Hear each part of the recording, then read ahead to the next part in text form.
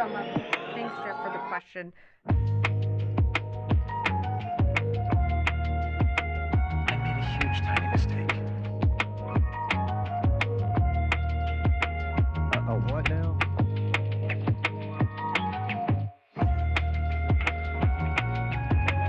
Help! Help! I'm being repressed! That's too much, man! Come on!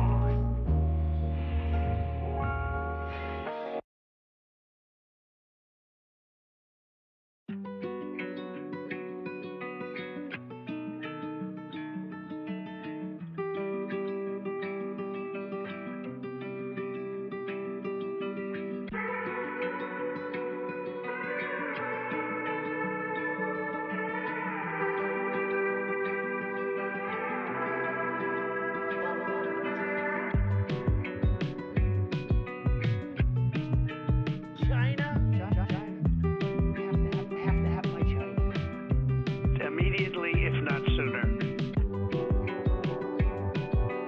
Not gonna do it. Wouldn't be prudent at this juncture.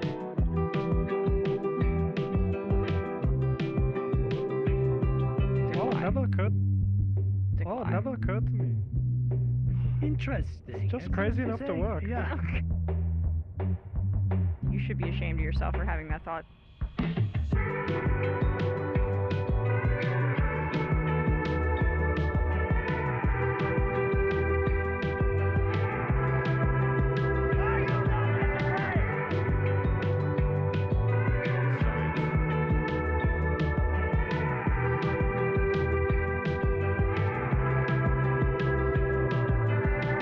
Close it up just like my wife's vagina.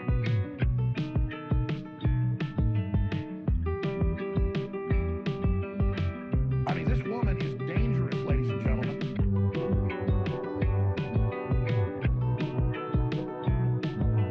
Not gonna do it. Wouldn't be prudent at this juncture.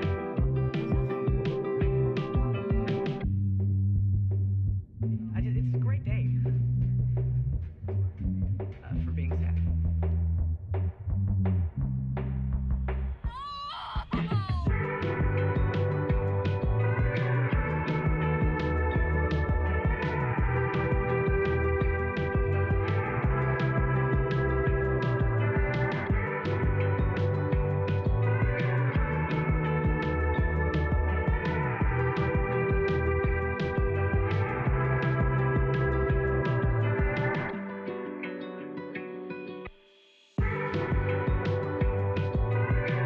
Oh, girl, baby, girl.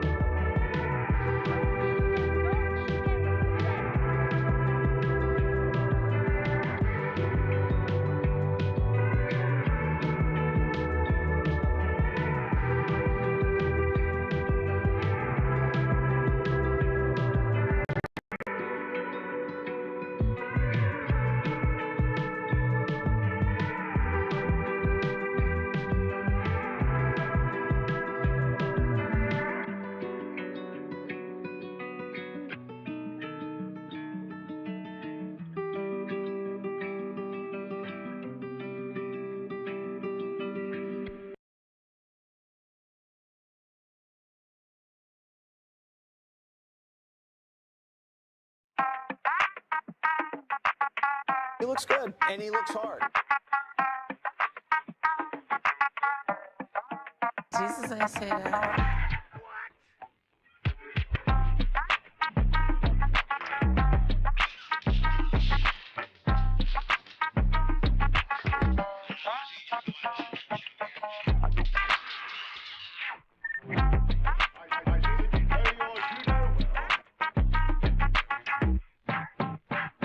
That's hot.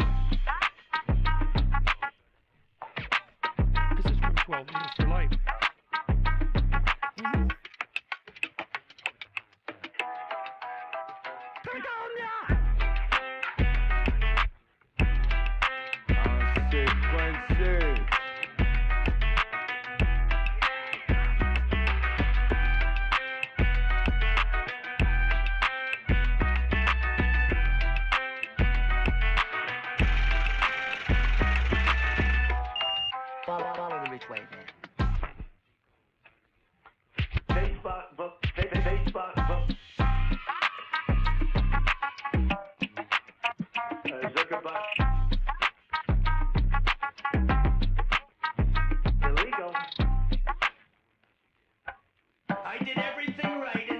hated me.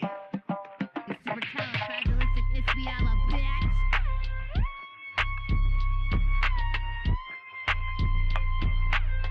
Arguably the greatest work of nonfiction of the 20th century.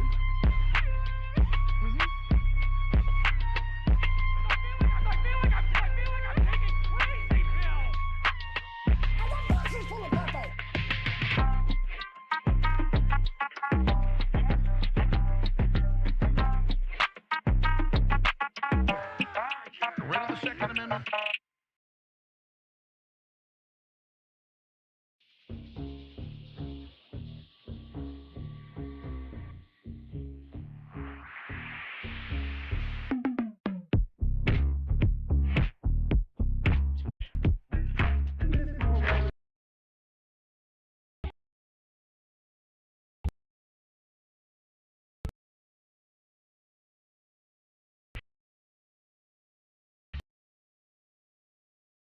People from China, they love me.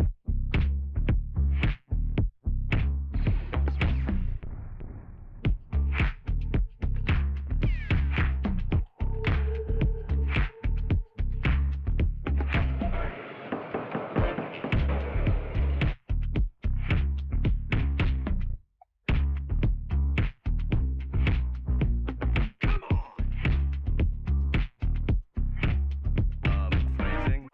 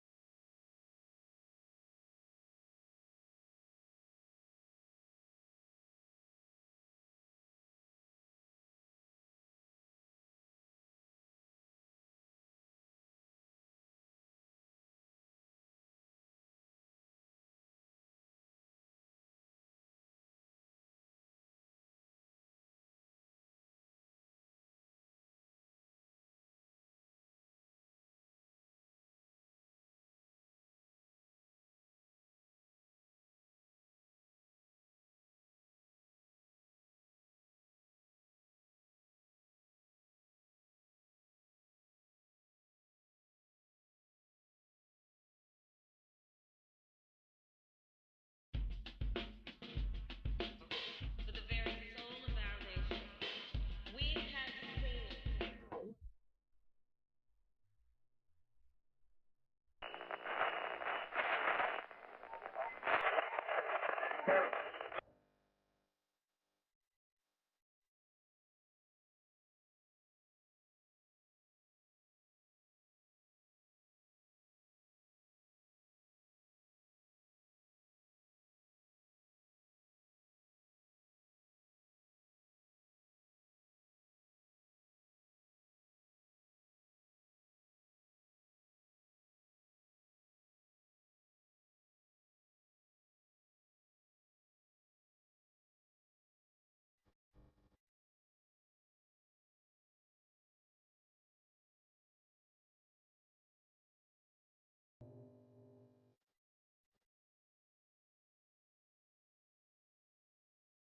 Is that better?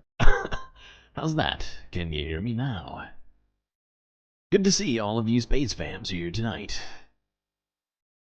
As we float somewhere between Earth and the never-ending void.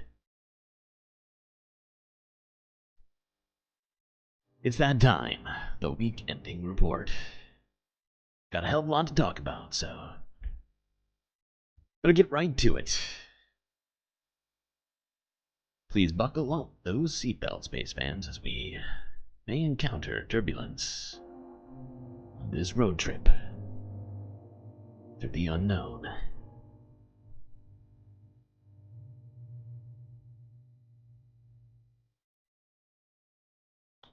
Okay, preliminary shoutouts. Oh shit, that's a lot of chats already, people. I can't even start from the beginning. Okay, I see you all. Well, at least some of you. Bob Tree, Bob Carmody, of course, both Bobs. Stephen K, So Life, Selena, Mary, Moanoip, Midi Doctors, E-Rock 121, Philip Blair. Bad Lefty. Donald James X. And even Nightbot's here. How great. Well, we got a hell of a lot to talk about, as I alluded to just a moment ago.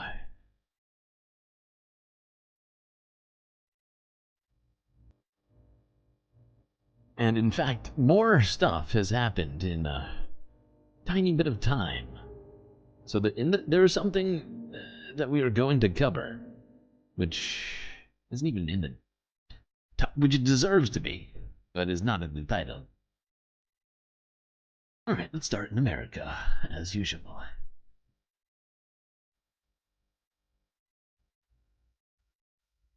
And this, I don't believe we covered this week. However, this is something that has been transpiring over the last few days, as body cam footage from officers in Butler during the Donald Trump campaign event in which an attempted assassination occurred has now come out. Let's take a look at this. If you recall correctly, at least if I recall correctly, we talked about this happening. However, we did not see actual footage of it for quite some time. But yeah, very shortly after all this happened, I think maybe 24 hours after it, we saw a story that had claimed officers made it up onto the roof, had confronted the shooter, and then jumped back off of the roof rather than attempting to actually engage the shooter. They ran away. Help! Help! I'm being repressed! So let's see some of that.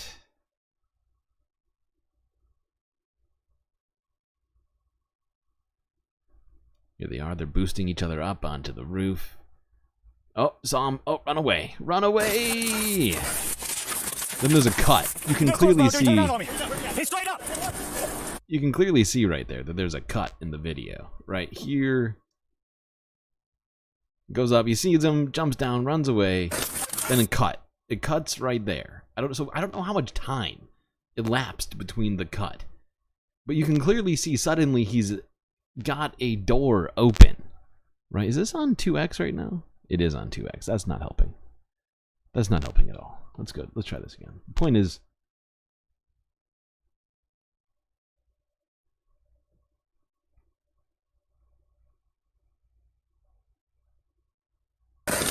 see, you can see the cut.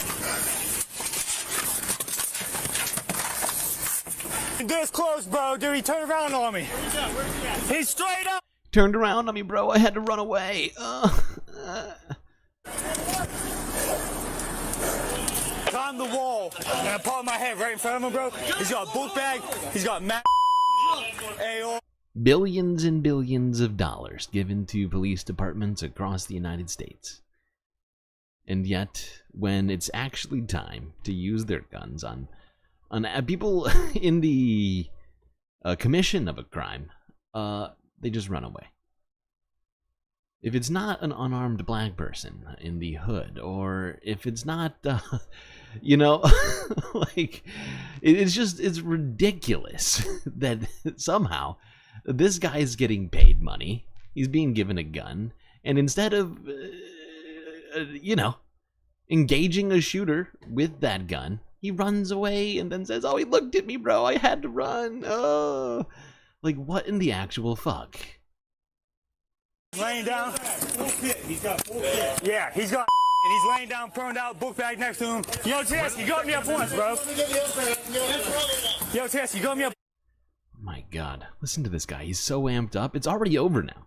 It's over. He ran away, and it is over. He had a chance to stop what happened from happening. Instead, ran away, giving that shooter a split second, an opportunity, which he clearly took. Get me up again. One more. Ready? Ready? Yep. All right, ready? Ready? Let's go. 1, 2, 3. There was all this energy before. They're all amped up, but instead of using that energy to do his job, he did it to run back to the parking lot to tell everybody what he saw. How helpful. What a helpful guy. So helpful. And by the way, I alluded to something. We're not at this point yet, but we are going to hit something here very shortly. Prepare yourselves. Oh, God. It's going to really slow me down today. I feel like this stream is going to be super long because of this. Because it's already going to be long because of multiple reasons. Although we don't have like anything... This isn't like a historic level of videos or anything. It's like 70 plus videos. We've done over 100 videos on this fucking stream before, so we think we'll be fine. Not a meteor, nope, not at least not that nothing has come by the space station. No. The initials of this person give you a hint, because we have one more video till we get to this. The initials of the individual in question is JBP. Okay, let's go to CBS News from 7 hours ago, where apparently, according to them, officials are preparing for possible DNC retaliatory attacks. That's right, they said retaliatory, as if somehow the shooting, like, I hate the framing, just starting from the title, right? As if somehow the attack on Donald Trump was something that the Democrats did. Even though evidence points to this shooter having been a registered Republican. And, you know, that doesn't matter. That doesn't matter. Let's go to CBS. Tell us why there should be retaliation for something. Or why there might be. We begin with U.S. security officials preparing for possible retaliatory attacks at the Democratic National Convention after former President Donald Trump was shot last month. A threat assessment prepared by the FBI, the Department of Homeland Security, and other agencies says, quote, individuals in some online communities have threatened, encouraged, or referenced acts of violence in response to the attempted assassination. CBS News. How fun. How fun. So yeah, according to multiple government agencies, individuals online in different communities, wherever they happen to be, are talking about potential acts of violence in response to the attempted assassination of Donald Trump. Rid of the Second Amendment? We have 22 likes. Okay. Okay, I will deal with that. I will deal with that. Referenced acts of violence in response to the attempted assassination. CBS News Homeland Security and Justice reporter Nicole Skenga is in Washington. Nicole, what details can you tell us about these threats? Hi, Lindsay. You read the headline. The bulletin warns of retaliatory attacks following that assassination attempt on former President Trump. And it points out that the gunman in this case had searched for information on the DNC before July 13th. One of the biggest concerns, lone offenders or domestic violent extremists operating in smaller cells that view these publicly accessible locations like political rallies and campaign events as attractive targets. The bulletin even cites an incident in August of 2023. FBI agents attempted to arrest a domestic violent extremist at his Utah home after he issued violent threats to Democratic government officials, including the president. That suspect resisted arrest, pointing a weapon at FBI agents, and was ultimately neutralized by law enforcement. But the bulletin addresses other threats: ISIS-inspired terrorism, vehicle ramming, concerns about drones and human trafficking, plus food and agricultural sector vulnerabilities. Now, DHS... I'm sorry, what are you talking about now? They just took a hard turn there to talking about things that are clearly not on the minds of the people who are suggesting these attacks happen. I don't have to worry about him anymore. Yeah, that one guy. Phew, thank you.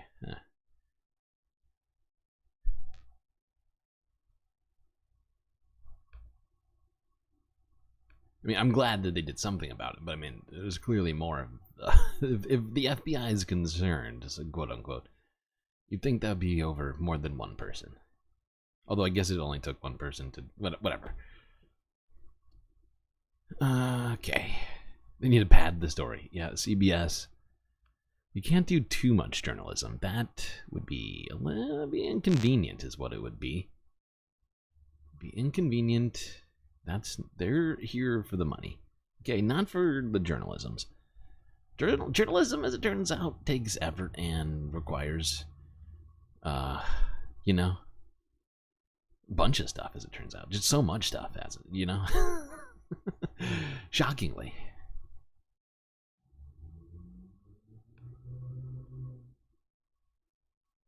Okay, we're just gonna move on from that. We're good on CBS. Yeah, I mean, supposedly there is a threat. Not great.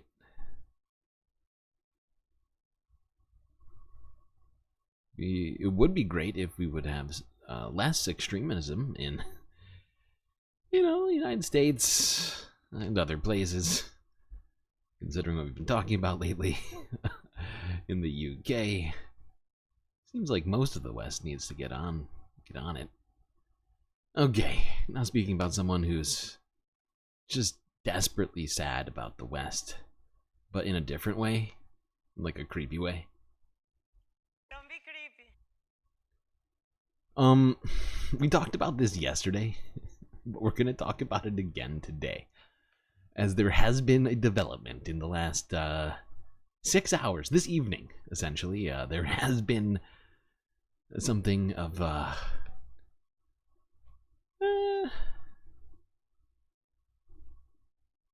some of the change trajectory with all. I guess we could have all foreseen this. I'm sure we probably all did foresee it. It started here though, from yesterday. Here's CBC News. According to them, the Supreme Court will not be hearing Jordan Peterson's social media training appeal. That's right. Jordan Peterson was very upset that the Canadian Supreme Court wanted him to go to social media and sensitivity training. He attempted to appeal. The court said no. The Supreme Court has just ruled that it will not hear an appeal on a case involving retired clinical psychologist Jordan Peterson. Peterson has been vocal on social media, speaking his mind on social and political issues unrelated to psychology. The college ordered him to undergo social media training or potentially lose his license, and he refused. CBC's Janice McGregor is in Ottawa, and she joins... I don't know who was in charge of picking the pictures here, but this was a great choice. Like, I feel like this person was genuinely considering just pulling out the crying pictures of Jordan, but was like, no, it's going too far. Lose his license, and he refused. CBC's Janice McGregor is in Ottawa, and she joins us now live with more. Janice, tell us more about what this case is about and what led to it going all the way to the Supreme Court. I mean, Jordan Peterson is, for many people, a huge celebrity and certainly a very polarizing figure. Yeah, a very big deal in certain online circles, as you say. He no longer sees patients as a clinical psychologist. He is professor emeritus at U of T, but nowadays his lectures very much happen in the online space. He has a Peterson Academy where he sells courses. He has an education podcast. Peterson Academy. Best-selling book, The 12 Rules of Life, very popular among those who like to hear his views, which often rail against what he sees as woke liberalism. Oh, he looks so sad. He always looks so sad. Because society is crumbling and the West is it's too weak to defend itself.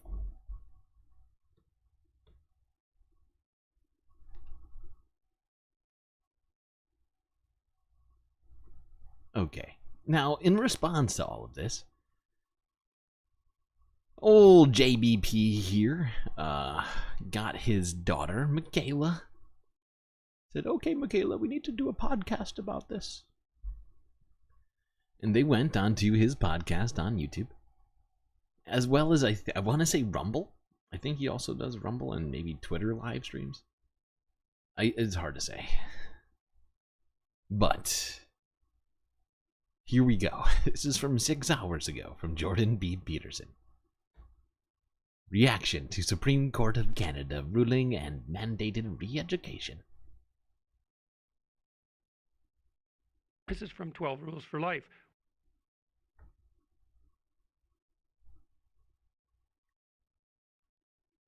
I'll be sitting down with an expert, Uh-huh. whatever that means, and they're going to do whatever it is.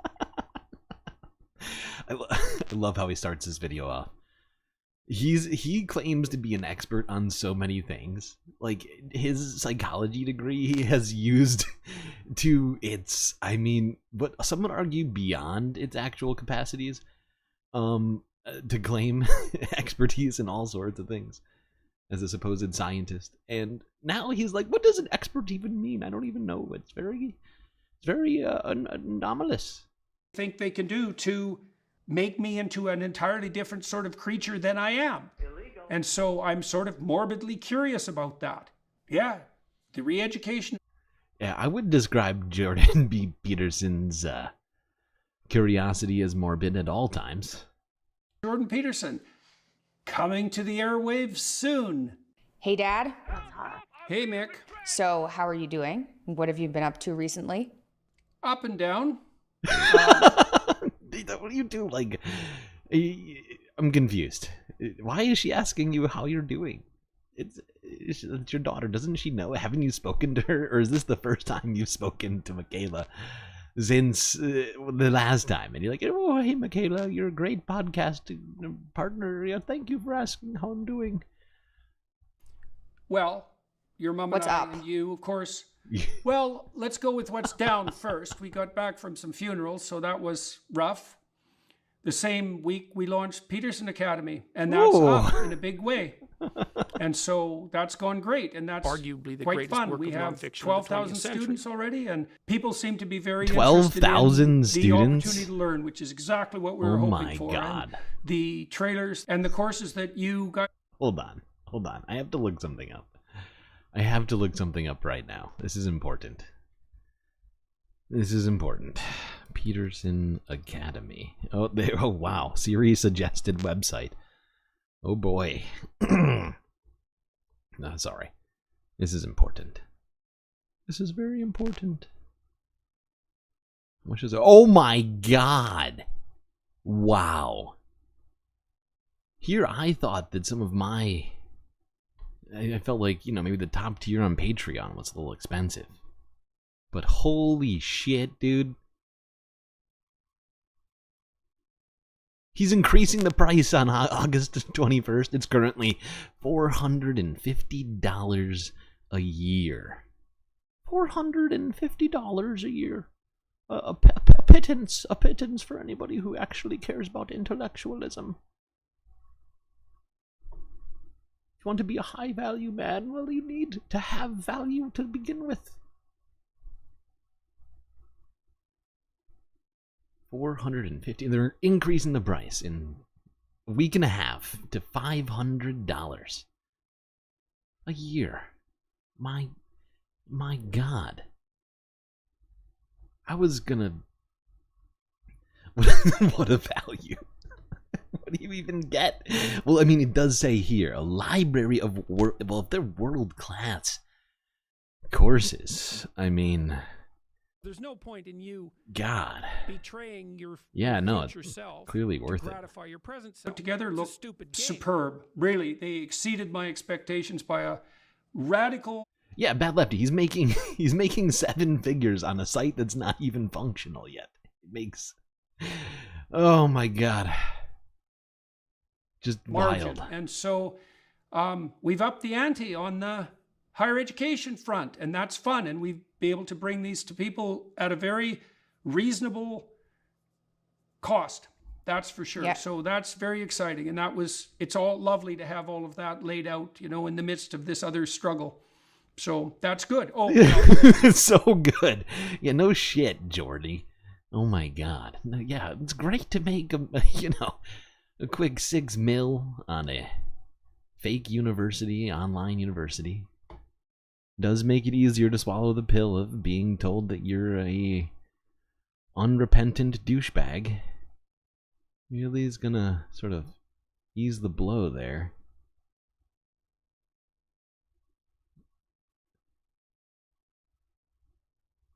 I guess it was time. So do you want to fill people in on the background?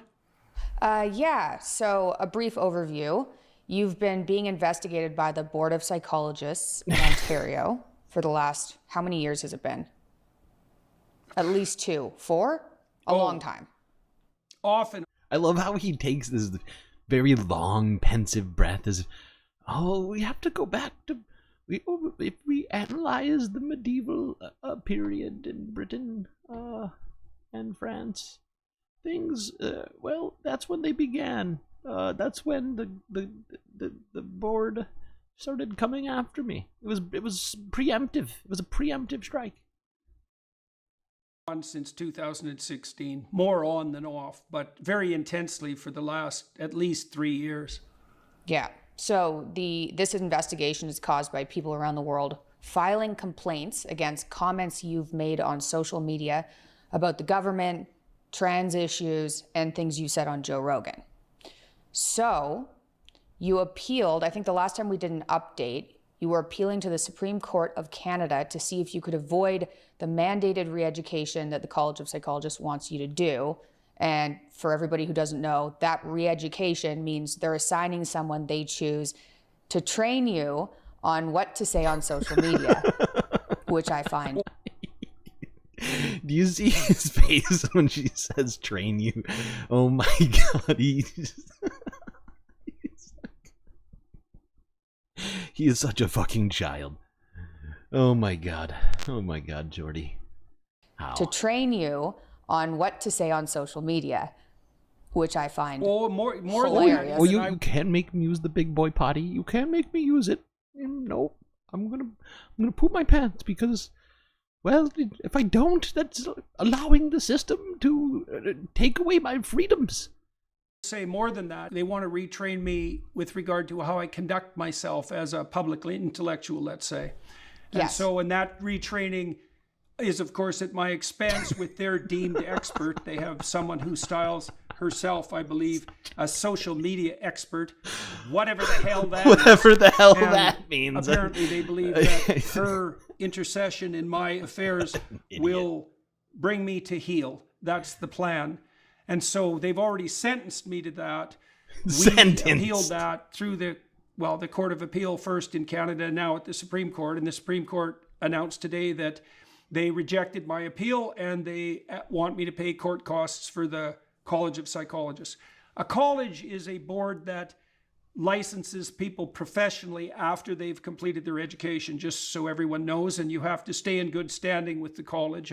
There's a membership fee generally, and the colleges in principle were there to ensure that the public was well served by people with.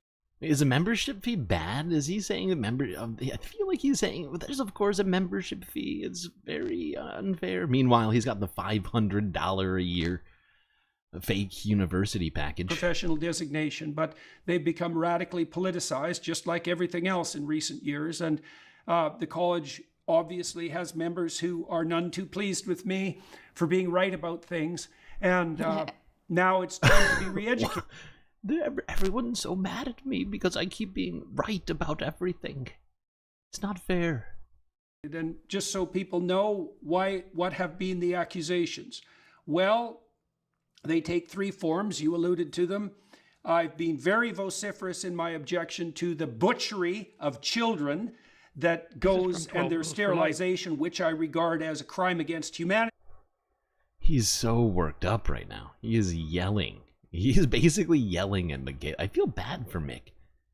Poor Mick. She grew up her whole life having to listen to this, and now her entire adult life is going to be filled with her father continuing to yell nonsense things at her face. Which maybe for her is comforting. I don't know. I don't pretend to be inside of her head. But,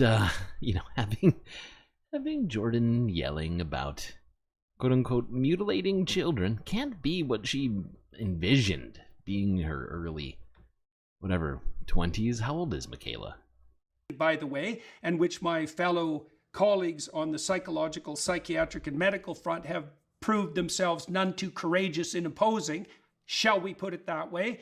And I'm perfectly happy about what I've said on all those fronts because I regard what's happening with regards to so-called gender-affirming care as the worst professional scandal, I would say, since World War II. It's Wait, what? I'm sorry.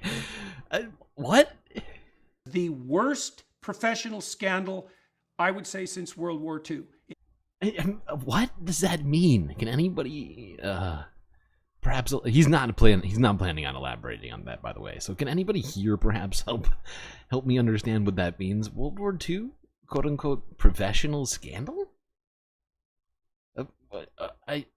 That sentence breaks my brain. In what way was World War II? For what profession? What was he talking about? I am genuinely confused. I don't know what he's trying to... Mangala? A reference to... No, that can't be what he's suggesting. Is that what he's suggesting? That can't possibly... That's incredibly inflammatory. There is absolutely... I mean, granted... he is saying a bunch of other very inflammatory stuff, but really? That's what you believe he's saying? God. Wow. Oh, boy. That is real. I mean, that's a deep JBP take right there. If you're right, I mean, this guy... I mean, he already deserves everything that's happening right now. But, good God. What a gross person. Absolutely appalling on all sides. And it's certainly the case that since I made the comments that were objected to by the various complainants, none of whom, by the way, were clients of mine or even new clients of mine, since I've made those comments, most European countries have radically backed off with regards to their support for gender-affirming surgery after it's been revealed that everything about it is a lie and a scam. Everything about it is a lie and a scam. Really? Is that right, Jordan? Everything? He's supposed to be an intellectual, but he just makes these incredibly broad brush statements about literally just, you know, the worst thing that he can find. He's like, can we compare transgender people to Nazis real quick? Can we get on that? Far worse than that. That just, you know, what would you say, brushes the surface. And then I criticized Justin Trudeau, which is something I'm actually pretty happy about because he's, what would you say? That's not, nobody is, that is not why this is happening. I love how he's listing all this stuff. None of these things, aside from the one, are the reasons for why this is happening to him. It's not because he said, oh, Trudeau, I don't like your stupid Disney prince face. You can go fuck yourself, you low-value male. No, that's not why. It's also not because he has all of those horrible multicolor suits, or because he forces his daughter to co-host a podcast with him. It's because he said some horrifying things, like he just got done saying about transgender people and people who help transgender people, specifically doctors, on their transitions, on social media. Like is what is happening right now. Like it's like we're in some sort of weird Russian nesting doll right now. It's Jordan B. Peterson talking about how we're going. Okay, I'm sorry, I'm done. An incompetent narcissist who's made Canada a much worse place, and he's certainly not done with that. Oh, incompetent narcissist. Oh no. Must be a mirror in the room. I criticized some of the members of his staff, and I made some comments about climate on the Joe Rogan podcast, not the last one, but the one before that, and someone submitted the whole bloody transcript of that to the... I love how upset he is about that. Somebody... oh, somebody submitted the whole bloody transcript. I mean, like, it's on the internet, first off. They could have just given them a YouTube link. But the transcript, oh, that's going too far. That's putting all of the words that I said unfairly, word for word, on paper, without context, aside from all the context that was given. It's ridiculous. He's complaining about people just basically repeating what he said, telling other people about what he said, writing down what he said and giving it to others, and then having there be some kind of consequences for that. And it's fucking hilarious. 12 Rules for Life. Jesus Christ. And said that, I don't know, what am I doing? I'm doing something unethical by pointing out the fact that the climate scam is a preposterous pack of lies generated by people whose fundamental aim is nothing but power and control. And I'm also... Oh my God, that is not what people's fundamental aim when it comes to environmental science. It's not a mechanism for controlling you, Jay. All right, Jordy, that's not what's happening right now. Oh boy, this guy. We don't need to do all 30 minutes of it. I was considering whether or not we need to do all this. I don't think we do. It's really, we could just copy paste the last 6 minutes we've watched about 4 times and get the same sort of results. I feel like he does say some wilder-ish shit at some point. I didn't write down specifically where any of that was, but it really is pretty much just a continuation of what we just witnessed here. It was an unexpected turn to take. I didn't think we were going to cover this at all. I was just going to let it all go. I was like, okay, Jordy, having a tough time. And then he came out and did all of this.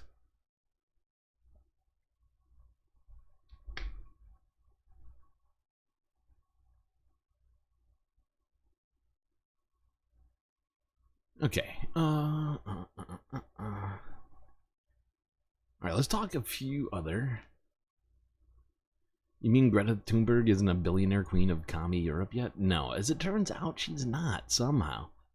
It's weird, because with all of the control that she's gaining by way of her climate action, you'd think that she would be basically the emperor of the world and a trillionaire. Yet somehow, not that. It's weird, I don't know. Ask Jordan, I can't explain it. I'm sure he has an explanation. There's no point in you betraying your future self to gratify your present self. It's a stupid game. This is from 12 Rules for Life. Okay. Let's talk about intellectualism a little bit more here, real quick. I think some of you probably already saw this. We did talk about this earlier this week. This is a disturbing story, and I haven't seen anybody else cover it, really, I don't think. So we're going to do it again. Let's go here. Fox 13 News, Utah, from 6 days ago, where 13 books have now been officially banned from all state public libraries. I'm sorry, all state public school libraries.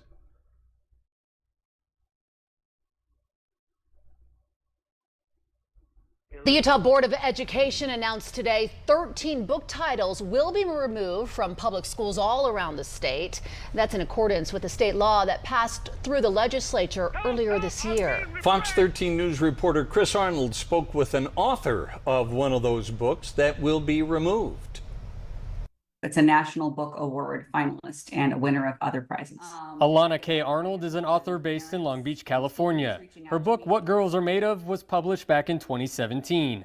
It is... How dare they have novels specifically for girls in public school libraries? That is a work of literary fiction about a girl who is sorting through the idea of what it means to be worth love, and if and when love is conditional. That book, one of 13 titles ordered to be removed from public schools across the Beehive State. This book has been on many lists. I have 16 titles that have been banned or removed from various collections. This is one of the most frequent. And these books have gone through a very thorough process to determine that they are illegal. Corinne Johnson is the president of Utah Parents United, a parent advocacy group. So this is a Yeah, this woman sucks.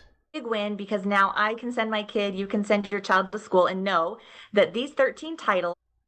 And nobody needed that. Nobody, you thought they need that, but nobody else was asking for it, right? Nobody aside from fundamental psychos like yourself.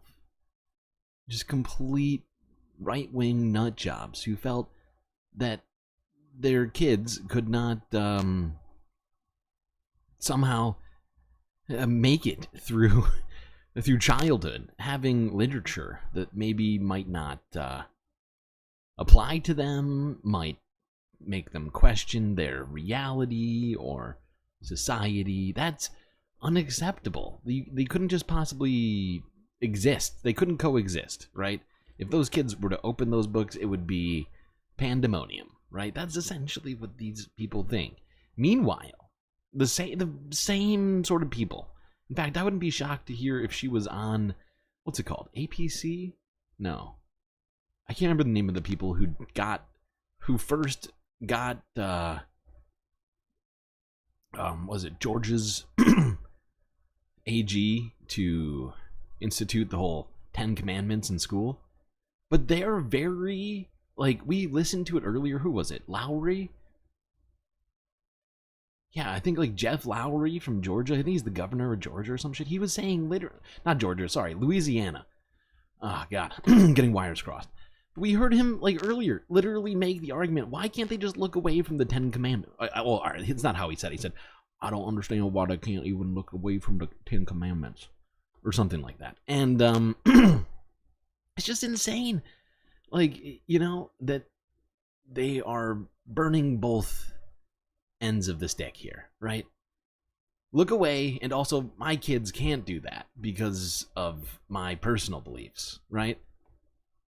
It's an oxymoron in itself. Which went through a very rigorous process, are no longer available to kids in that school. In 2022, she says her group, along with Representative Ken Ivory, sponsored legislation that ensured that the definition of illegal pornographic materials was applied to materials in school libraries, not just what was brought into schools. And then But don't worry. Utah made specific to be sure that to get the Bible back into libraries, as it was originally banned from libraries because it happens to have a bunch of stuff which could be categorized as pornographic. They talk about prostitutes and all sorts of other icky stuff in the Bible. So, you know, it's weird that they decided to make an exception specifically for a religious text, but are going after inclusive literature from the current era that might be, I don't know, more relevant to people's lives? Who's to say? Unfortunately, not me, or anyone in chat, seemingly. Gotta do something about that. We'll get to that later. Let's talk about this first here, before we get on to any of the directly political race stuff. Now, actually, now that I've said it, I realize it's not technically right. Because somebody involved in this was technically in the talk as it relates to the presidential election, that being Gavin Newsom. And we're going to do two stories to talk about this. Now, Gavin Newsom has decided, since he's no longer in the running for VP, that he's going to go balls to the wall. Not a good way, by the way. But let's start here from yesterday. This is from NBC LA. Since we're talking about the Olympics as well, this is seemingly a relevant story. NBC is asking the question, will Los Angeles fix homelessness by LA Olympics in 2028? Well, that's the important part. We need to fix homelessness by the Olympics, otherwise people might see it. Well, this is what many visitors from Their around eyes. the world might see when LA hosts the 2028 Olympics. But the mayor says she plans to dramatically reduce homelessness by the time the Olympics are here. Investigative reporter Joel Grover has been covering the homelessness issue for years. That's right. He's been looking closely at the money being spent and what this crisis could look like when LA is on the world stage in 2028. Joel.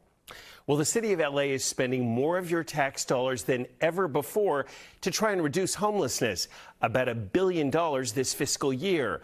And yet so far, the numbers of people coming off the streets for good remains very small.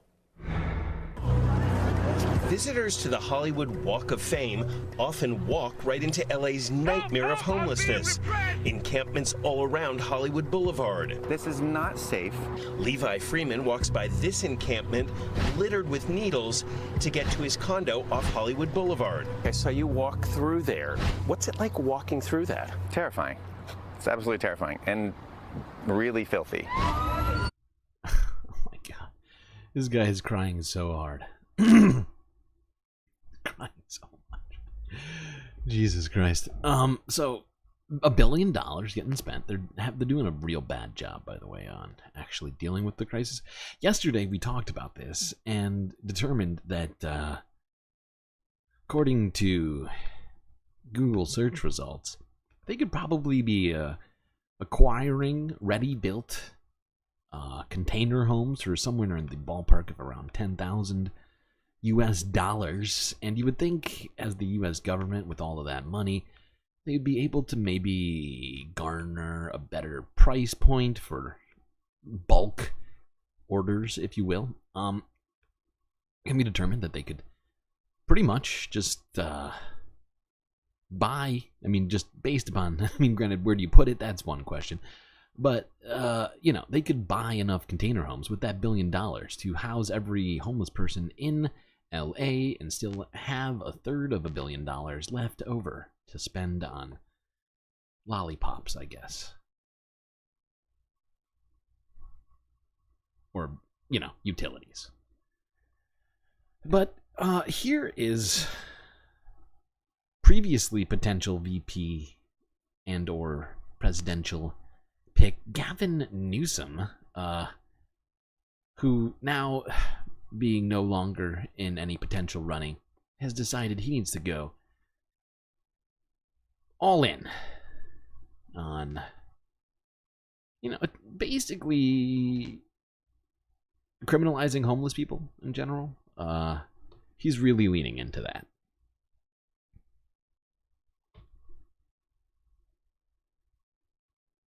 Look who you see right there. That is Governor Gavin Newsom cleaning out homeless encampments and issuing a warning to cities across California. Clean these encampments out or lose state funding. The governor has already issued an executive order to remove encampments on state property. It's an order local leaders have already said they won't follow. NBC4's Alex Rozier spoke with Governor Newsom today, and he joins us live with more on exactly what he had to say. Alex, fill us in. Governor Gavin Newsom said that homelessness is the biggest scar on California's reputation, and today he showed visible frustration as he helped remove that homeless encampment. Gavin Newsom hates homeless people so much, he's willing to go down there and destroy their tent encampments himself with his own hands. That's how much he hates homeless people. I mean, the fact is, like, where are you putting them? Where are you going to put the people that you're destroying their shelter? Like, you're actively doing it. And where are the people going to go? California Governor Gavin Newsom was out clearing a homeless encampment today near the 5 and 118 interchange in Mission Hills. And afterward, he told us why he's here. I'm here on behalf of 40 million Californians that are fed up. I'm here because I'm one of them. I want to see results. The governor appeared in LA 2 weeks after he issued an executive order for the removal of homeless encampments on state property. LA Mayor Karen Bass and the county's Board of Supervisors have already pushed back on the governor's order. Some say clearing out the camps will just move the unhoused from one area to another. Yeah, no kidding. no kidding. If you don't have a plan, it is literally going to do that 100%. That's how that works. People don't just disappear when you take a tent down. That's not how physics goes. Others say it criminalizes homelessness. This is not about criminalization. What's criminal? It's exactly what it is. Neglecting people that are struggling and suffering and die. Neglecting? What do you mean? You just destroyed their shelter. And where are you putting them? I hear nothing about that. On our watch. That's criminal. What impact could your order have if local leaders here in LA don't want to enforce it? Well, we just said the state doesn't have to continue to provide unprecedented money to address all their concerns. To be clear, you... What an asshole. I love that. You know, it's sort of antithetical, if you will. It's counterintuitive, right? That you would do something like this, right? He's basically saying, the more homeless people you have, the less money you get. If you have 0 homeless people, you get all the money because you did a good job. And it basically it creates this sort of strange like bounty system for exodusing the unhoused from your town, I guess, and or city. It's real weird. This guy's such a smug, smarmy douchebag. I'm so glad that he didn't wind up being the replacement for Biden. Oh God. Thank you. Pull back on state funding for homelessness in LA County if the city... I'm not looking at LA County. Any county that wants to partner with us and step up with a sense of urgency that can demonstrably produce results, we're going to double down on our support. It just doesn't make sense, Gavin. I know in your head somehow it does, but that's really, it's making less sense. It's just making no sense. You don't create a bounty system. You don't reward people for having dealt with a problem with money in this way, right? You don't reward cities and towns for having kicked out their homeless people, right? Or force them into whatever situations, right? Like we should be creating actual solutions. We've seen a few examples of this. Not enough, but we've seen a couple. And I recently talked about how we could at least potentially solve some of this.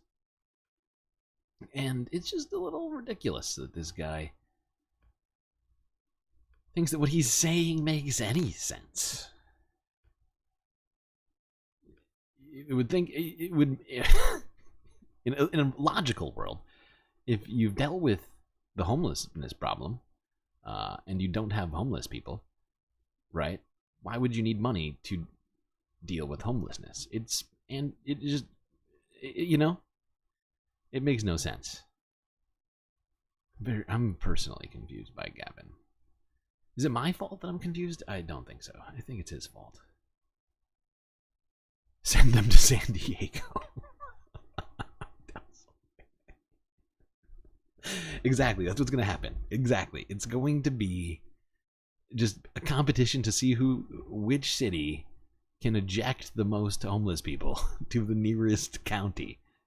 And then call in to Gavin and be like, hey, we got rid of them all. Come check it. Come look and then give us the money. Before they inevitably come right back. Because you didn't solve it. You just shifted the problem to somebody else.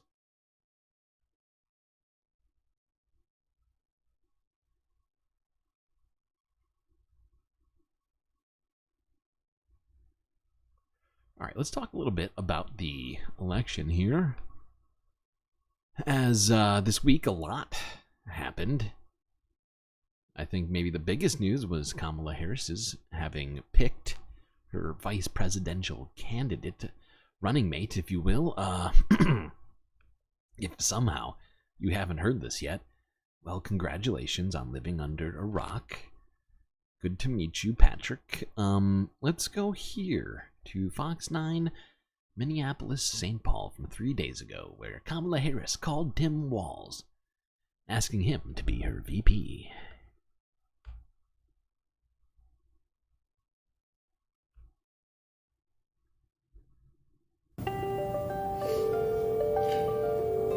Hi, this is Tim. It's Kamala Harris. Good morning, Governor. Good morning, Madam Vice President. Listen, I want you to do this with me. Let's do this together. Would you be my running mate and let's get this thing on the road? I would be honored, Madam Vice President. The joy that you're bringing back to the country, the enthusiasm that's out there, it'll be a privilege to take this with you across the country. Well, let me tell you, I have just the utmost respect for you. I have really enjoyed our work together. You understand our country. You have dedicated yourself to our country in so many different and beautiful ways. And we're going to do this. We're going to win. And we're going to unify our country and remind everyone that we are fighting for the future for everyone. Totally authentic. That's right, Soul Life. Completely authentic. Definitely not staged. They did not call Tim Walz ahead of time or his people and tell him that they had in fact picked him. That was the moment when the decision was made. Okay, and write that down. Yeah, no, it was probably definitely staged as most reality television. Do we have a third? Do we have a third like? I think we have. Do we have 30 likes now? Yeah, we do have 30 likes. Wait, do we have that already? Ah, it could be. Oh, what am I doing? So many Garys in chat. Alright, let's go here. This was Tim Walz's first speech after being picked as Kamala Harris's vice presidential running mate.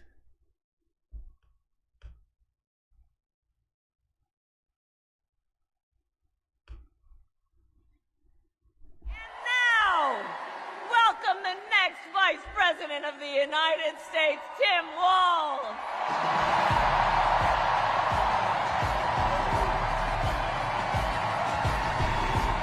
Thank you, Madam Vice President, for the trust you put in me, but maybe more so, thank you for bringing back the joy. Minnesota's strength comes from our values, our commitment to working together, to seeing past our differences, to always being willing to lend a helping hand. Those are the same values I learned on the family farm and tried to instill in my students. Donald Trump sees the world a little differently than us. First of all, he doesn't know the first thing about service. He doesn't have time for it because he's too busy serving himself. He mocks our laws. He sows chaos and division. He froze in the face of the COVID crisis. And make no mistake, violent crime was up under Donald Trump. That's not even counting the crimes he committed. In Minnesota, we respect our neighbors and their personal choices that they make. Even if we wouldn't make the same choice for ourselves, there's a golden rule. Mind your own damn business. And don't believe him when he plays dumb. He knows exactly what Project 2025 will do to restrict our freedoms.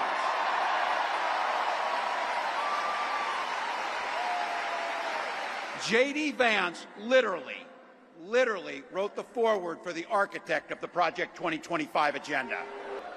Like all regular people, he knows the talking points, and he honestly, he's going deep on all this. I'm loving it. I am loving that. grew up with in the heartland. J.D. studied at Yale. Totally normal. Had his career funded by Silicon Valley billionaires, and then wrote a bestseller trashing that community. Come on! That's not what middle America is. And I got to tell you, I can't wait to debate the guy.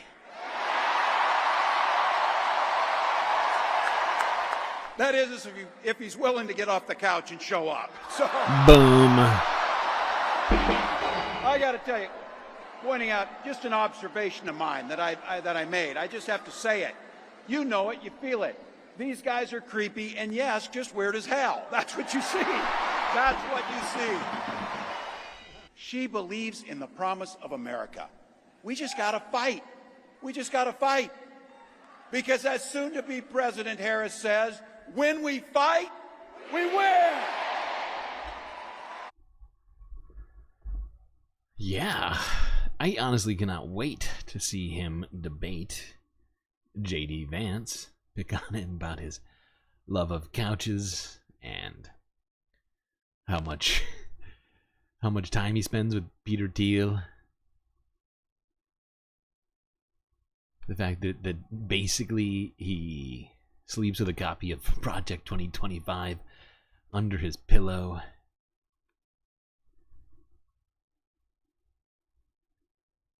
I think it's gonna be great. Like, I'm looking forward to it big time. He is a natural hype man. I agree, Stefan. Let's go here. We're doing good. We're doing good on time right now, I feel like. We're only an hour 10 in. Kind of killing it. And it's gonna be ruined shortly. But let's go here first. JD Vance can't stop being a total weirdo. Don't be creepy. The Majority Report.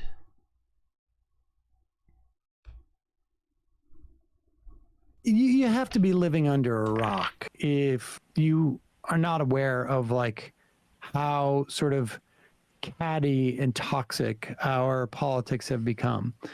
And you have to be living under a rock to realize like they're effective. You know, little Marco, and look at his hands. He has no penis. You know, that type of stuff. Like this is all old stuff. This is back from the teens, the 20 teens. But we also live in a reality TV world, and it's just incentivized more of those kinds of politics. So it might as well engage in it, Democrats, as opposed to Biden being like, oh, "Come on, we're America, protect democracy. We're above this, right?" No, you're not. Here is JD Vance speaking to the press in Wisconsin. Apparently, there's nobody else he can talk to. People don't show up for his rallies about why he's been called weird. We've heard a lot from Democrats using the word weird, calling you weird, calling former President Trump weird. What do you make of that weird argument? I think that the weird argument honestly came from a bunch of 24-year-old social media interns who were bullied in school, and they just This is a very natural response. honestly came from a bunch of 24-year-old social media interns who were bullied in school, and they decided they're going to project that onto the entire Trump campaign. And the reason I feel like, did JD Vance get homeschooled? I feel like I gotta look that up now. I know he went to Yale, but I mean pre-Yale.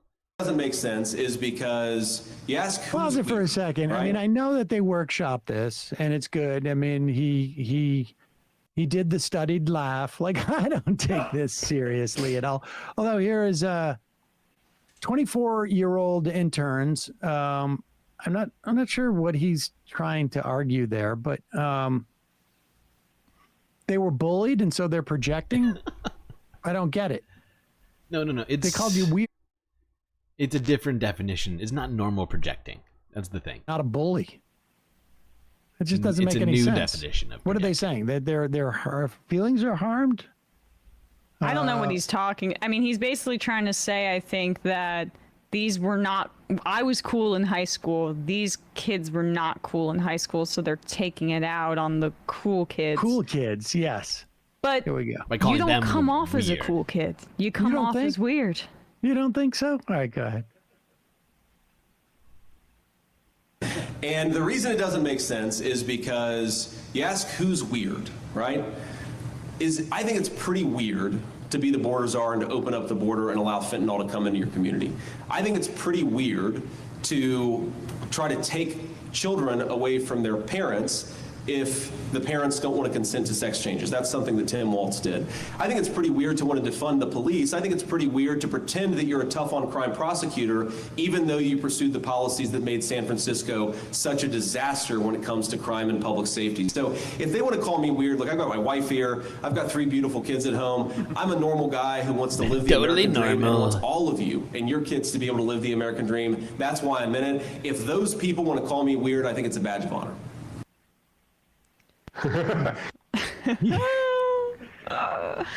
That's what's incredible. We said this yesterday, Sam.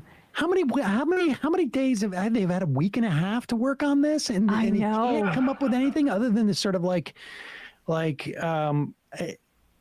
get the construct he's using here. It's almost very similar to the one that Walz did with Jake Tapper in the primary run-up, where he's like, they say that you're too progressive, or you're too leftist, or whatever it is. And Walz says, "What you mean? Because I put food in kids' bellies, because I make sure that people have health care. I mean, if that's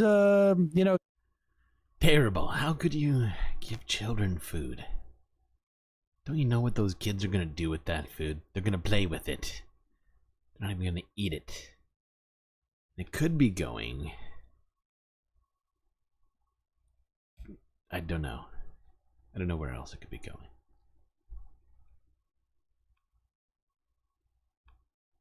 Could be going to children who could pay for that food. How dare you give children who without money food? It's terrible. Illegal.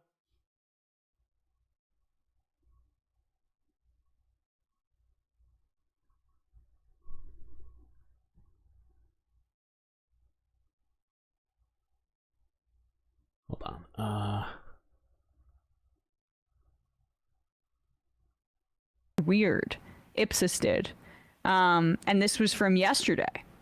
That which person do you associate with the word weird? And before 2 weeks ago, no one would know. I mean, I don't know what this question would have been, but Trump is at 41% and Harris is at 26%. That was before anybody said weird.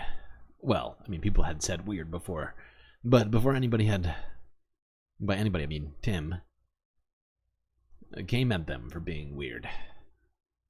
And I feel like it's now probably gone up. Those numbers have to have gone up. Yep.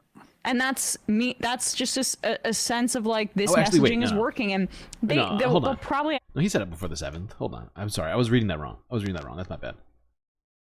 I'm dumb. That's just a sense of like this messaging is working, and they'll probably have to adjust now because they've put this out there. But like it really bothers them because the Fox News always wants to portray and guys like Matt Walsh and the they want to be seen as normal, right? They see if you're not normal, that's an insult to them, right? Like if you don't like align with a certain sort of values, if you don't ascribe to a certain sort of lifestyle, that's wrong, right? That's their whole shtick, right? So being called weird really gets them somewhere deep down. It makes them feel like they're just, not being accepted by their peers, and it hurts. It hurts deep down. It hurts real deep down. Oh God. It's a great day for being sad. Really is a great day for being sad. Okay. It is that time. It's in the title, and it's happening. It's happening. Adin Ross. I know somebody in chat alluded to some sort of new development on this. I did not see it. Not gonna lie. Adin Ross is someone I barely knew existed. I know I've seen his face before, but if you had given me like a bunch of faces, including Adin Ross's, and told me to, name that face, right? Wouldn't have happened. Even with suggestions, I'm pretty sure. He's an Andrew Tate smeller. That checks out. That much definitely checks. It seems like that's kind of his deal after watching this just train wreck of a live stream here. So let's go to this. This is Adin Live's channel from 4 days ago. Adin Ross and Donald Trump. Full stream, all caps. What's going on here? What's going on? It's on Kick. Of course he's a Kick streamer. The most important stream I've ever done, first of all. Wow. And I want to say thank you for doing this, seriously. Thank you. Oh, thank you so much. Get some good ratings today. We're going to get some good ratings. Everyone thought this was going to be fake today, but, we proved them wrong. So. No, you're right in the living room of Mar-a-Lago. He's like whispering. Allow this to be ever done. So you're the first, just about. Thank you. And we'll have a little fun today. Let's and do my it. son Barron says hello. He's a great guy. My son Baron. What's up, Baron? Yeah, Baron. He's a big Baron, fan of yours. Amazing. He's tall. Very tall. He's tall. Good student. Yeah. He's very smart. I'll tell you that. Yeah, he is. I do want to first off, say this. Everyone in the chat. I gotta say. The fact is Donald Trump has not figured out that his mic is pointed in the other direction. Someone should have put it on the other lapel, not gonna lie. Whoever was in charge of tech here is a dummy. But, next to Adin Ross, who I'm assuming is like 24 or 25 years old, Donald Trump looks more elderly and seems more elderly than I think I've ever seen him in this interview. Everyone in this room, everyone loves you. And I just want to say you're a true hero for this country, and I really appreciate you. I think it's just by comparison. Yeah, I'm really thrilled we could do this today. This kid is like 12. Give me a. That's great. Do you know what live streaming is on these platforms? More or less, yeah. Yeah. More or less. It's the new wave. It's the new wave. I'm gonna explain it to you, all right? Yeah. So I'm gonna show you this chat right now. Let me show you this. So this is the live stream. He's explaining live streams to Donald Trump right now. And in this particular freeze frame, Donald looks very concerned. He's like, "What do you? Don't show me computer stuff. I don't like this. I know people use the computers, but don't try and make me learn things." We broke the website in 5 minutes. Oh, really? Yeah, you broke it. The chat wasn't working, but we ended up fixing it. It's just very slow. Everyone in the chat say hello. You guys can put hi in the chat, and W's mean it's good. W means win. Yeah. He's explaining what W means. There's a lot of W's. That must mean good. Very good. Immediately, if not sooner. Yep. So they're putting W's and stuff. Yep. W Trump. All right. So yeah, everyone is just super thrilled. You're gonna have big ratings today. I can see it. Yeah, I want to break 1 million. I think we could do it. Oh, good. Oh, break 1 million. You think so? I think so. Yeah. Oh, I'm excited. I'm thrilled. Elon actually already he commented on the X post that I went live already. Well, Elon is a great guy. Yeah, he's great. So great. This kid is just way he's in way over his fucking head. Oh my god. And who the fuck are these people back here, by the way? Now that I'm sitting here looking at this cluster fuck. Who are these people? I don't understand. Where did they come from? And why does this kid look so sad? Why does this kid with the sideways hat look so sad? He looks like he's at school and he's sick of paying attention, or he's like, I'm gonna get out of here. This isn't fun, man.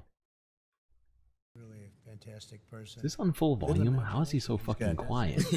Yeah. Rockets and tunnels and yeah, everything. He's a fantastic guy. He's great. So let's get started today. Let's have some fun. Let's go. We'll talk. He's very good at rockets and tunnels, just like Hamas.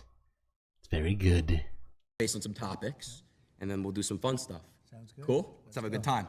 All right. Well, the first thing is, the reason why I really wanted to make this stream happen is because there's a lot of people that are first-time voters watching today. And I want to make it very clear to everybody that you're a human being. You're a great human being. You're a human being.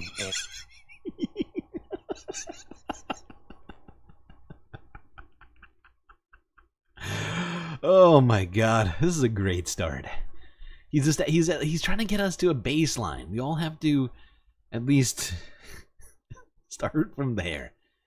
Donald Trump, a human being. Supposedly. I want you to basically talk in this camera, talk to them and explain why it's very important as a first-time voter to go out and vote and why they should vote for you.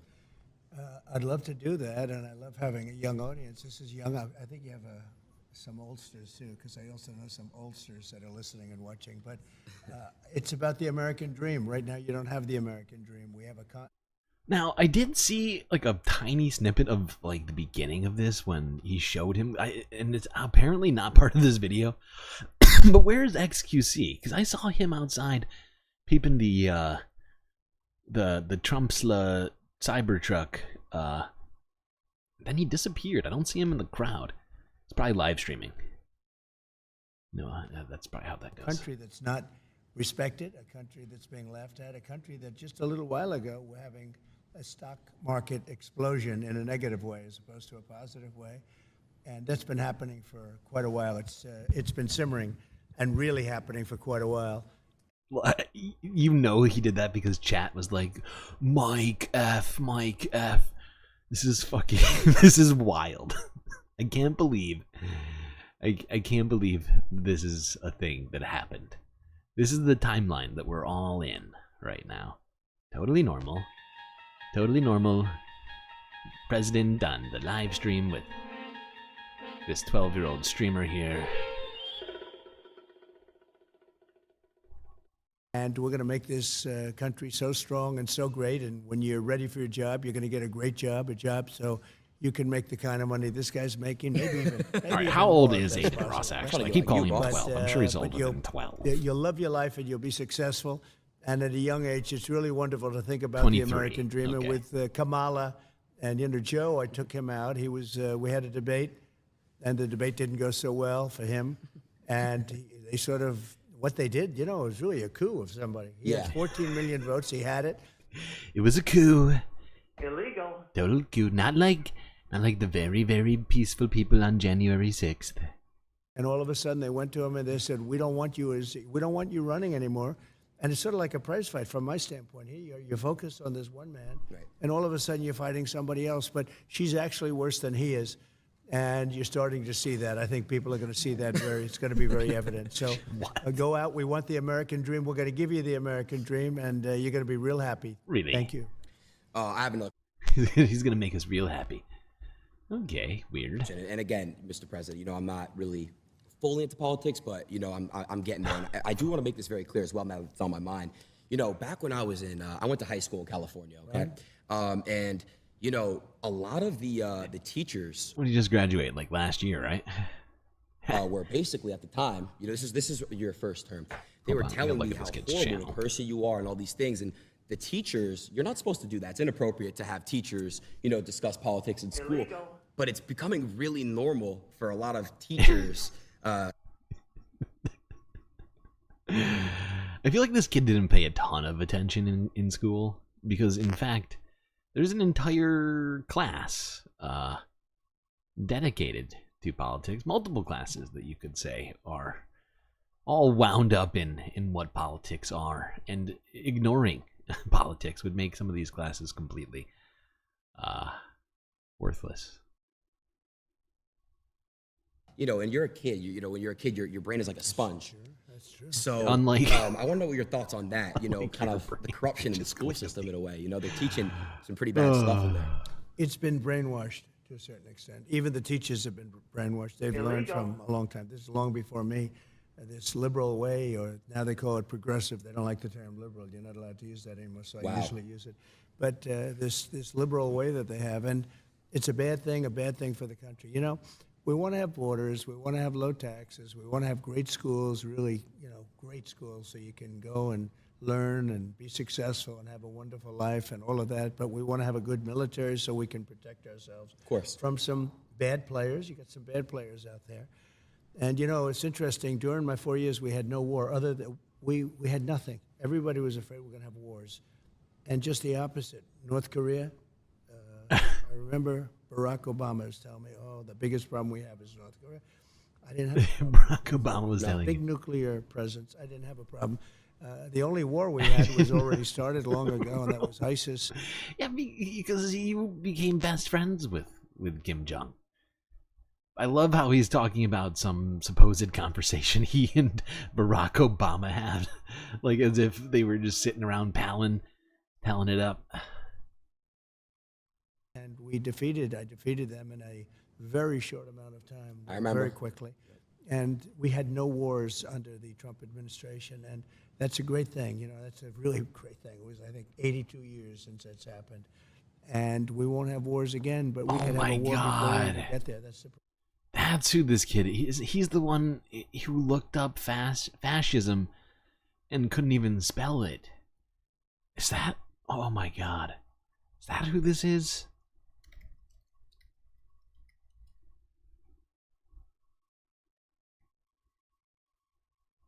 I think I saw that video. I think I've seen that video before. Oh, this kid. And granted, I feel like interviewing Trump, not a difficult task, but he is not nearly equipped to even do that. We have a number of months. We have 4 months, and the election's starting very soon, and I guess 5 months before you actually get in.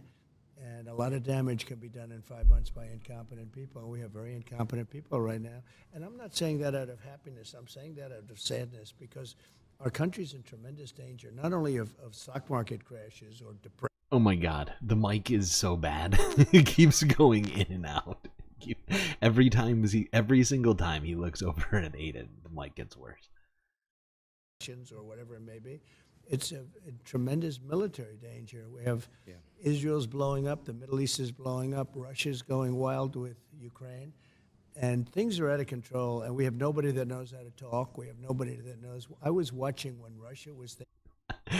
I love how he's talking about Russia, Ukraine, as if he wouldn't just give Ukraine to fucking Vladimir Putin. He's just, here we go, Vlad. So sorry. So sorry.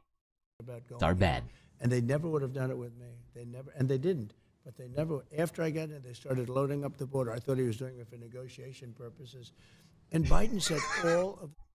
Wait, what? What did you just say? Loading up the border. Never would have done it with me. They never, and they didn't.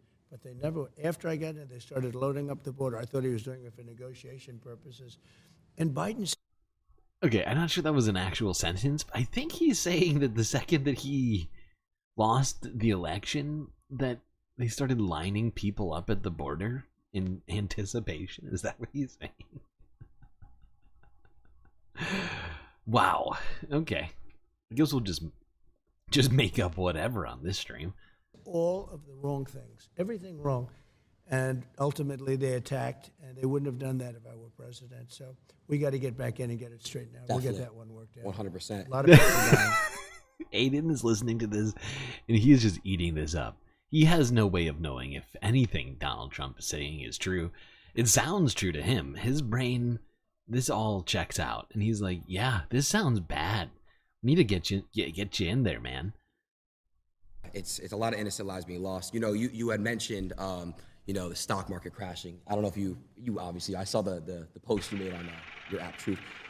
You know, what I just saw yesterday and the day before, you know, I'm in crypto and I'm in stocks myself, and I couldn't believe what's going on. You know, you have Japan, you have everybody just... He just said the country Japan. He has no idea what's happening in Japan.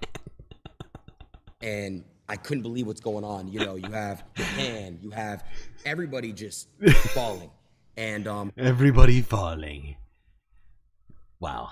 You know, I feel like I haven't heard this kid talk much, but I feel like he's talking in sentence fragments, because that's how Trump talks. And he's like, I'll impress him by how I talk in fragment. Donald Trump. Markets falling absolutely everywhere. People very concerned. I ask you, you know, how do we basically get it back up and flowing and back up and running? And, you know, and what's causing this? Well, right now you have no confidence. How do we get it back up and flowing? This kid genuinely has no understanding of how finances work, the economy works. Like, he just hears... just sees the number. That's a lower number than it was yesterday. That's bad. Japan. You have somebody that now is taking over from Biden because he just wants to stay in bed all day. He can't get up. He wants to stay in bed. It was a fraud. They tried to tell people he was competent. He knew what he was doing. And in the debate, he was adjudged to be not so good. Yeah. But you can go back 4 years, too. You know, he campaigned from his basement. He didn't campaign. I said, where is this guy during COVID? They used COVID as an excuse not to let him talk. Yeah. Illegal. The whole thing was a fraud, and everybody knew it, and they knew it strongly. And we're going to get it going again. We have to get it going again. I love this hand that comes out of nowhere to fix the mic. You should have thought this ahead of time, pal. Should have put the little Rode microphone, the little lapel microphone over here on this lapel. Right? Because he's going to turn over here a lot. Right? Not over here. There's nobody sitting over here. Why would he look over there? It's they put us in a very bad position. The worst thing is we have probably, I think, Aiden, 20 million people came into our country with open borders. 20 million. He's just making up numbers and you now. can be a liberal and your people can be, but coming from some of the meanest prisons all over the world, not just South America, from all over the world, from the Congo and Africa, they come from all over the world. They're coming, and they're releasing their prisoners into the United States. Yeah. Now, Yeah. you can be a liberal People guy, you come can from be other progressive countries to as- the as United anybody in the States. world. They're coming from all over the world. America used to be a secret. Nobody knew about it. Now, secret's out. And you can't think that's a positive thing. They're coming out of mental institutions. They're pouring into the United States, and they're hurting and damaging our country, and they're killing our people. And the crime rate with what you're talking about and what we're talking about, we call it migrant crime. It's a new form of crime, and it's a very violent crime. What is he talking about? All migrant crimes, which, I mean, are statistically much lower. There's much less by per capita, if you will, migrant quote-unquote crime than there are American citizen crime. But like his suggestion that all crimes committed by migrants are a particular kind of crime. It's all violent. Every single one. I see that you know your judo well. And it's going to take on proportions the likes of which this country has never seen before. And remember, these people are just getting accustomed. These are people coming out of mental institutions, prisons and jails, and many terrorists. We're having record numbers of terrorists coming in. So I'm talking, I assume, mostly to a young audience, but a young audience, no matter where they're coming from, they can't be happy about this. No. He's realized he's talking to a very low information audience, and I think he's decided to go and just say, because I know that he must know when he's lying, right? Doesn't he? He knows when he's lying, right? Maybe he doesn't. He's got to. He's got most of the time. He's got to know that he's lying. So he's just getting in as many completely afactual comments as he can possibly get in here. That's how I'm reading it. No, they can't. Jobs are being taken. A lot of crime. So what? The black jobs are gone. What do we do to fix that issue? What if I happen to be born in another country and I want to come the right way? How would that work? Well, that's what we want. We want people to come in, but they have to come in through a system, through a legal system. And one of the things that's unfair is we have hundreds of thousands of people that have applied to come in, and this. I love when he talks about this. When he starts talking about the legal system of people coming into the country, like his wives that he's had forced through by way of privilege. People like Melania. Oh, Melania. Never should have agreed to that green card prenup. Administration doesn't talk to them. Right. But if they walk through the southern border, they have no problem getting in. I don't Right. even know why they're doing this, but some people are waiting 10 years to come in, and they've studied, they learned all about the United States, about our Constitution, about everything, and they're not being let in, and we're allowing people to come in from really rough places, really bad places, and they come in through caravans, and these caravans have 10, 20, 30,000 people. And they're pouring through Mexico. That's crazy. And Mexico was great when I was there. They were helping us. I had stay in Mexico. You can imagine what that is. That means you have to stay in Mexico. I love how he's just explaining that. I had a thing, it was called Stay in Mexico, where you had to stay in Mexico. Very complicated process. I thought very long and hard. Had the very best people come in on this one. To this country until we approve you. They gave it up. Now they just walk right in. Wow. They had catch and release. We had catch and release. That's you catch a criminal and you release him into our country. I said, no. We catch a criminal. No, I don't think a single country has that policy. I've never heard of this before. You catch a criminal and you send him to the United States. Instead of jail, it's better if you just send him here. and we release them into Mexico. I think you feel better about that. Yeah, so definitely. You know, it's one of those things. There's so many things. They are so bad. It's like amateur night. It's either amateur night or they want to destroy our country. Right, right. Do you what do you think about what's going on in Venezuela?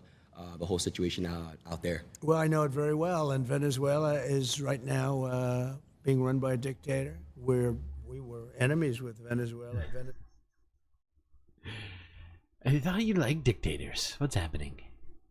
Now being run by a dictator. We were enemies with Venezuela. Venezuela was going to collapse, and people could have gone back to Venezuela. They're in our country now. They've released tremendous numbers of criminals into our country. If you look at Caracas, it was known for being a very dangerous city, and now it's very safe. In fact, the next interview we'll do it in Caracas, Venezuela, because it's safer than. So he says, basically, Venezuela has sent all their criminals here. Now it's the safest country in the world. Of our cities after they've released their criminals into all of our cities. Yeah. And you know, I'm kidding. I know. You know, the reason I have to say that, because the fake news media knows that too, but they'll say, The reason I have to say that is because I know it's a lie, and the fake news knows it's a lie, but you don't know it's a lie, so we're going to keep pretending it's true, okay, Adin? You're my best buddy already. Yesterday they go to Venezuela. You know, they are so bad, it's hard to believe. But anyway, so Venezuela, their crime is down 72%. Because they've taken their criminal elements, which are large, it was a very dangerous place, especially Caracas and the different cities, and they've moved them into the United States of America. I know you're. I'm not gonna lie, I know he's too young, but I feel like Don really wishes he could trade him out for Vance. JD, he's been very bad. Wonder if we can change some rules, get Adin in there. Very happy. I know that your mother and father must be thrilled when they hear that. Yeah. Who happen to be here, I believe. They are. They're right over there. Hey, Mom. Hey, Dad. Are you thrilled with what they're doing? I don't think so. What the fuck is happening? I don't think they're thrilled. Why are his mom? So their crime. Why are his mom and dad? Is that who this crowd is? Is this just Adin's like sort of circle? Now it's actually making sense. This must be his grandma over here, his crazy aunt. Interesting. So it's just sort of the Adin, Ross, friends, family, and sort of orbiter circle? Is that what's happening here? It is down 72%. Right. Because they're drug dealers, they're criminals, they're murderers, they're rapists. Everything's being moved into the United States. And soon they will have moved all of their criminals into the U.S. They won't have crime. So that's why I say we'll go to Venezuela for our next interview. Okay. It's a very serious problem. I mean, honestly, what they're doing to this country, they're destroying our country, Adin. They're destroying stupid people. He's not a smart man. He wasn't smart 35 years ago. The second he says that, you can see Adin's face. Stupid people? I'm not stupid. I agree with whatever you're saying right now. He wasn't smart 20 years ago, and now he's really not smart. No. And you saw that from the debate. I mean, he's really gone down the tubes. And she couldn't even pass her law exam. She couldn't pass her bar exam. And I'm not saying... Wait, I'm sorry. She did pass the bar. She was the Attorney General of California. So, that was about Kamala Harris, right? That's what he's talking about. Donald Trump does not have a law degree, which means, by my math, that means he can't pass a bar exam. And I know you're probably thinking to yourself, StreamLord, that's not how math works. Well, Adin doesn't know that. I don't think Trump knows that either. Because I know other people didn't pass their bar exam, but she thought she'd never be able to pass it. And this is who we have running our country. It's a shame. She's ultra-left, ultra-radical. I just see where 99 vicious terrorists, when she was, I guess, Attorney General, because she was Attorney General of California, she destroyed California. Her policies have destroyed California. Her policies, when she was the district attorney, have destroyed San Francisco. San Francisco was the best city in our country 20 years ago. Bullshit. At least, that's not what I mean. I'm not saying bullshit. I'm saying bullshit to Trump. Believing that 20 years ago Donald Trump loved San Francisco. Bullshit. Bull fucking shit. I don't have an article prepared or anything like that, But I can guarantee, I'm pretty sure, that Donald Trump, 20 years ago, 2000s, early 2000s, late 90s, there's no way he was talking good things about San Francisco. I'm sure he was saying the things that people were saying at the time about San Francisco, being, ooh, you know, ooh, it's a little, what's the word? It's a little too fabulous in San Francisco for me, or whatever else. You know what I mean? Like that's what he's just, you know, it's just literally, he knows Adin is too young to call him on any of this. Like, and not that he would, even if he could. But, I mean, this kid is no intellectual powerhouse. He wasn't even alive 20 years ago. And now it's, you know, not even, frankly, it's not even livable.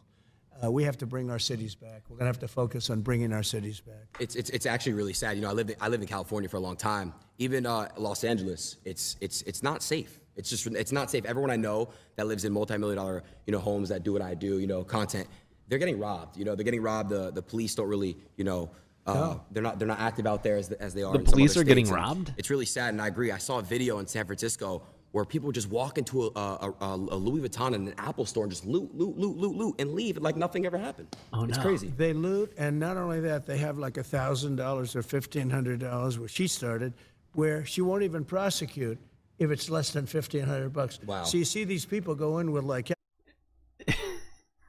Jesus Christ, this is the dumbest conversation ever.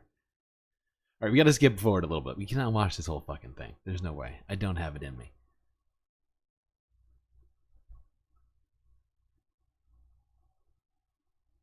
Skip forward. It doesn't really matter, I don't think.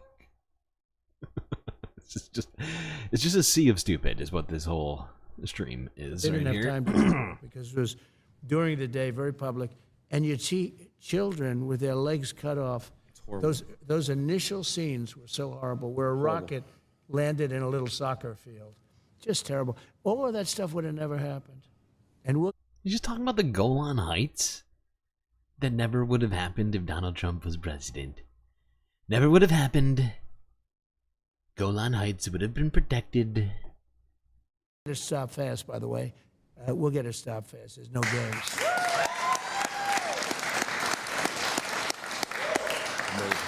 Amazing. Well, everyone that's watching, everyone behind, just know that your vote really does matter. And you guys really have a big decision coming up in November. You guys gotta... Like, it's a comparison. This kid has no understanding of the climate right now. A big decision. You have to really think hard. You haven't already decided. Okay. Really go out there and vote for the right person, which is him. Wow, that's come in. Do a little alley-oop there. You know, it's funny that you do it, but now I know why you're so popular, because I've been on for years with people that really do like me, and they're even fair to me and everything else, but they wouldn't do what you just, they wouldn't say, vote for him, you know. Sorry. Wait, say that again? I know why you're so popular, because I've been on for years with people that really do like me, and they're even fair to me and everything else, but they wouldn't do what you just, they wouldn't say, vote for him, you know. Trump is like, where's this kid been this whole time? I've been dealing with Hannity. He's got way too many scruples. He won't publicly endorse me for president. You though, Adin. I like you, pal. They do. They're short of that. They wouldn't do it. They do, and they vote for me, but they wouldn't say it. I think it's great that you can say something like that. I think it's ethical, it's fair, it's smart. And if you felt that way about somebody else, that's okay too. But you know, you have journalists today, like that one that intercepted. Bullshit. Bullshit. Illegal.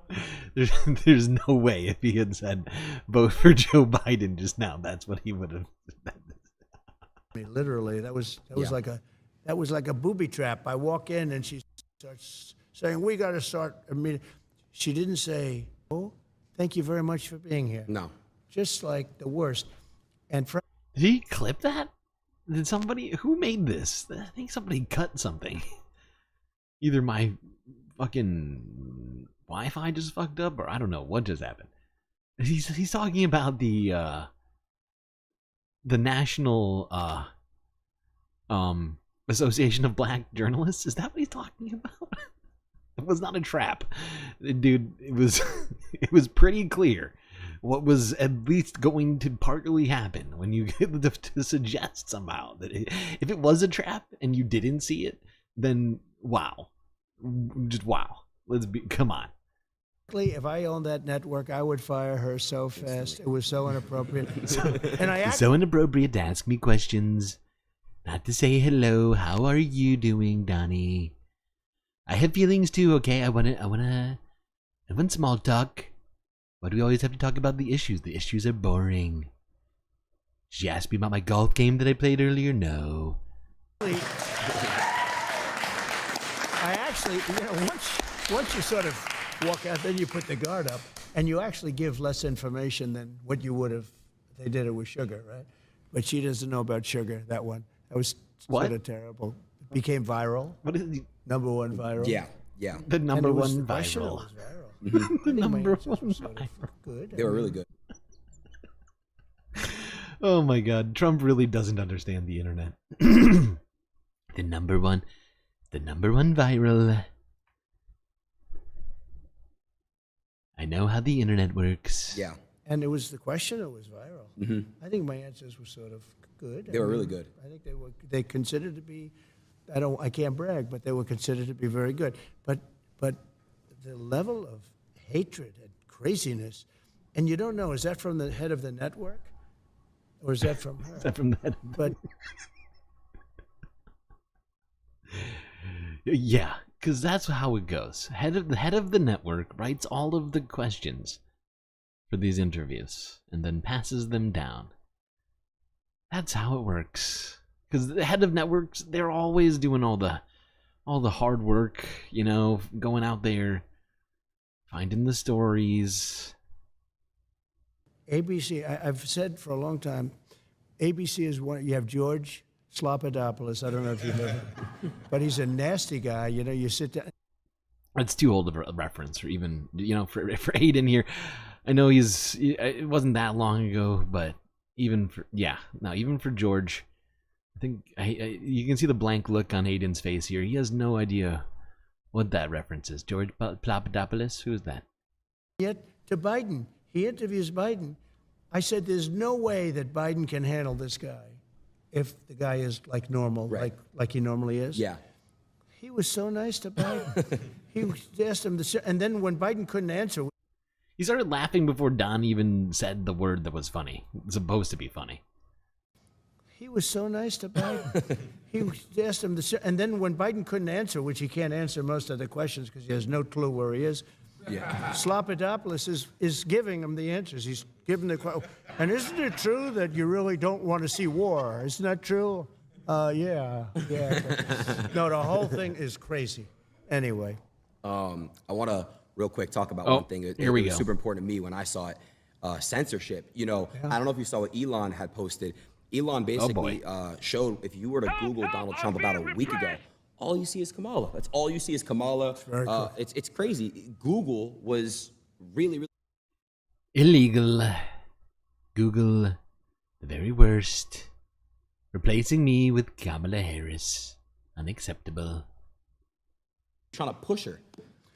So Google is really crooked. It's horrible when they had the word assassination up because, there was a big moment a few weeks ago. I got whacked. I got right there. I love how both of these guys are trying to understand how Google works when neither of them understand. And the fact is, Adin here has no excuse, right? He's of the generation that should understand how this works. But even he does not understand how it works. And it's actually kind of his job to understand how it works. Not gonna lie. But neither of these individuals seem to understand how search results work, or why certain things pop up when they do. And here they are. They're trying to figure it out. They've already figured it out to their own knowledge. It's Google illegal, doing things, anti-Trump, Unacceptable. Whacked. And whether it's me or anybody else, it was a terrible thing. Terrible thing. For our country, it was terrible for everything. And when you put up the name, the word assassination, it went to Lincoln, it went to many other people, many of whom I didn't even know there was an attempted assassination. The only one it did. Oh my God. So you're saying that searches didn't happen fast enough to account, and so when you searched assassination, your name didn't come up, and you were very offended. Such a weird guy. He's such a weird guy. Have was Trump. Think of it. And when you put up the word assassination, it also sent you to Kamala. And people were really angry at it. Look, something wrong with Google. I don't know if it's the people running it inside, or the smaller people, so to speak, the people that are actually doing the nuts and bolts. I doubt it. It's got. This is what the former president has been doing with his time, and what he used to be doing with his time while in office. Sitting in front of well, probably not sitting, more like lounging on a lounge in front of a TV, listening to Fox News, Tucker Carlson, Sean Hannity, and Googling search terms, seeing what comes up, and then getting very upset about it, getting out there on Twitter and Truth Social, tell everybody just how bad the suppression is on the social media. Come from the top, and it's so illegitimate. They have to do something about it. Sergey got involved. I mean, the market speaks. Everybody should maybe just go off Google, not use it. There are so many other things. Watch your show instead. But there are so many things. Now, Mark Zuckerberg called me, and he apologized. They actually had it where, AI is dangerous. It's going to be with us, but it's very dangerous. They actually had the Secret Service agents were very brave, because when I was being shot at, there were 8 shots. And as soon as they heard that first gun, I did think I did a good job, because I heard and I went down. When you hear bullets, you tend to drop to the floor if you're intelligent. Of course. If you're not intelligent, like, I don't think Joe would have dropped to the floor. I think it's... No, I think he would have just been like... Jerry makes a great point. He wasn't assassinated, though. It was an assassination attempt. It was an assassination attempt.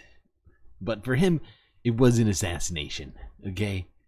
The fact that Google didn't come up with his name first means suppression. Illegal. Going on? What's happening? What is that? Where are those bullets? Is that a bird? Oh, there they are. There they are. Actually, what happened was local police saw the shooter and ran away. Help! Help! I'm being repressed! As it turns out, the Secret Service happens to coordinate with local police departments and sheriff's offices to help with security. But in this case, that did not pan out so good. Let's go here. Where does he do this? Where does he do this dumb shit? Oh, here we go. This fucking shit. I cannot believe this. Why did this kid think this was necessary? I don't understand. Hat and wearing like a black T-shirt, and he's out there just looking. It's a fascinating thing to see, and when you hear crowd control people say we can't even imagine that happened, that shows their love for me, maybe, but for the country, and it was pretty amazing. That's great. Showed their love for me and the country. So, I got you a gift. Well, a couple gifts. Oh, why? That's good. I'll show you, another gift. I'll show you, the second gift a little bit later. Okay. But I did get you a gift, and I got you this gift because, look, you are, I feel like you constantly get beat on, but you're so strong, and you just, like I said, you live for the people, and you're a hero. I wanna present to you this gift right here. I hope you like watches, Rolexes. Wow. Oh, that's a beautiful watch. Yeah. He didn't even see it. He hasn't even seen it yet. That's a great watch, actually. Good company. They're good company. You like Rolex? They like Jack Nicklaus and Gary Player and Arnold Palmer and all the golf guys and all the other guys. Aiden had no idea who those people were until he said golf. He's like, oh, okay. I do. This is beautiful. Wow. Thank you. Mm-hmm. Don't they have nice packaging? They do. Really, really nice. Wow, that's so nice. Oh, should I show that to the audience? Yeah, they can see it. I don't understand what's happening here. Like, first off, how is this kid making enough money to just be giving away Rolexes? Firstly, that's first question. Second question, and I feel like equally as important to have an answer to, why? Just why? I don't understand what's happening. Why does he think Donald Trump needs a Rolex? Or that he, like, does he think that Don doesn't have a Rolex? What's happening? GSL not making Rolex gift money, not even making rent money right now. Sadly. But wow, I don't understand.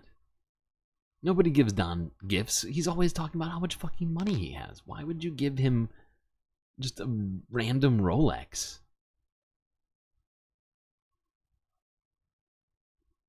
I'm just highly confused. Oh, I didn't know this. Now I know it's worth it. Well, my boys said, "Oh, that's such a big show." I don't know what you're doing, but you really are respected. Amazing. The second, however, he did somehow get Don's respect immediately by just giving him a watch. Now Don is like, oh my god, this kid, he knows what he's doing. I appreciate it. You know, I go into other shows, nobody does a big deal about it. I do want to say also, Thank you very much. shout out to Nelk boys. I know you love Nelk. Oh, they're great. They're the greatest. Well, Love that was Nelk. through Dana. You know, Dana's very much into this world. Dana's a young guy, sort of, you know? Yeah. He's a young guy, sort Yeah. of. But Dana is into this world like he could be an 18-year-old or a 20-year-old. Yeah. He knows more about you and the Nelk brothers and the Nelk boys, and he asked me to do their show. And I will tell you, I got a tremendous response. You know, you do some of these big shows, you do like 60 minutes, and nobody cares. You do... I'm pretty sure Adin is now, at least like on Trump's like call list, he's now above Don Jr., right? Maybe not above Eric, but he's definitely above Tiffany, that's for sure. He's gonna be invited to Thanksgiving before Tiffany is. Or you, and I can already see so many people call. I hear you're doing the show with Adin. Oh wow! I said, oh, I've had a lot of calls. So, oh wow, it's like a new wave. Yeah. It's a new thing. Who would think it? And sometimes television is not the big deal. I sort of feel that television will always be television. Yeah. But numbers aren't like they used to be. No, I would say, live stream. Numbers aren't like they used to be. Adin has no idea what he's talking about. Numbers? I don't think I could count to 10. And YouTube is kind of like the new age television for younger people. Yeah. So I did have some clips I wanted to react to. Okay. So this is the fun stuff I wanted to get into. I'm sorry. This is where I cut it off earlier. They really are going to do react clip. Is that really what happens with this? At this point, I was like, all right, if this is what they're going to do, we'll watch it together on stream. But what in the fuck is about to happen? Anybody know about the witness? Let's get into the reactions right here. Oh, God. This is so cool. I'm actually Original OBS? All right. What are you doing? I put you on Truth. Really? Yeah. Thank you, man. Truth is my voice, Yeah. And it's doing great. Yeah. Everybody should go on Truth. Yeah. But I will say that I put you on that we're doing the show together, and the response was very cool. I love it. I love it. Okay, so shout out to Nelk, but they kind of gave me this idea. I have 2 segments I want to do with you. Okay. The first one is use one word that comes to mind to describe that person. Oh, okay? here we It's go. a fun game. Fine. Let's start. All right, who is the first picture? And we got the Nelk boys. One word. Incel. I love that. Okay. Oh, really? great. Okay. So Okay, you're great. friends with them? Yeah. Are they competitors of yours, though? Not even, honestly. Every time that I speak to Kyle or Steve, it's just only they're love. all great. They're really, really No, good. they're Jimmy. just great. Yeah. But in a way, you would be competitors, but you don't. They're more bigger on the YouTube side of things. I'm more Right. live, so it's a lot. see. It's a different I see. So world, it's different, but it's kind of like parallel. Look at them. I mean, they're just great people. That was Dana White. He said, you got to do them. I said, who are they? I didn't know. And I didn't after know. did 'em, it was like an But now I know. They're absolutely great. Dana White. He said, you got to do them. I said, who are they? I didn't know. And after I did them, it was like an explosion. All right, let's see what we got next here. We got me. Yeah. Well, I can just tell you. That what is happening? I'm sorry. I'm sorry. What?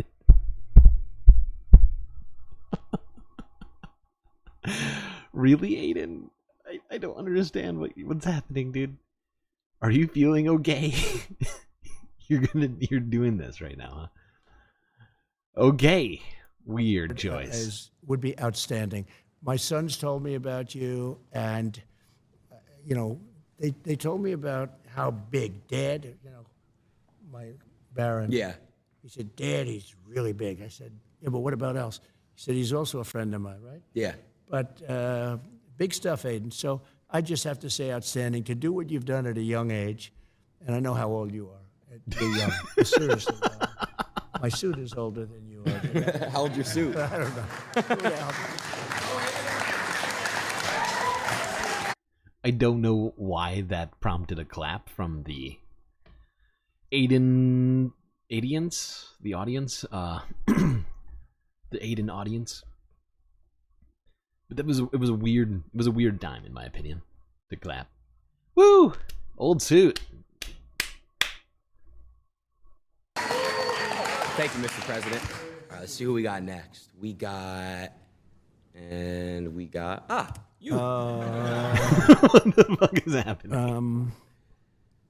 Patriot. Who made this list? Who the fuck made this list?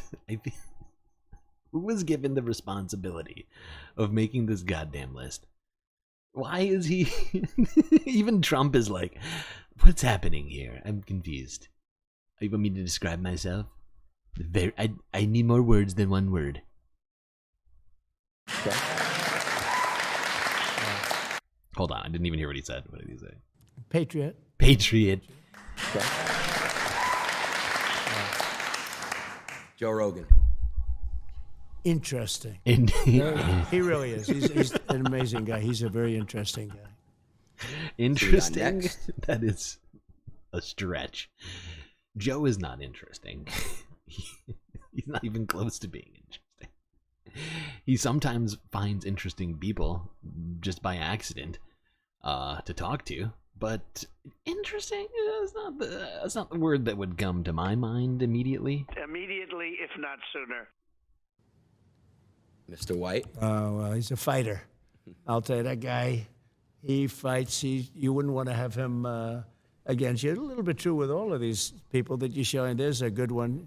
Elon, a genius. There's a Truly genius. You know, I see the rockets come down with the engines, and they're coming down, and the engines are landing. With what is he talking about? They have no wings, no nothing. That would...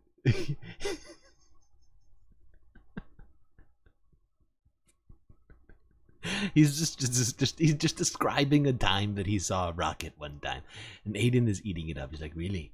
I've never seen a rocket before. Tell me more. A couple of years ago, I said, what is that? And I said, what was that all about? He says, well, we want to be able to save the engines, not that they go into the ocean and all, but he really is. He's a genius. He's also a very good person, Elon. Let's see what we got. Based upon that description, I'm pretty sure Donald thinks that Elon is actually in the factories making the rockets. Just based upon the way he said all that just now. Next here we got Kanye. Good God. So he's very complicated. Let's say complicated. Because he's a really nice guy, but he can get himself into trouble, and he can get some other people, but you know. And he can get some other, not that I'm saying that he got me in trouble, but last time me and Kanye hung out, I got a lot of flack from that. Not his fault. He's just very complicated. He's got a good heart. He does. But he's complicated. Kanye.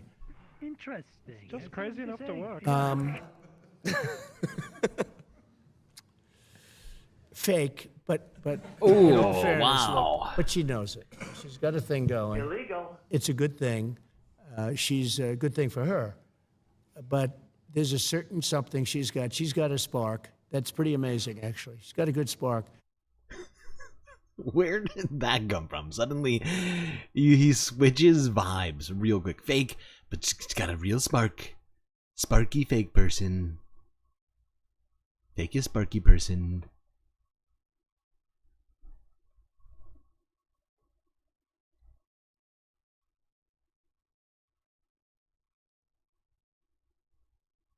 Oh god, I don't think I can watch more of this. Let's just watch the wrap up here. Let's just watch the wrap up.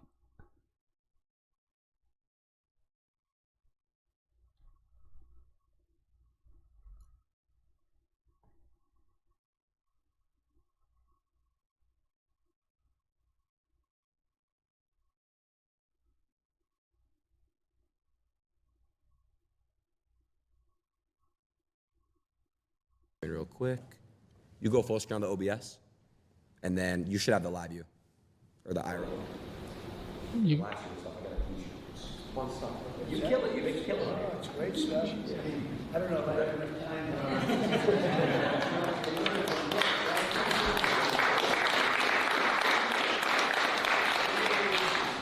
All right. So the next tip is outside. Okay, let's go. Let's go. Let's go. Sounds good.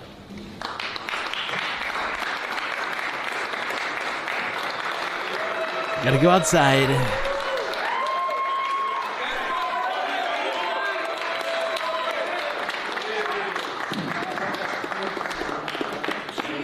You don't know how much. Thank you very much. Since day one. Really, day one? I love her. She's your biggest fan. She's doing good. She's Please, a young woman. please get a picture with her. She's Yes. Can I do that? Yeah, of course. Can I take? Come on, let's get. I'll take it. I got you guys. You stay right there. We're gonna take a good one. I'll take a great one. Such a helpful boy, Adin. Much better than Eric and Donald. I got some good ones. I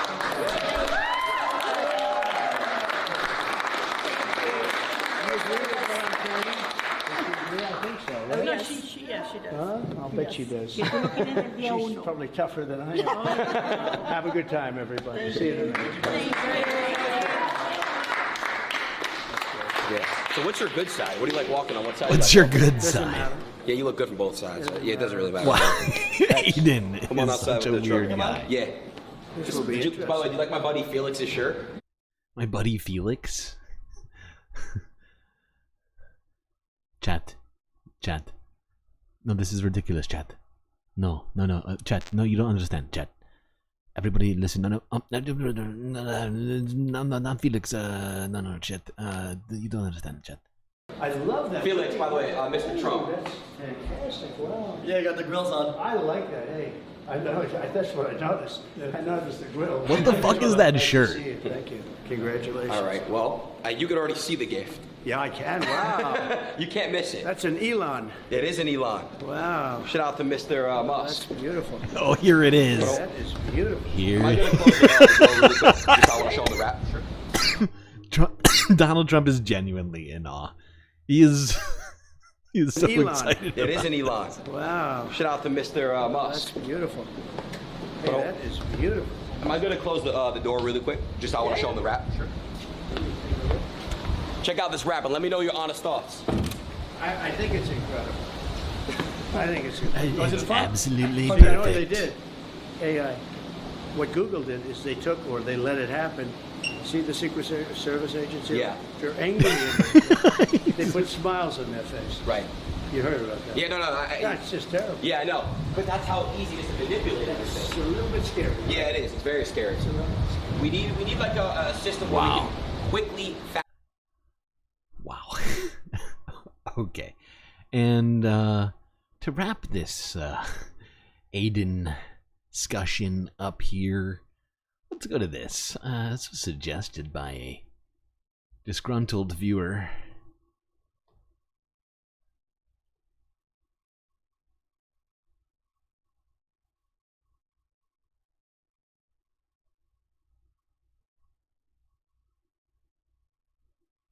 Here's Adin Ross trying to figure out what fascism is. Fascism? Fascism?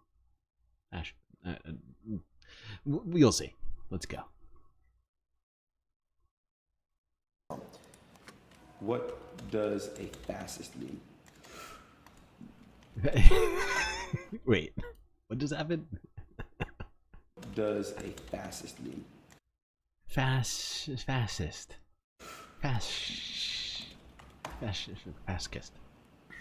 It means you are a far right authorization on ultranationalist. Oh my God! Oh boy! Ultra-analyst. No. Analyst.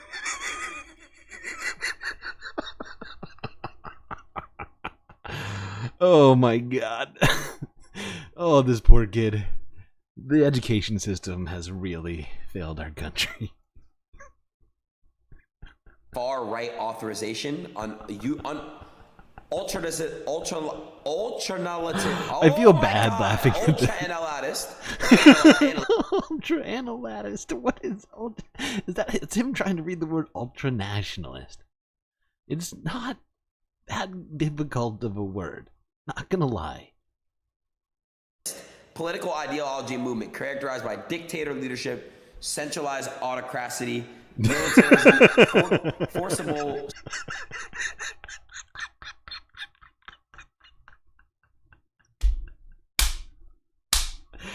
You know, I'm not gonna lie. I think I'm a big fan of autocracy. I don't know what it means, but it sounds fun. Autocracy. Oh yeah, baby. Suppression of opposition. So I don't know what that means. I swear to God. I don't know what the fuck a fascism is. I don't know what the fuck that is. Benito Mussolini and Giovanni. Benito Mussolini. Oh no. Oh no. I don't know what the fuck that is. Benito Mussolini and Giovanni Genitile and Jason Stanley. Like, who the fuck are these people, bro? Never heard of my fucking life. What is it exactly? Oh my God. How is this kid making millions? How is he making Rolex gift money? What is happening? This kid can't even read? Literally can't read. I am... Holy shit, dude. Oh, wow. That is rough. That is rough. I know I said it during the interview that he was in a bit over his head, but I didn't realize that Hop on Pop was over his head. Had I known that to begin with, I may have come at this from a different angle.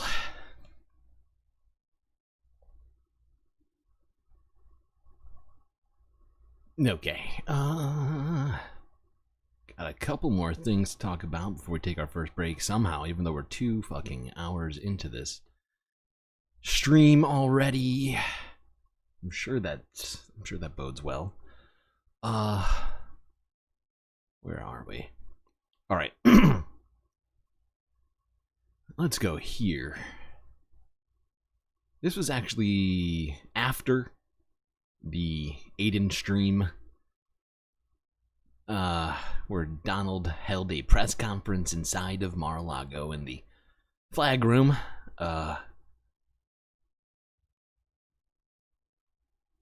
Wait, this is the wrong window. Ah, there we go. That's the right window. That's much better. Yes, and here's Trump attacking the intelligence of Kamala Harris.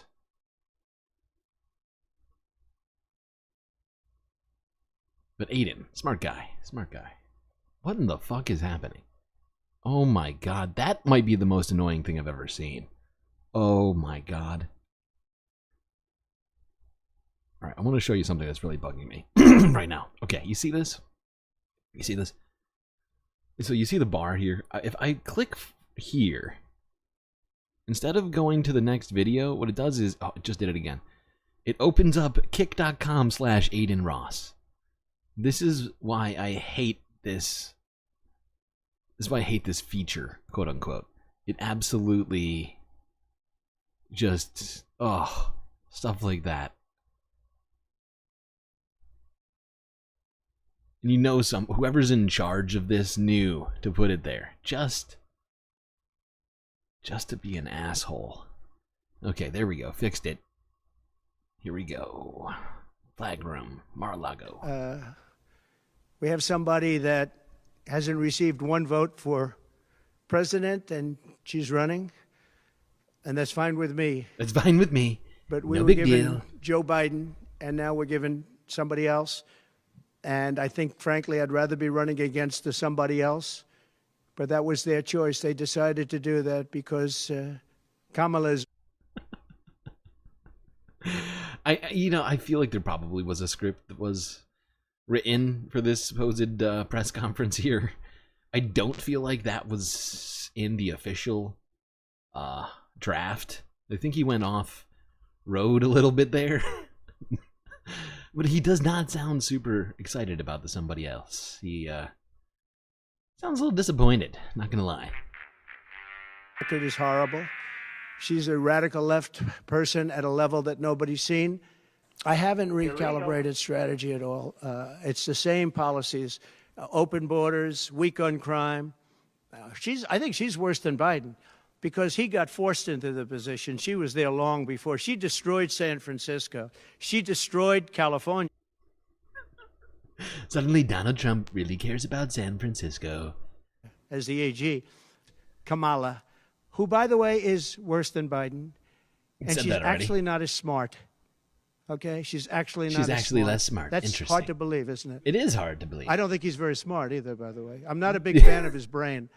But I think that she's actually not as smart as he is. To what do you attribute her rising in the polls, this becoming a more competitive race since she's taken over for Joe Biden? She's a woman. She represents certain groups of people. Wow. He's hitting on both ends here. He's not just gonna say she's a woman. She's also multi-ethnic. Coming from certain groups, not going to name any names. But I will say this. When people find out about her, I think she'll be much less. And I see it right now. I see her going. Okay, Don. Okay. Wow. Very interesting. Oh, boy. Now, you probably don't know, chat. Because here's the thing, you know, it's very Donald. He doesn't like to brag, but his uncle, Fred Trump, I believe was his name, or wait, was it Fred? One of the uncles, one of the Trump uncles. He was a MIT professor, and that makes it so that Donald is much smarter than Kamala. That's how being smart works. Write that down. Fred was daddy. That's right. That's right. Thank you, Stefan. I knew I was wrong with that, which is why I kind of went back on that one. I was like, that doesn't sound right.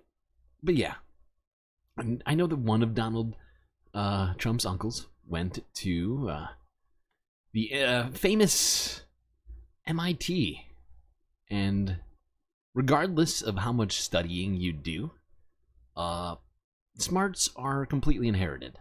Has nothing to do with effort. That's silly. That's silly. Me, for instance, I was born doing calculus and sounding exactly like this, okay? That's how it works. That's science. Write that down. It's science.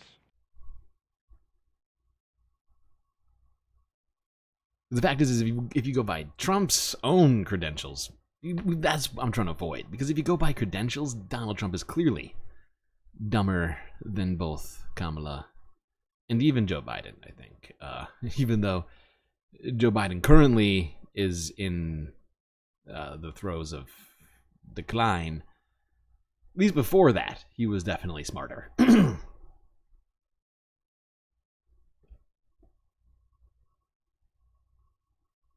But we don't want to go by stuff on paper when we're talking about smarts, okay?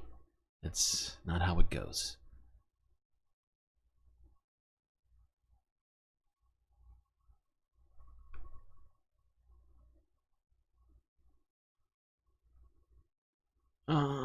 Let's go here. While we're talking about politics, this is a very very frustrating story. This is from Democracy Now! From 10 hours ago. NYC journalist faces hate crime charge for allegedly filming Gaza protest action. Illegal.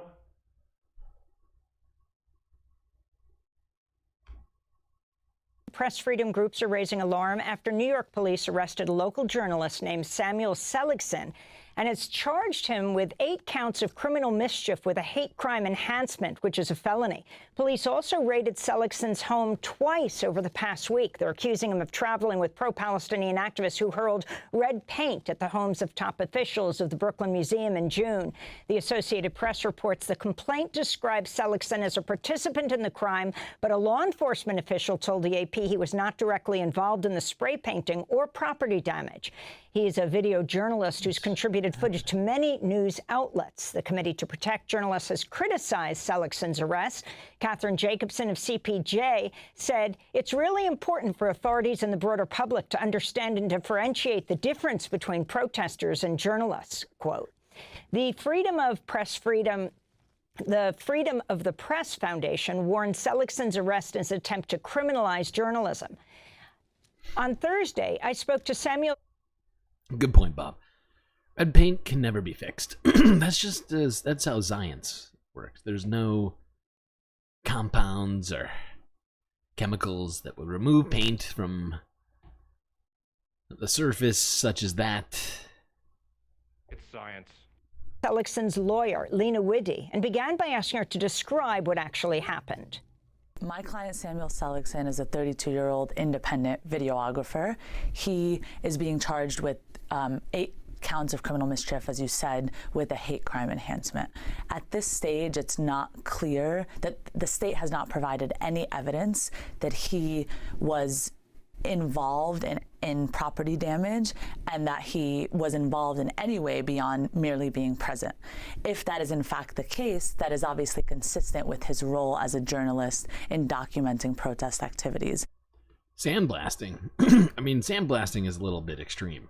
You can remove all that paint pretty easily with just a little bit of paint remover and some elbow grease, maybe a brush, rag, an afternoon. And in fact, as you said, the NYPD has made statements to the press that they are not alleging him to have been involved in the property damage. So it's extremely concerning, shocking to me and to my client that he's being charged with not only felony criminal mischief, but a hate crime enhancement. And what does that mean, a hate crime enhancement? A hate crime enhancement essentially means that the category of the crime, of the underlying crime for which you're charged, is bumped up. So, from misdemeanor to felony? Well, in this case, the criminal mischief in the 3rd degree is an E felony, so it's bumped up to a D felony. Which criminal mischief in the 3rd degree for filming a protest? What? Illegal. It makes no fucking sense. This is insane. How is a journalist facing charges like this? And by the way, this journalist who's facing hate crime charges happens to be Jewish. Just write that down. Makes it 1, bail eligible and increases the potential sentence for a person if they're convicted. And is, of course, I think significant in the way the public views conduct, significant in the way that the court system deals with conduct, and is absolutely dangerous in terms of the precedent that it sets for any pro-Palestine protesters and journalists covering that protest. It necessarily perpetuates the narrative that any protest against the support for genocide is necessarily synonymous with protest against Jewishness. And my client himself is Jewish. Illegal.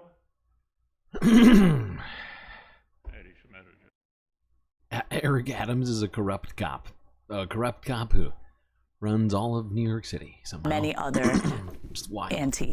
anti-Zionist protesters. His home was raided twice? Yes. What does that mean? That means the police went into his home on 2 separate occasions, attempted to arrest him, and on both occasions handcuffed his roommates and searched for him. And wow. Weird. Sounds, well, I don't want to use that word, might be a bit inflammatory, but it sounds incredibly fascist. Going into the residence of a journalist and handcuffing his roommates in order to conduct a search that, based upon what this is all, like, the fact is, like, the search should be illegal, essentially, right? Regardless of a warrant or whatever else. If a journalist should not be getting jailed for doing their jobs. That's what the First Amendment's supposedly about. You know, people, all these First Amendment warriors, the free speech warriors on the internet, all the Second Amendment, people who supposedly love the Constitution, the Bill of Rights, and all these things. Although I doubt most of them can even distinguish between the two. But nevertheless, I don't see them getting upset about this. And yet this is a genuine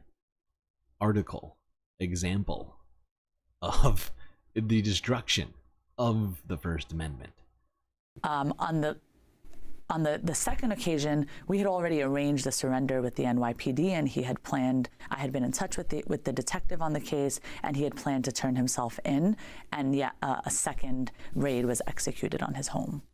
So you're arguing two things here. One is, does the police have evidence that he was even at the homes of the Brooklyn Museum officials documenting what the activists were doing? So, yes, in order for the state to prove this case against him, they would have to prove two things. One, that he was in fact there. They would have to prove his identity. And two, that if he were there, he participated in the criminal mischief beyond mere presence, because merely being present, whether you're a journalist or not, is not enough to sustain criminal charges against you. So that he was there, that he participated beyond mere presence, and that he participated with the intent to damage property, and because of the hate crime enhancement, that he participated and was motivated, at least in part, by the identity of the people who own the homes. So it's insane. Like, this is the most, like, this hits so many things that we talk about all at once. Like, it is just insane that they are charging someone, a Jewish person, with self-hatred, self-anti-Semitism, right? And it's just, it is so frustrating to see so many things that I disagree with happening all at once in one particular case. The destruction of a free press, the redefining of anti-Semitism into not just being anti-Israeli, but just being adjacent to anti-Israeli anything, essentially. You can't speak out against a sovereign nation state. Unacceptable. Genocide be damned. Oh, I gotta hydrate. Gotta hydrate. Okay. Oh shit, I'm out of tea. Hold on. BRB.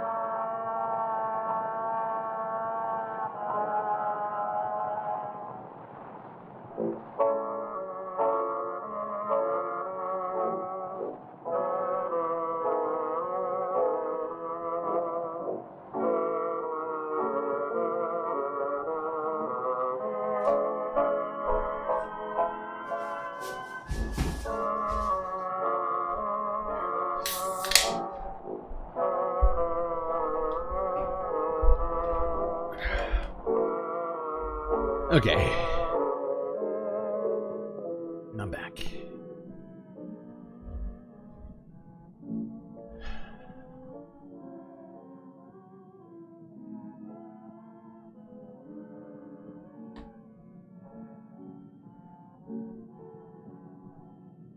You don't like the feeling that you get from this song?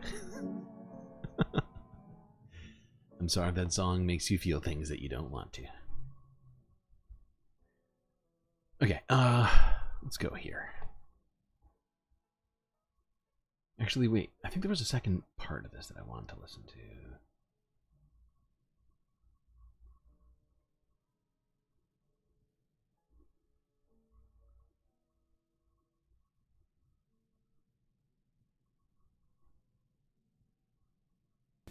So you're Palestinian American. You're a Palestinian American lawyer representing a Jewish journalist. If you can talk about how this fits into what you see as a broader crackdown on the pro-Palestinian protests, and particularly start by addressing groups like the Committee to Protect Journalists and the press freedom groups that are standing up for Samuel. Yes, so it's wonderful to see all of these press groups standing up for Samuel, speaking out against the assault on journalists. And this is an assault on journalists that is happening worldwide. We are now 306 days into the genocide, and over 100 journalists, as you know well, have been massacred and many more detained by Israel. This is an attempt it is an extremely concerning assault on the First Amendment. The reason why the freedom of press is so strongly protected is because there's some underlying belief that in order for the public to meaningfully participate in a democracy, they must be actually informed. And criminalizing the press, manufacturing risk that they will be prosecuted if they cover protests is extremely chilling behavior. Yeah, it's incredibly dangerous to the supposed idea of democracy and freedom, if you will. And everyone should be speaking up about it. Everyone should be concerned. Everyone should be identifying this as a political decision and not a legal one. It is political to charge a journalist with a crime while he is, again, if he is proven to be there and if there's no evidence that he engaged in any of the underlying property damage, that he was just doing his job. And so exactly. Exactly.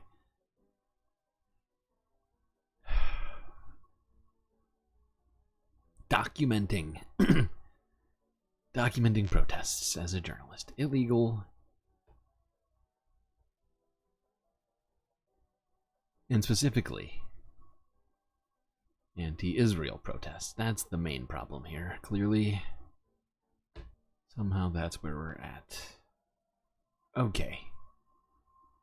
What order do I want to do these last two North American stories? Let's do this first. Let's go tech. CBC News from 9 hours ago. How Google broke the law to keep its monopoly. Illegal.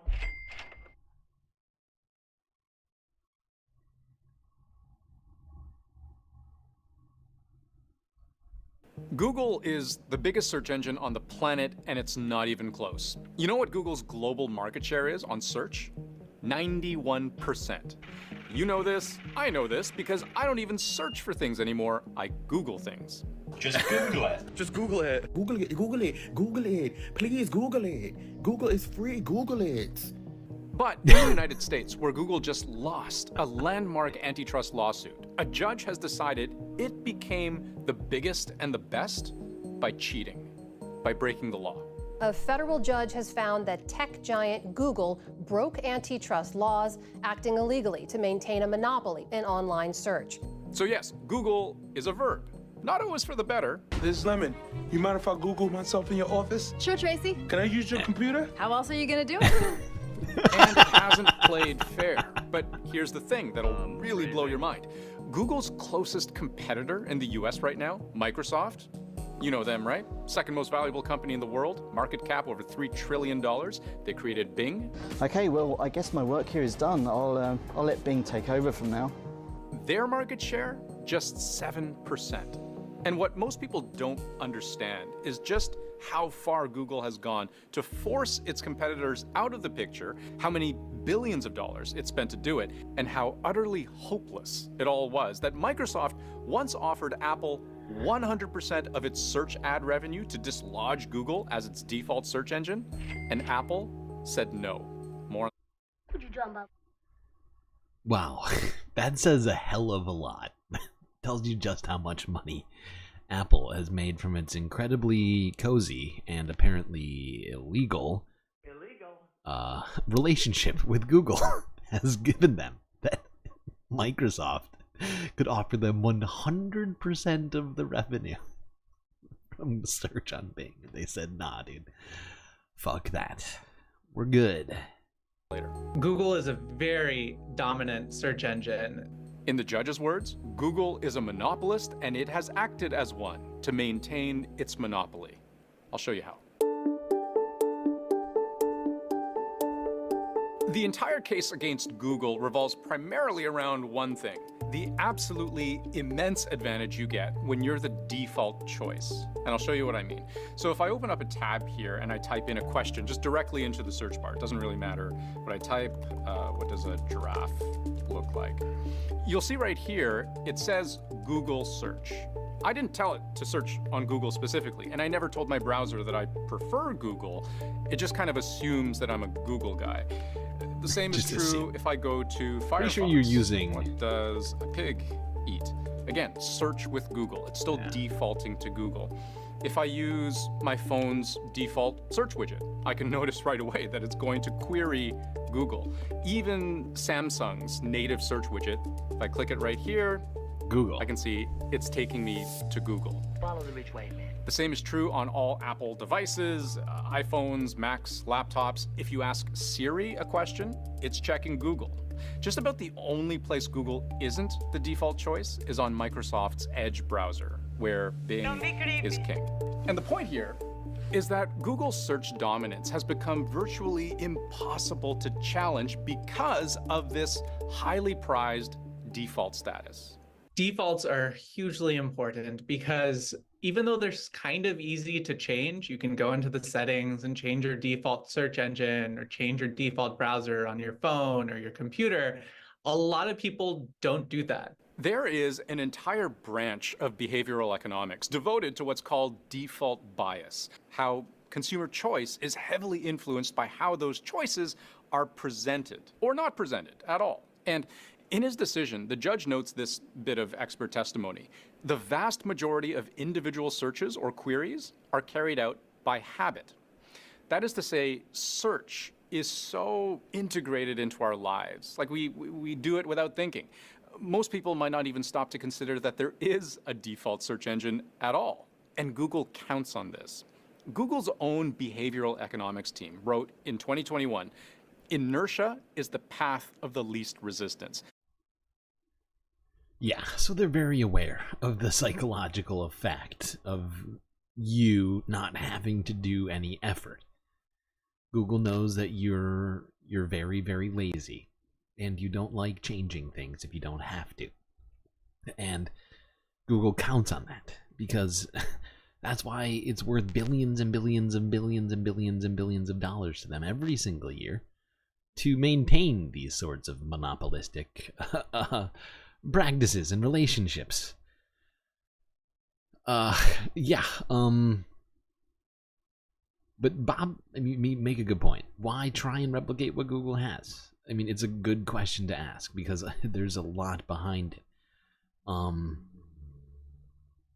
And I think part of it, honestly, I think many people's knee-jerk reaction, including mine to some degree, and the fact is maybe coming from a sort of a capitalist sort of framework, but like in terms of competition, right?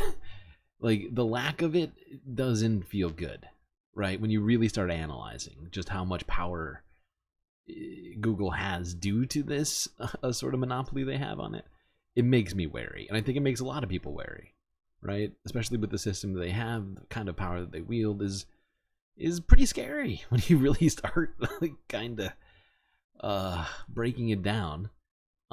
But I get the sort of base argument of being like on technological sort of effort, output put into trying to make this like a competitive alternative, right, to Google search, like Bing is trying. You know, like on a purely utilitarian sort of perspective, I do struggle to like, and I know some people do use Bing. Clearly, there are some people using it. What did they say? 5 or 6% of people are using Bing. Not a lot of people, but some. Thanks for the follow, GTB Wheezy.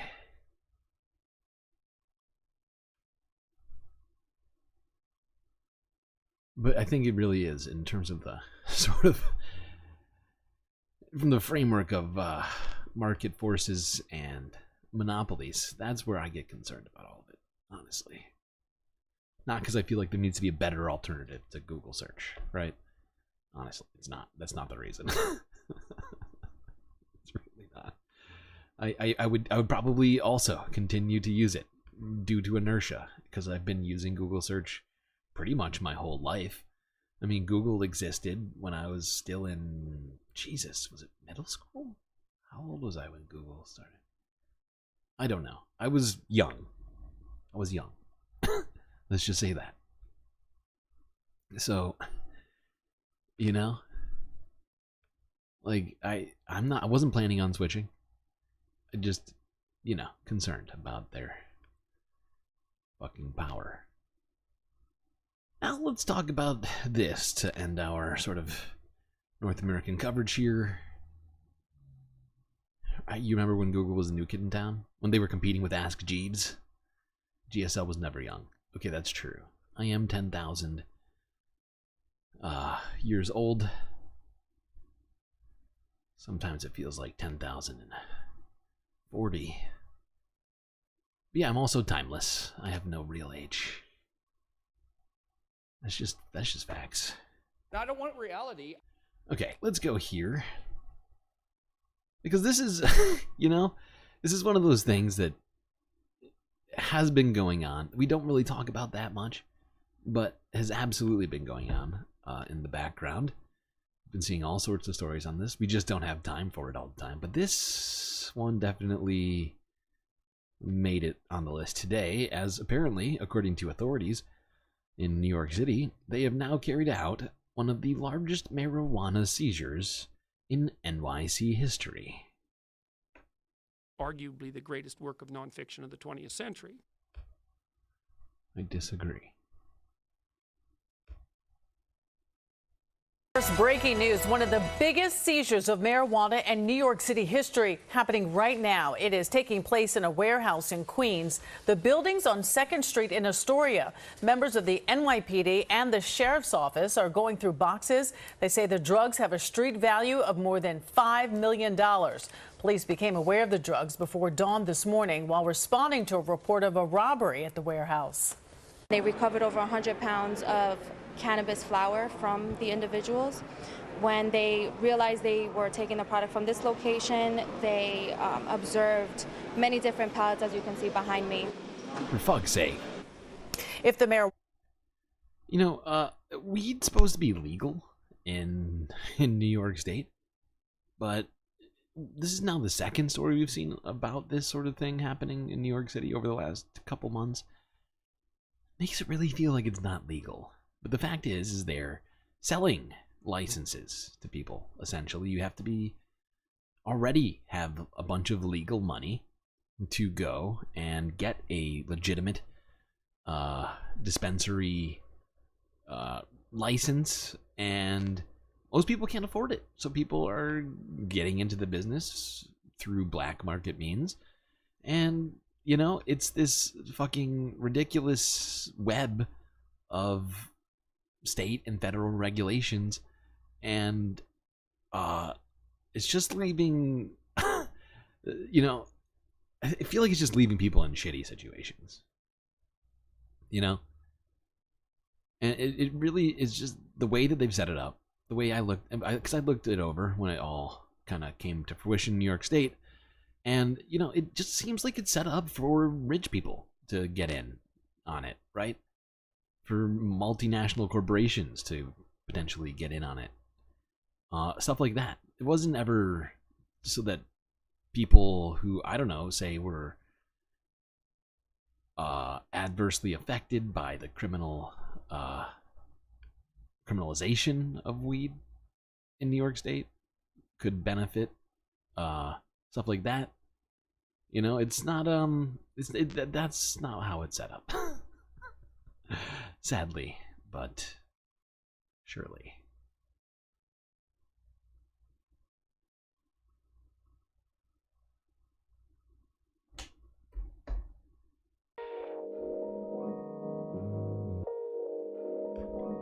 Okay, galactic intermission time. Hope everybody's been enjoying the stream so far. If you haven't already, make sure you hit that like button and don't forget to subscribe. If you've already done both of those things, and you'd like to help even more in making sure that the Galactic News Network continues to do what it does, well, then I would recommend becoming a Galactic Patron on Patreon. For just a few US dollars a month, you can help ensure that GNN continues indefinitely out there into the galaxy, and also gain access to a bunch of super sweet space benefits unseen by the rest of the goddamn Milky Way. That's right, benefits and my brain just broke. You just subscribed? Wow. Are you the person who unsubscribed earlier during the stream? Because I noticed that the stream, during the stream, we went down one sub on YouTube. It was very hurtful.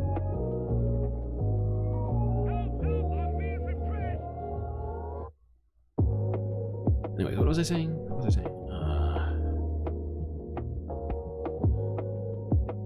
Oh, right. Patreon. That's one of your really good options, especially because Patreon gives you the most for your money, not just in terms of benefits, but they pay me out the most per dollar that you donate. It's over 90% that they give creators, unlike Twitch and YouTube, who hack away at the money that you want to give to people like me. So yeah, do that. Otherwise, go on Twitch if you're somehow averse to using Patreon. You can also get benefits over there, like super sweet galactic emotes, and the ability to go unadvertised to.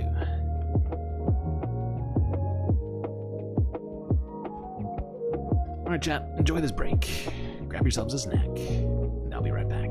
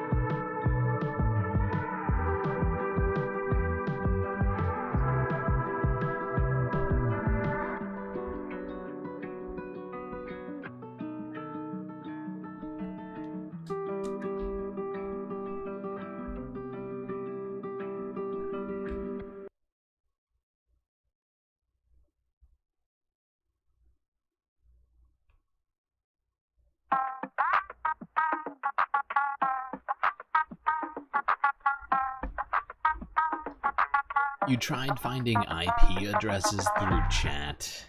Don't be creepy. Ridiculous.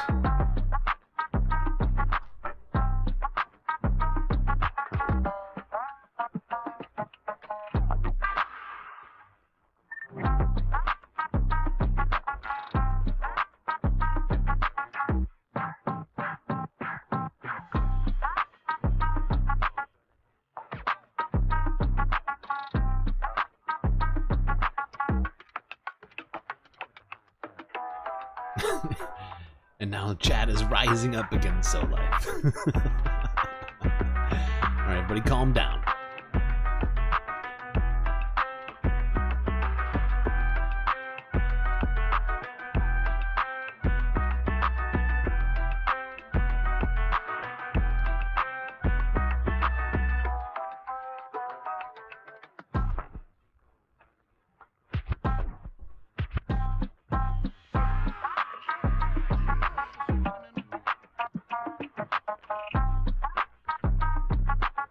This is Sparta.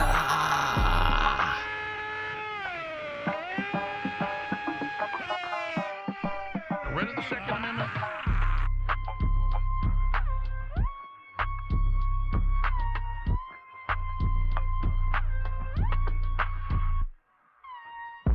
Honestly, I feel like that sound drop is probably offensive to everyone's ears, but for whatever reason, I just love it. I just listening, and it's a mashup, right? It's like a one day while doing sound drops, I just looked for unhinged Alex Jones shit, and up popped this fucking video where it's just him screaming, just clips of him screaming put together, just sort of stacked on top of each other, and something about it just brings me great joy.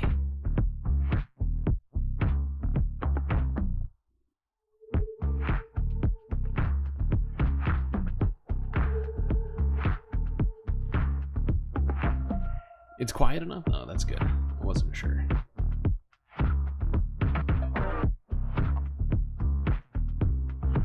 You wouldn't believe how long that video was of just him screaming. It's like a good 6 or 7 minutes, I think.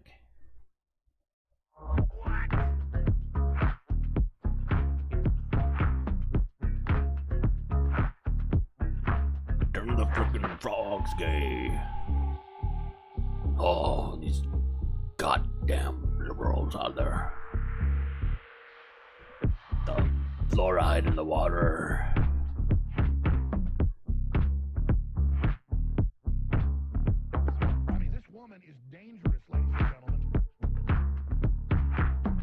Okay, enough Alex Jonesery. Let's move along. It's time for the environment. There's definitely been a few things that have happened over this last week for us to discuss.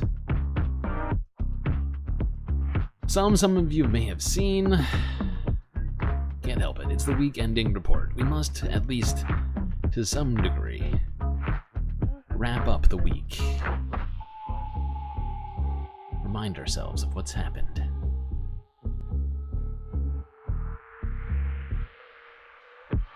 This is from Global News from 2 days ago. Start in Canada. Wait, what's happening? Oh.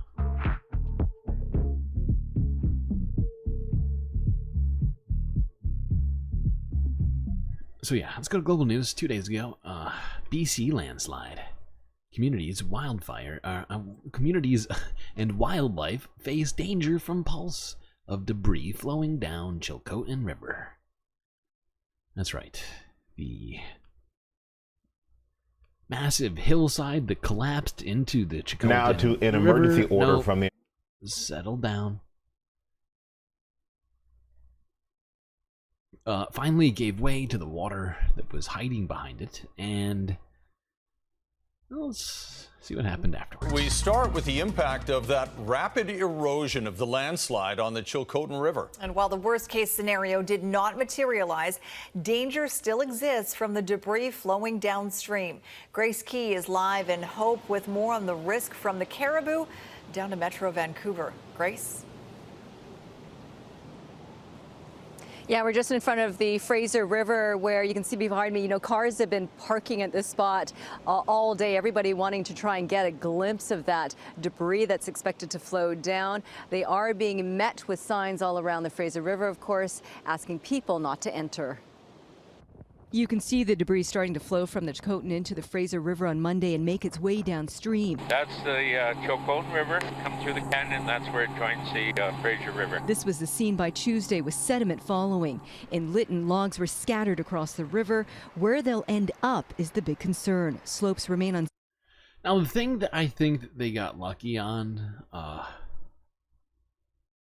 is that this wasn't caused by, like, it raining. I feel like because we talked about that being a possibility where, you know, if it rained upriver, the amount of water that could have been coming down this thing would have just been immense. Thankfully, that didn't happen. The hill gave way in its own time, and so the damage was less than was potentially expected.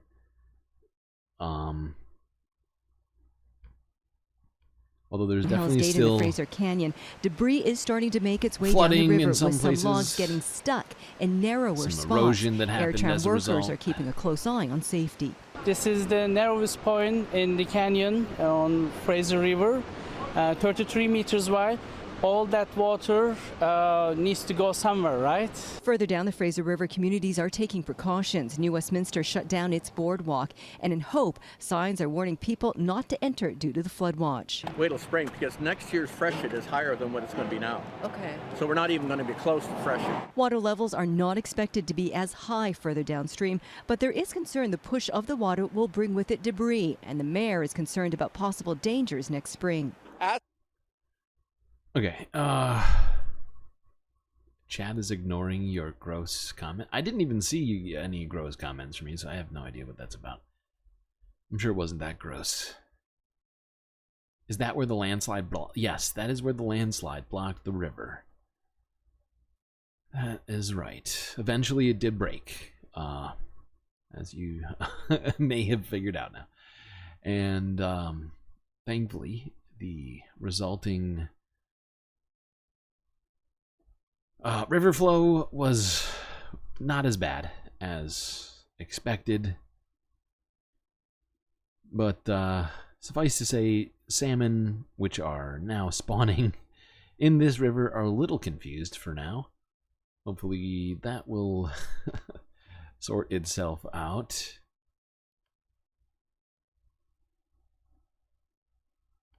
Oh shit. Just realized I didn't add these back in. Son of a bitch. Alright, fine. We're just gonna pretend. I guess we're just gonna pretend that that that fire isn't happening.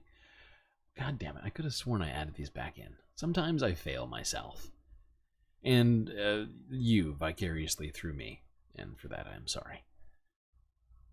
But we're gonna talk about the California fire, which is still raging. But no, we're not, because I totally forgot. God damn it. That's what I get for not doing this. Okay, let's go here. Talk about these as a result of recent storm activity. There have been a number of tornadoes to hit the southeast of the United States. Let's go here. A dozen Wilson County homes hit by a tornado. Tornado watch extended. WRAL from 1 day ago. Copyright strike. What? What am I getting copyright struck for? Did I do something? They need to play the oh, I see. Because we're talking about playing No, yeah, if we play Landslide, that will be an immediate copy strike. I'm pretty sure. It is a good song, though. It's just incredible to see the tornadoes that touch down in different parts of our area and how quickly it can just cause so much damage. I mean, you know, I think about tropical storms and feel humbled at how quickly things can change. Yeah. And how you really have to listen to these warnings and immediately try to get to that safe place in your home. If you haven't identified it at this point, please do. We're still under a tornado watch. Yeah, everybody make sure that you're safe. Hold on, though. We don't need to listen to all this. We're just sort of chatting. Not far from where you are, Eric. Well, Deborah, where we're standing right now is quite literally in the middle of that tornado's path. Where you've been hearing from Kristen today, the Barnes household, that's just about a block up Lloyd Road here. This is essentially what was left by this wrecking ball of a tornado as it headed further through this community. You look over here, the storm taking the top off of this house, completely removing the roof, sending trees down into walls, onto cars, snapping others, sending branches flying. As we pan over this way, you can see yet another home completely moved off of its foundation, lifted back, the brick wall shattered, the roofing peeled off, scattered to the wind. And it goes on like this for blocks. Beyond that tree line, beyond those downed trees, there are more homes damaged. Another home that was picked up off of its foundation. Multiple outbuildings destroyed. Thankfully, miraculously, as many of these folks as were home, we haven't seen any other major issues, any other injuries, any other deaths, despite the one that we had further up the road here. It's truly remarkable. As you look around right now, we're also surrounded by the upside of these storms, by the hope. We have multiple mission groups who are already on the scene here, working to... This is not the upside. People doing yard work is not an upside. I don't see how you could possibly try to frame it like that. Thankfully, people are now being forced to do unexpected yard work and tree removal. Big time upside, according to this guy. How exciting for everyone.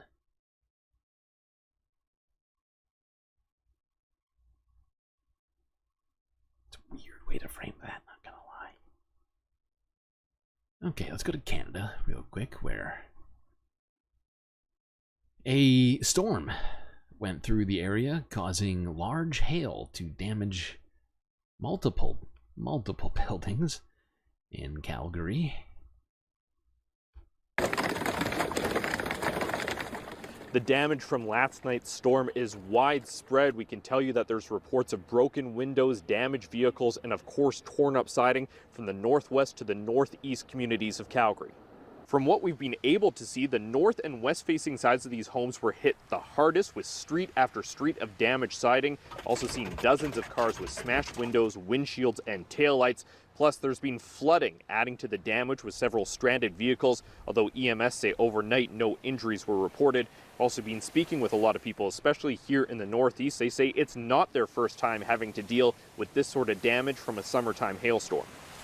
There's still people that in this area that still haven't fixed their places from the last hail claim. So now...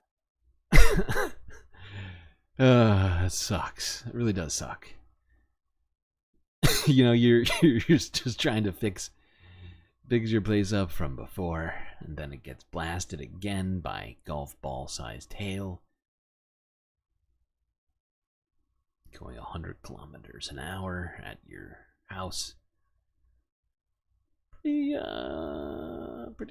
shitty, if you ask me. I don't know. I'm laughing. I think it's because it's just. I don't know, there's something about hailstorms that is funny. I don't know what it is.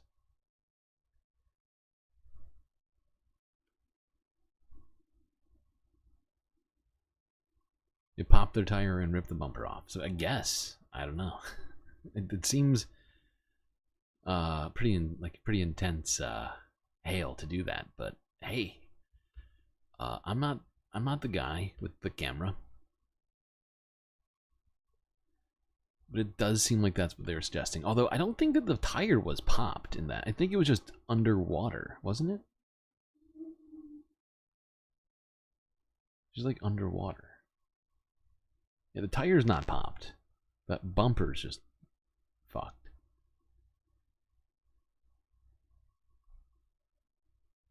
don't know why I'm going back to look at this. Not necessary. Not necessary. All right, let's go to this now. It's another story that we looked at previously, but I just think we need more good stories like this. Let's go to this Associated Press from 2 days ago. The campaign to demolish dams in the U.S. intensifies with federal funding.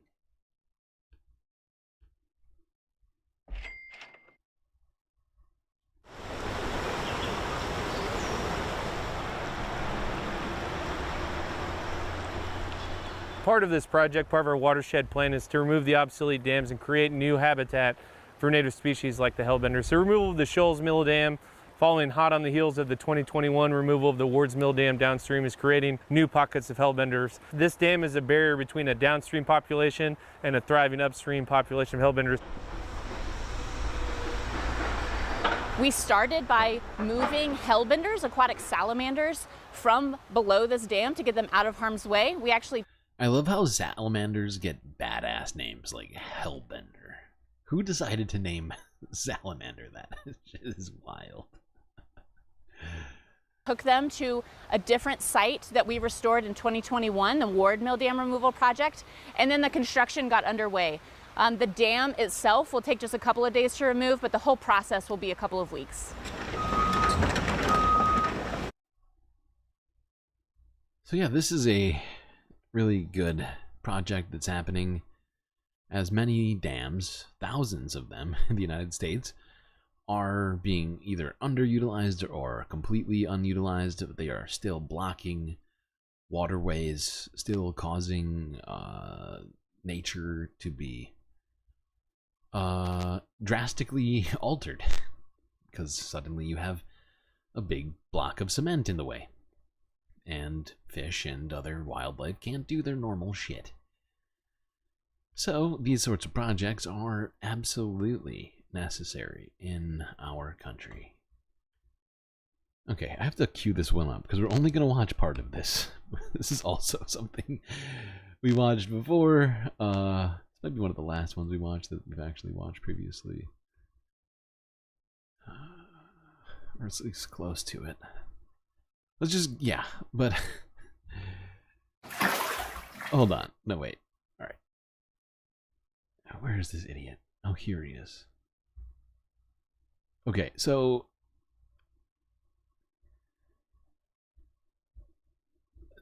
Storm Debby, which started off as a hurricane as it made landfall in the United States, in Florida, is a tropical...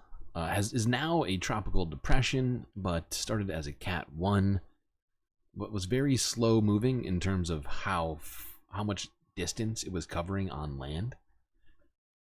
That's not relative to its actual wind speeds, which actually weren't that high for a hurricane. However, the fact that it was moving slowly caused it to linger above places in ways that it normally wouldn't, and it might pass through usually faster than it did in this instance, causing there to be a great deal of flooding. Now, this is a little snippet of a CBS News, was CBS News? No, sorry, NBC News piece from a day ago where they asked different people in Sarasota how they felt about the flooding. Let's hear what this one genius had to say about all of this. And just want to know why. Did this ditch cause it? That cause it? That cause it? What is it? There's a real problem here. The county needs to step up and own it and resolve it and get this water out of here. How many beers do you think this guy's had before doing this interview? What would you say? Because I feel like it's got to be like at least a couple. But I find it fucking hilarious. He's like, the county needs to take responsibility for this hurricane, you know, and make this water disappear here that's in a, you know, in this ditch. I mean, pal, water goes down. It's a ditch, so water goes to the ditch. If there was no ditch, it would be in your it would be in your truck instead. Right now, it's not. But he doesn't seem like a guy who spends a lot of time thinking about things like physics. I feel I feel like I gotta hold on, this is happening.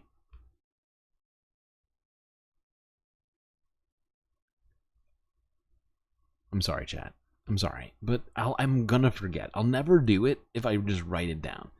The fact is my goddamn galactic to-do list is a literal eon long, okay? And if I write this down, this will not happen. So I'm just going to do it while we're here together. Just hit record. Problem here. The county needs to step up and own it and resolve it and get this water out of here. Okay, hold on. Because this is about to be a new sound shot. And the fact is this guy is just so, like, what's the word? It's not even just a word.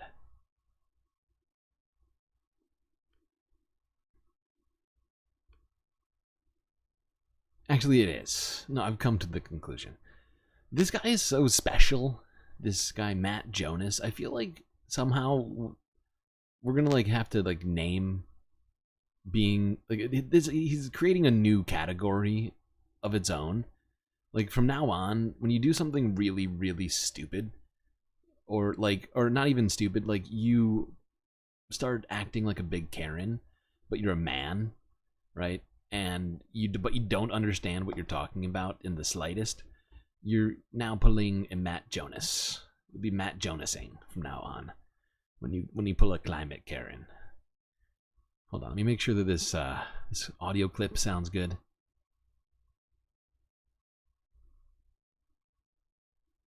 Problem here. The county needs to step up and own it and resolve it and get this water out of here. Yeah.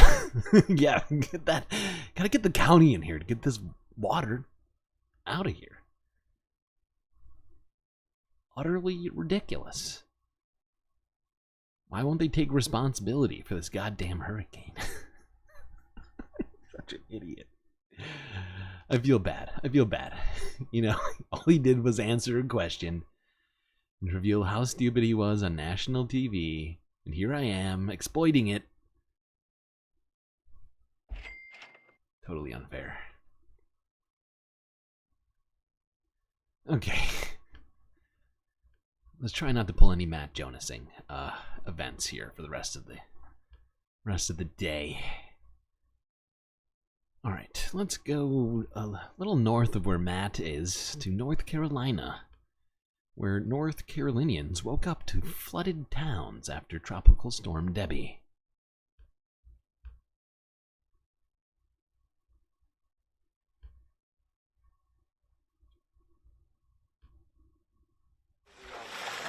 We're in Bladensburg, North Carolina, and this is the aftermath of Debby coming through here and flooding the Diamond Dave's Grill. Me and my wife bought this place back in September of last year, so we ain't quite made it a year before it flooded. For right now, though, we're just going to get things cleaned back up and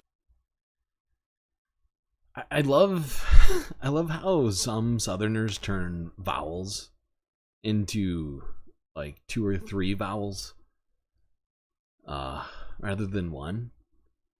It makes things so much more fun. Hold on, sorry, I'm doing 2 things, chat. Oh, son of a... Why do you hate me? Here I am trying to be like doing stuff and you just, you know, so rude. I'm trying to export this stupid soundboard sample. I'm being repressed. Help! I'm being repressed! Okay. You're right, Bad Lefty. YouTube is being racist. And now it's muted. See, this is... Wow. Just the epitome of... me and my wife bought this place back in September of last year, so we ain't quite made it a year before it flooded. For right now, though, we're just going to get things cleaned back up and get back ready to open again. Be ready to roll first thing in the morning. You know, with the last flood that we had, they really weren't expecting that much rainfall, and it just happened. With this one, we kind of knew it was slow moving, but at the same time, we just didn't know what to expect because it could turn at any moment. So, you know, it takes a lot of manpower to kind of prepare, and so we just kind of tried to wait till the last minute until we knew we had to get stuff out. It's a small town, and we have a lot of good neighbors and support here. So once people heard of the flood coming, there was 20 people here last night trying to help, you know, finalize everything and get everything moved. So we're just doing the best we can do. It was scary. Me in it. Yeah, no, I mean, they've all got it. They've all got the same accent. Let's be real. But it's fun. It is fun. Let's be real. Adding in letters that aren't there can be fun.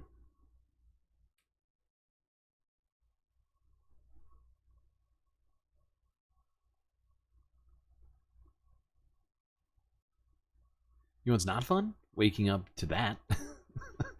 Waking up to, I don't know, just completely flooded, whatever, storefront, apartment. Not fun.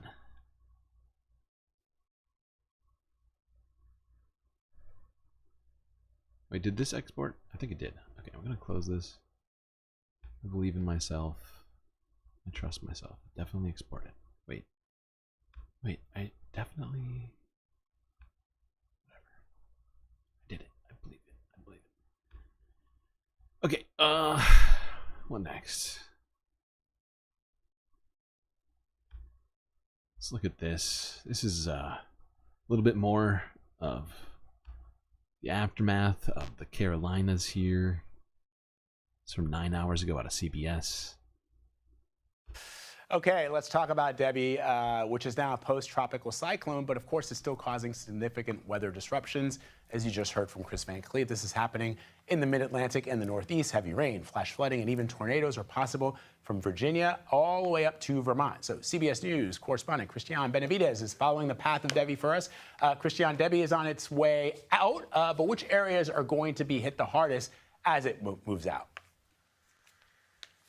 Vlad, that system now going into the Northeast, but down here we're still watching the potential for flooding. We're also, last night we were still under a tornado watch, and you can see some utility crews are actually out here as this community tries to get back to normal. This is one of the 6 tornadoes that was spawned by Debby caused this destruction. There was a man, in fact, who was in his home in the middle of the night. Unfortunately, he passed. This fell on him. Neighbors rushed in trying to help, but they couldn't. Yesterday morning, a search and rescue team found his body there. At this point, this community here, Lucama in North Carolina, just trying to recover, trying to get back to normal. We saw a number of communities yesterday. Bladenboro here, also in North Carolina, that was impacted by flooding. Businesses there still working to get back to normal. So this system certainly dumped a ton of rain here. There were some water rescues that took place, one of a number of teens in Raleigh. So certainly this was a system that brought some heavy downpours, spawned a couple of tornadoes, and now the rebuilding begins. All right. All right. Indeed. Did he say fortunate? I think he said unfortunately. I'm pretty sure. Although I'm often doing 2 tasks at once, both trying to read chat and watch and listen to these things. And make sure I'm not fucking something else up, usually. Immediately, if not sooner. And, yeah. So I couldn't say 100% whether or not he misspoke. But I could have sworn he said unfortunately. Everybody else heard fortunately. Maybe he did. Maybe I just filled in the blank for him in my head because I was just trying to stay focused on the important stuff.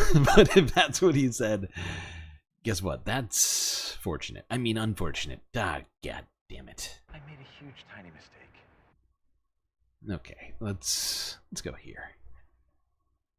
As he, well, not the last dude to talk, but oh fuck, what's the other guy's name? I don't know either of these people's names. Anyway, the other host had alluded to was that this storm is traveling up the east coast to the north. So let's go here. This is Eyewitness News ABC from 21 hours ago. NYC warns residents to prepare for flooding from remnants of Debby. I don't know why, but I keep wanting to say Dobby, and it's very annoying to me. Damn you, J.K. Rowling. Not just for that. Debby, now a tropical depression, is pounding the Carolinas after making a second landfall overnight near Charleston.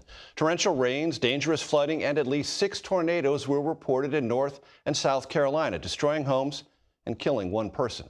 CBS's Christiane Benavides reports from a tornado-damaged small town about 50 miles east of Raleigh. We are having a lot of flooding down here, so please pray for us. At 10 p.m. on Wednesday, market on Main shop owner Emily Dowless got a call from the fire department that her business was flooding. She rushed over and took this video. Pray that... I just realized I hit the wrong video. I meant to skip this one. Now ABC7. I knew something was wrong. I was like, wait, this guy doesn't work for ABC7, does he? Tonight, the MTA preparing for the chance of flooding in the subway system as the remnants of Debby arrive across the tri-state. They're confident they can keep the system moving no matter what the storm brings. Also tonight, the city warning people here, prepare at home too, even giving away sump pumps to residents in flood-prone neighborhoods. Eyewitness News reporter Sonia Rincon with the details. Thank you. Inside the boxes these Throgs Neck residents are eagerly taking home with them are flood kits. They've got barriers, sensors with alarms, and sump pumps, all free from the city. Lehman High School's auditorium filled up tonight for an informational session on how to use these tools and other resources to be ready for when it rains like it did here in the Bronx Tuesday night. And it's all about helping people understand what they can do to protect themselves from flooding while we take the time, because it will take us years to improve the infrastructure to catch up with climate change. This part of the Bronx has definitely noticed the effects of climate change. It seems like when the remnants of Ida swept through in 2021, it opened the floodgates. Downpours seem more intense now, pooling water in yards like this one in Locust Point last year. Rainwater in the ground, coming through the basement, foundations and stuff. I'm sorry. I know this is not super important, but I don't read chat, and that's so rude. I'm highly offended. I'm always reading.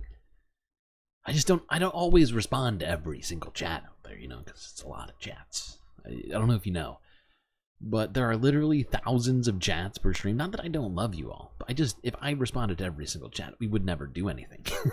We would just sit here and talk to each other. Which, I mean, I'm not mad at talking to you all, but I feel like we'd get a lot less done. But tell me that this, I'm sorry, we have to go back. You can't tell me that this guy does not look at least just a little bit like Rick Moranis. Like, come on. Am I losing it here? Come on. What? For a second, I was like, wait, who the... For a second, I literally thought it was him for a second. And I had to do like a double take. Protect themselves. Water in the ground, coming through the basement, foundations and stuff like that. Backing up toilets, we've gotten all of it. Middle of the night, you have to get up and clean and, get the water out. And I don't have a pump, so it's a lot of work. This DEP event giving away these kits was planned long before Debby even formed. The timing is perfect for this community to prepare for tomorrow night. And it hasn't exactly dried out since Tuesday, when the ground... Like, an older version. The version that I was thinking of is like, is Rick Moranis' long-lost twin, right? Like his... or like his dad like had like a baby with another woman or something like that, and they never met each other. He didn't get famous. He didn't have money, so he, you know, wound up losing all of his hair. Couldn't do anything about it. With like a hair club for men, stuff like that. Why are we doing Why are we doing this? How did we get here? This is my fault. I blame me. We should always blame me. That is a good strategy. Why is everybody saying that I saw both Bad Lefty saying that I hate chat. Now Inner Planet Janet saying that I hate chat. This is unacceptable. How rude. I love you all. Okay? Write that down.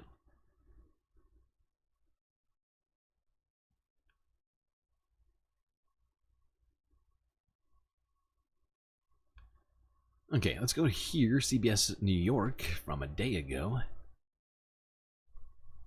Glen Cove homeowners say damage from constant flooding has been costly.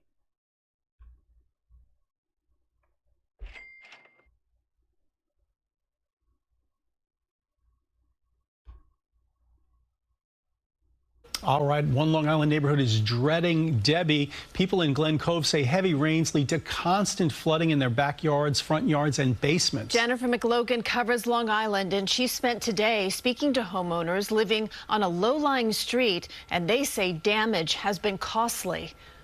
Glen Cove neighbors on Woolsey Avenue are united trying to save their properties. This is really bad. Torrential rains of the week caused another round of catastrophe.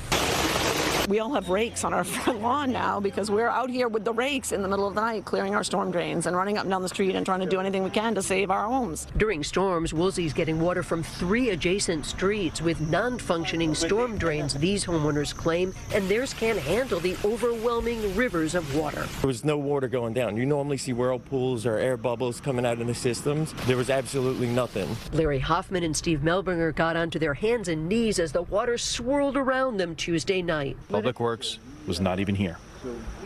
So you use plywood? Plywood, big roll of insulation, and a fiberglass board. Trying to Yeah, of course Public Works wasn't just there on the spot, ready with boards. I mean, come on. Like how many other places were flooding simultaneously? This guy's giving me big Matt Jonas vibes. He's Matt Jonasing right now. Why wasn't the county here to deal with this situation? It's very upsetting.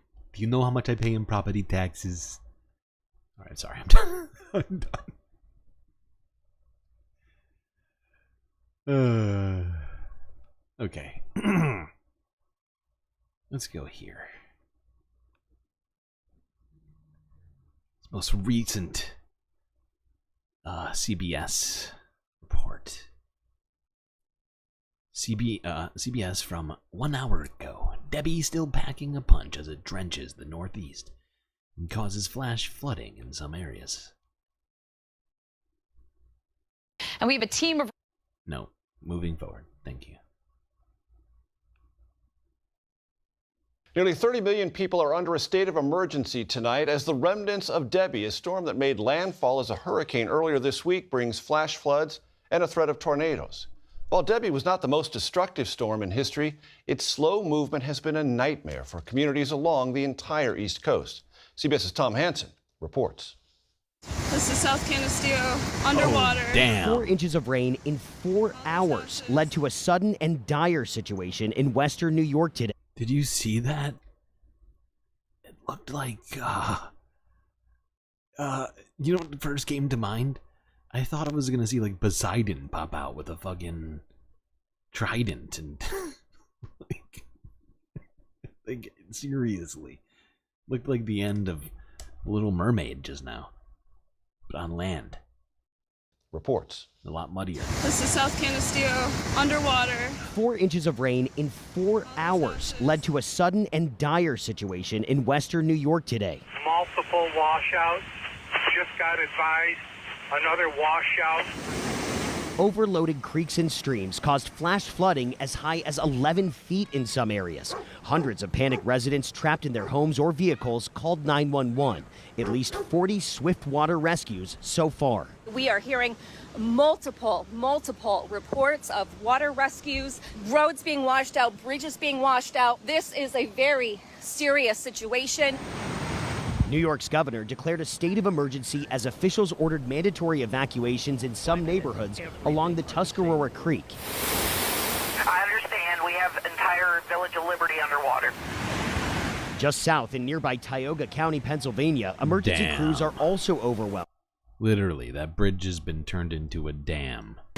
Just south in nearby Tioga County, Pennsylvania, emergency crews are also overwhelmed as torrents of water rip through neighborhoods. State authorities called for any and all boats and helicopters to help with rescues. This is unbelievable that it's torn this highway up. You just can't fathom how bad water can be. This is from a Category 1 hurricane that made landfall first in Florida. But because of its weird-ass path, it's coming up here and doing some fucking crazy shit. Fact is, it did this weird spirally sort of like DNA pattern where it came around one side of Florida, went back out to the ocean, came back and hit South Carolina, and started making its way back up. It's been real fucked up. I've been doing the Trump voice too much. I feel like sometimes I wind up doing the Trump voice accidentally. Bad. I don't know if it's even worth it. Is my Trump impression even good enough for me to be dealing with that? Good God. What am I doing to myself? Earlier this morning, the heart of downtown Annapolis was underwater, submerged in over 3 feet of floodwaters. Air travel was also impacted by the storm at a Charlotte airport, causing this plane carrying members of the Carolina Panthers to veer off the taxiway and into thick mud. A travel nightmare for airline passengers like Jeremy Durbin, whose flight was one of the 169 canceled at Newark Airport today due to dangerous conditions in the air. We need help. They need to have a better fix than to hand somebody a business card with a QR code. And CBS News has learned 4 flight attendants. Oh boy. You think my Trump impression has gotten very good? Huh. Well, thank you.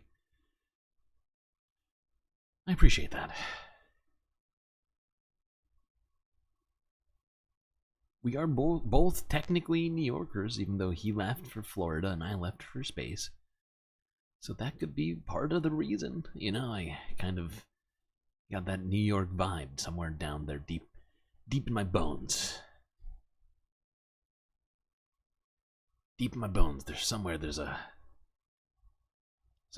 rat hiding underneath a pizza crust. A dirty alleyway.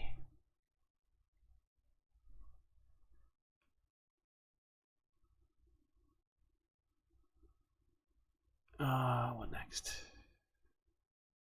Alright, I think that's enough, Debbie. We are 3.5 fucking hours in. And we haven't even gotten to global news. And we've got a buttload of global news to do today. Good God, who made this list? Who's in charge of this?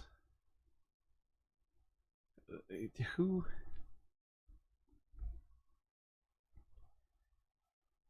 Did I make this list? That can't be possible. Alright, let's go here. Good point. At least there's no flooding in space. Let's go to this Reuters piece from a day ago. These fungi eat plastic from a German lake. What? It's science. I cannot believe it happened. No, go. Yep, there you go. The tube hates us. These fungi munch on plastic. Scientists analyzed how microfungi behave in this lake in northeastern Germany and saw they thrive on some plastics when there's no other carbon source to feed on. Out of 18 strains, 4 were particularly hungry. Our fungi could exclusively grow on some of the synthetic polymers and even form biomass. This is exceptional because it clearly demonstrates that these fungi are quite capable in degrading the synthetic polymers. The hope is the insight could help tackle the problem of millions of tons of waste polluting oceans each year. Now, I haven't done enough research into this study yet, but this is very promising. Well, not promising. This is very good news if it happens to be true and doesn't have any adverse environmental side effects. This would be amazing. The team said they believe the microbial plastic destroyers could be used in facilities with controlled conditions, such as sewage treatment plants. The so-called hungry strains made especially good use of polyurethane, which is used to make construction foam. Polyethylene, which is used in plastic bags and packaging, took longer to degrade. Fungi had the most difficult time with microplastics from tire abrasion, largely due to additives like heavy metals. Still, scientists warn it will take more than fungi to address the world's plastic use. I would suggest to produce less plastics and release less plastic into the environment.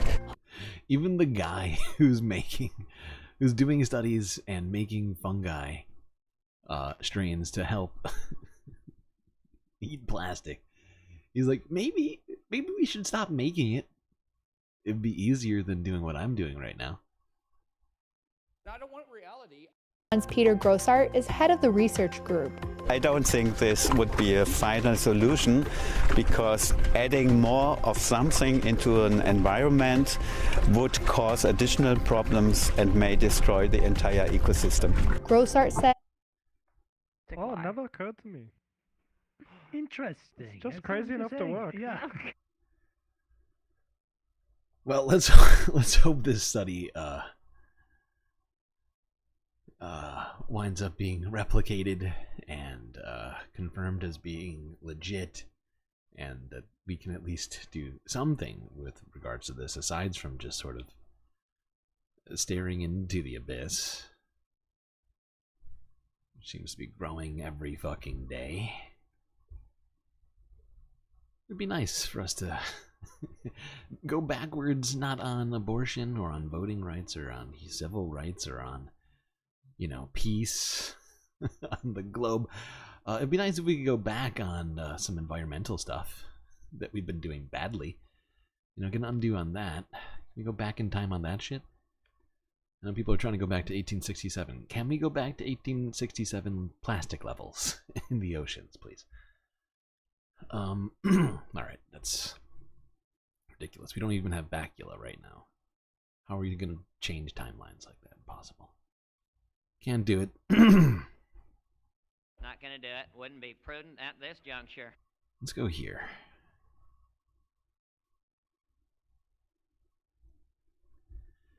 Got two stories here. Quickly gonna look at these. These are disturbing trends, both related to one another. Both Reuters reports, actually, from a couple of days ago, showing rising temperatures are forcing both people in Hungary and in Seoul, South Korea, to change their farming practices.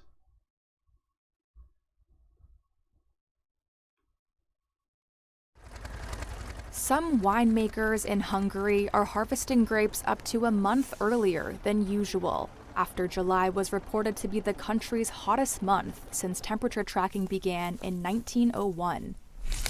Scientists say if the trend continues, Hungary could become too hot for producing white wine, including the renowned Tokaj. That's put pressure on Hungarian producers to adapt. Over 2/3 of Hungarian wine producers grow grapes for white wines. This is Laszlo Kerek, a 35-year grape-growing veteran. He is certain of the cause of Hungary's new reality. The reason is global warming. Yep. That says literally everything I want to say. Hungary, specifically in this case, wine producers are having to harvest early and are now considering completely changing varieties of grapes and completely stopping their growing of white wine grapes, which has been their sort of known, what do you call it? Yeah, like forte, I guess, and what they've been known for. And that's all because of, as this man said, climate change. So hot right now. Here's the South Korea. Let's go here. Oops, don't do that. As temperatures in South Korea rise due to climate change, some farmers are looking to grow crops usually more suited to warmer weather. In Ma Myung-sun's case, subtropical bananas. 73-year-old Ma is among a growing number of farmers adapting to the change in climate. He had low expectations when he planted the crop of subtropical bananas in his community farm. But warmer temperatures have produced a welcome surprise. Yeah. This guy in South Korea, who was a farmer, was dubious about whether or not he could even grow bananas, but decided to give it a shot. Turns out, South Korea has gotten hot enough for them to grow, which is not what it's not supposed to be that hot. That's hot. Okay, let's go here. Deep look from 3 months ago. Watch ferns get freaky. What the heck does that mean? Please explain. It's science.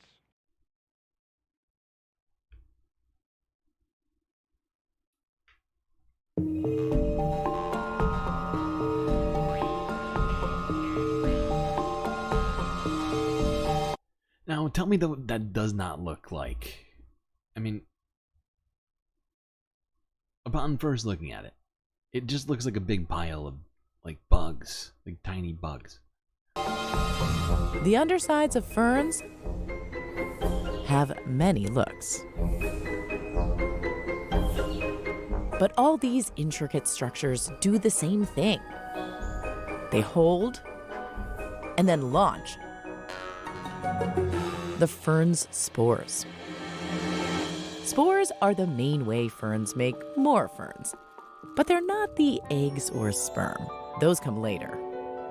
Since before the dinosaurs roamed, and plants grew sex organs called flowers. Ferns have been doing it through flying spores and swimming sperm. When the spores mature, a fern leaf comes alive. Look how things are moving under here. Each of these clusters is called a sorus, and every worm-like thingy is a sporangium, full of spores. The sporangium has an outer ring filled with water. When it's warm outside, that water starts to evaporate. The ring shrinks, making the sporangium crack open. The ring bends farther and farther back. The sporangium jerks forward and catapults the spores out. A single fern launches millions of spores. Each one grows into a gametophyte. But these pea-sized plants aren't baby ferns. Where their fern parent was asexual, the gametophytes make eggs and sperm in specialized organs. So yeah, I mean, this shit is insane. Like, I had no idea. Like, I thought I had a general idea how a fern worked. Then I watched this video and I was like, excuse me, what in the fuck is a fern? But the fact is that ferns started, they're so old, right? They started before, like, biology kinda was doing more not expected things. What was the word? Like, this, like, you know, ferns are just fucking ancient as shit, right? Like they, you know, like they just evolved completely different than so many things.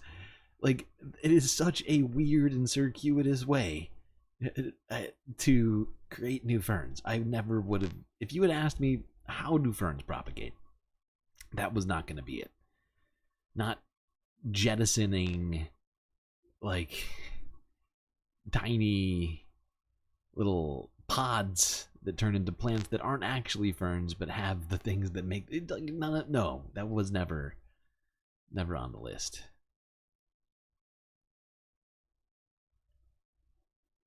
Circuitous is a funny word. So true.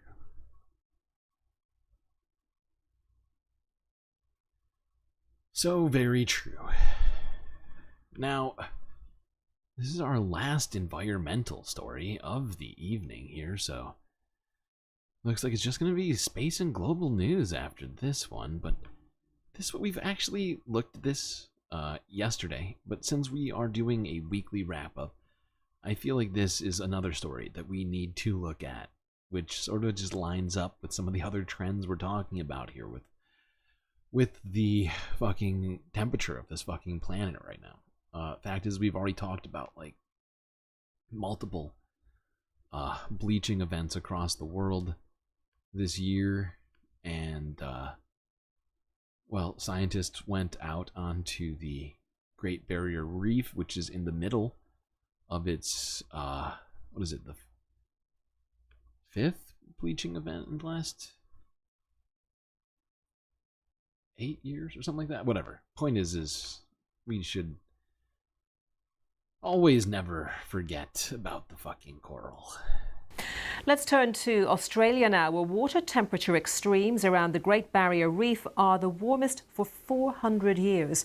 Over the last decade, it's resulted in more mass bleaching events of the coral. Scientists in Australia who have examined the skeletons of coral and historic data say the evidence is clear that the reef is in danger and governments have to act now against climate change. Victoria Gill reports. A vast natural wonder. The Great Barrier Reef is a colourful, living underwater ecosystem, but climate change is transforming it. It's caused 5 mass coral bleaching events here in just the last 9 years. And in a report in the journal Nature, scientists have shown that rising temperatures now threaten the survival of the reef. What is it like to see a healthy reef bleached? It's very white. Quickly, algae forms on top of the corals, which turns them a kind of brown color. Hold on, we're not gonna watch this whole thing. We watched this last night. I know, Bob. I know. Thank you for reminding me.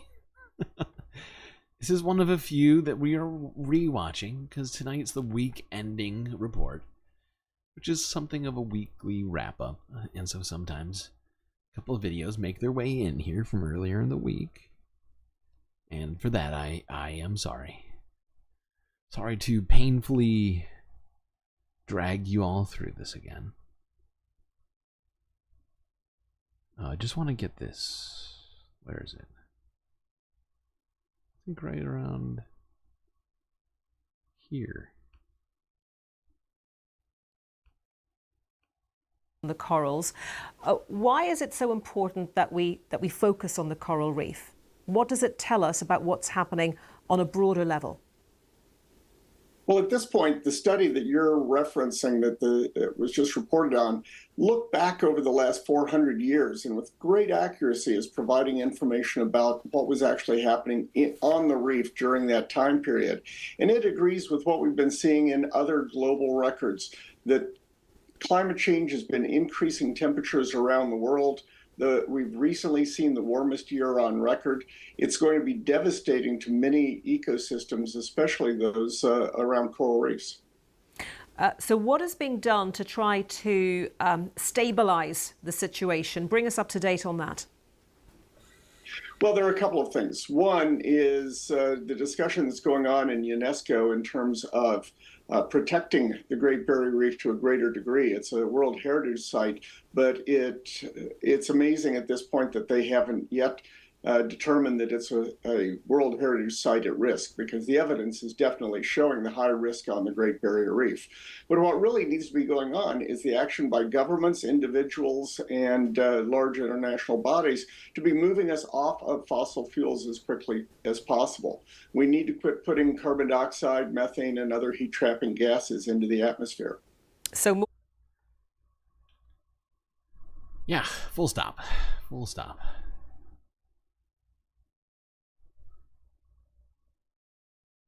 By the way, Bob, never be quiet. Never do that.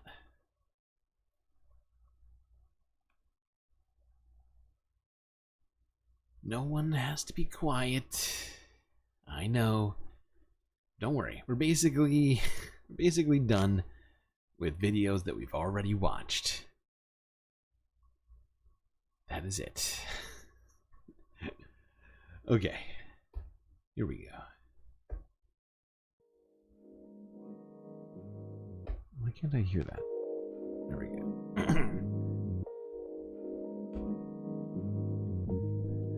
Final galactic intermission, everybody. I hope you've been enjoying the show so far.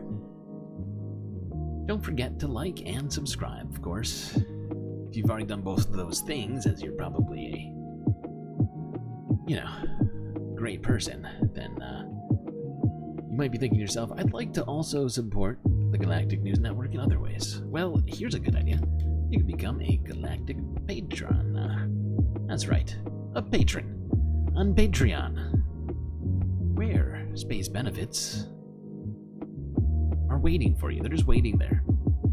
All you gotta do is click that link. $3 a month. That's all it takes to become even more galactic. It's true. It's true. But, speaking of subscribers and things like that, a very disturbing trend that I have been noticing, which I can't ignore, on YouTube, that nearly 50% of the views that I get on YouTube are from people who are not subscribed to this channel. I'm not sure how it's possible, but it's real. And if you're one of those people, why don't you ask yourself, what is happening? Is your thumb broken? Have you no sense? If you don't subscribe, you will literally never know when this stream is live. That is ridiculous. It's a ridiculous life to live. Don't do that. Don't do that at all.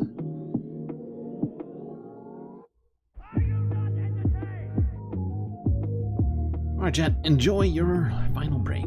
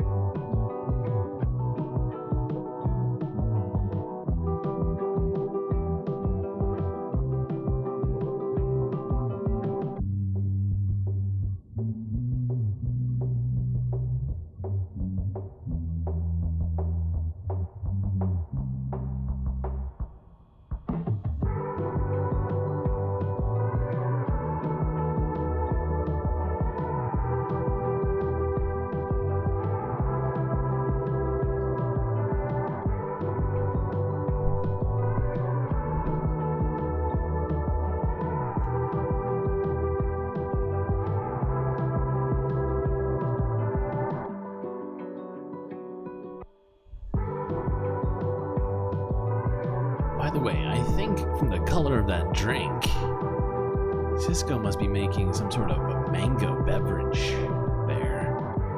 Looking very fancy.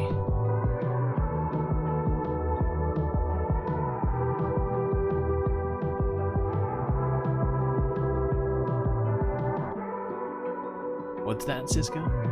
Oh, it's a Galactic Mango Old Fashioned. Wow, it's very... Wow. Cisco coming with the beverages tonight.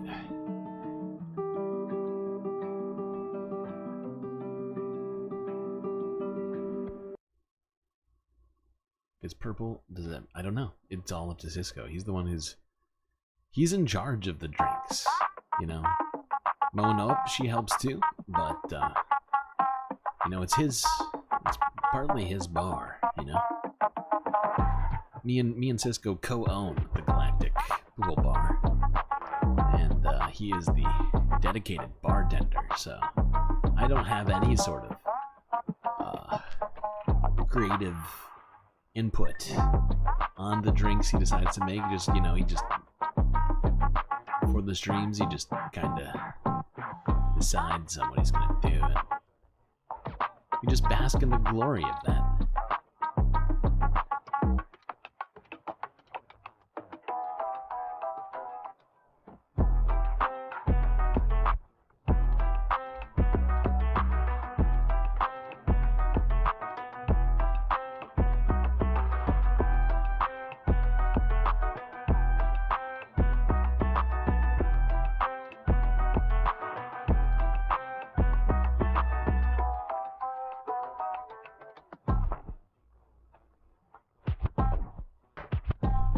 Okay.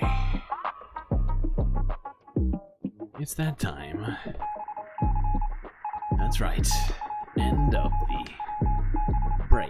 So you better get your butt back in here, as the global news is about to begin.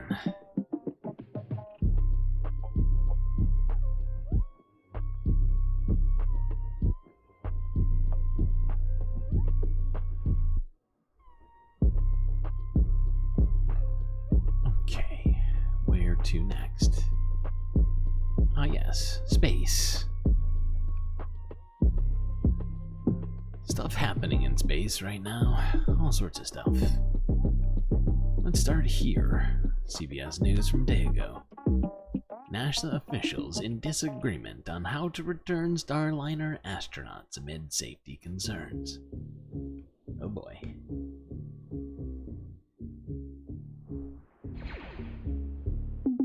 And liftoff of Starliner and Atlas V, carrying 2 American heroes, drawing a line to the stars. That was NASA launching Boeing Starliner 2 months ago after years of delays. The 2-person crew was supposed to be in space for just 1 week. But the 2 astronauts are still there aboard the International Space Station. And now NASA is saying they might not be able to come home until February of 2025. Yeah.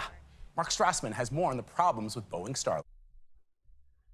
Okay, so yeah, these guys are stuck in space still. These 2 astronauts here are, well, you know, staying a lot longer than they were expecting. First it was 8 days, now it's potentially 8 months. Not going good.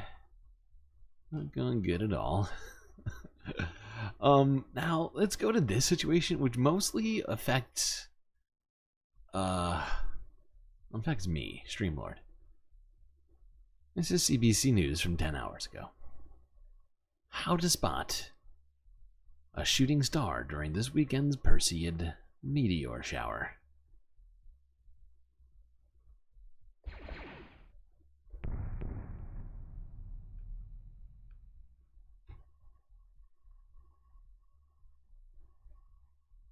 Hello, I'm Matt Galloway, and this is the Current Podcast. Attention stargazers and night sky watchers. NASA has a message for you. Get out of the city this weekend. Find the darkest outdoor location you can and look up. The most anticipated meteor shower of the year is set to peak Sunday night through to Monday. It's called the Perseid meteor shower. It happens every year, but this one is supposed to be extra special. Gary Boyle, also known as the backyard astronomer, is here to tell us why. He is an astronomy educator as well as a former columnist for the Royal Astronomical Society of Canada. Good morning, Gary Boyle. Good morning, Susan. Okay, why is this meteor shower in particular so special? Well, every meteor shower is special when people actually get out, as NASA says, get out of town and look up. I mean, the night sky has been entertainment for millennia. People didn't know what they were looking at, especially when it came to meteor showers or aurora, comets, whatever. But now we know what they really are, beautiful streams of debris from comets. So yes, the moon will not interfere too much this year. The moon will set about 11:30 midnight, depending on what night you go out. And really, it's not one of the best. Well, it's one of the best ones of the year, but it's the time period. It's summertime. People are on vacation at the cottages. Why not get out and really enjoy? Oh, okay. Now, unfortunately, for people such as myself, living or spending a great deal of time in space, all of you down there on Earth are protected by the atmosphere, which Earth happens to have. But no such thing up here, and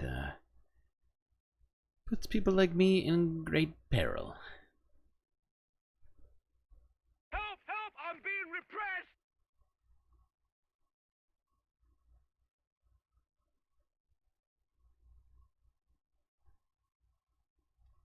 But seriously though, if you do have the ability to go out there and look into the night sky over this weekend, you might be treated to a lovely surprise. Or in this case, not a surprise, because now you know. But it would have been a surprise if I hadn't told you. Sorry for the spoiler. Okay, now let's move on. We are still going to talk about the UK riots before we go to the Olympics here today. Bunch of stuff happened over this week in the Olympics. But first, I figured we would give a little bit more attention to this fucking travesty that has been going on seemingly in the UK for at least a full week now. But I figured since Democracy Now! Did a piece, we'll talk about it some more. Here is They, a day ago. Tens of thousands rally against racism and Islamophobia in the United Kingdom following days of far-right rioting. Go, Amy. Massive rallies against racism and Islamophobia filled the streets of cities across the United Kingdom Wednesday as communities united to counter a recent surge in far-right violence. In recent days, British police have arrested 400 far-right rioters for carrying out a string of attacks in England and Northern Ireland, targeting Muslims and migrants. On Wednesday, thousands gathered in London to speak out against the far right.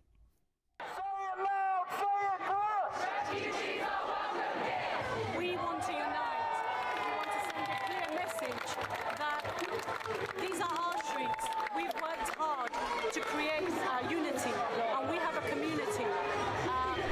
We're not going to let fascists, we're not going to let racists and the far right march here. That's basically why I'm here. And there's fear. They've spread a lot of fear. And I was fearful, but I thought, no, it's very important to be here and meet them. If they want to talk, let's talk. Well, my parents' generation went through... Let's be real though, they didn't want to talk. The far-right groiper, sort of angry young British person was not coming out to talk, right? These you know, these assholes who came out to attack mosques and to attack anybody that appeared to be Muslim or like an immigrant or whatever else that they perceived as being the cause of this stabbing that happened. I mean, it's just misplaced anger mixed with just racism and, you know, what was the other thing I was gonna say? Oh, and toxic masculinity, basically. That wasn't the word, but that's basically it. And ignorance. Yeah, good point, Narwhal. That too.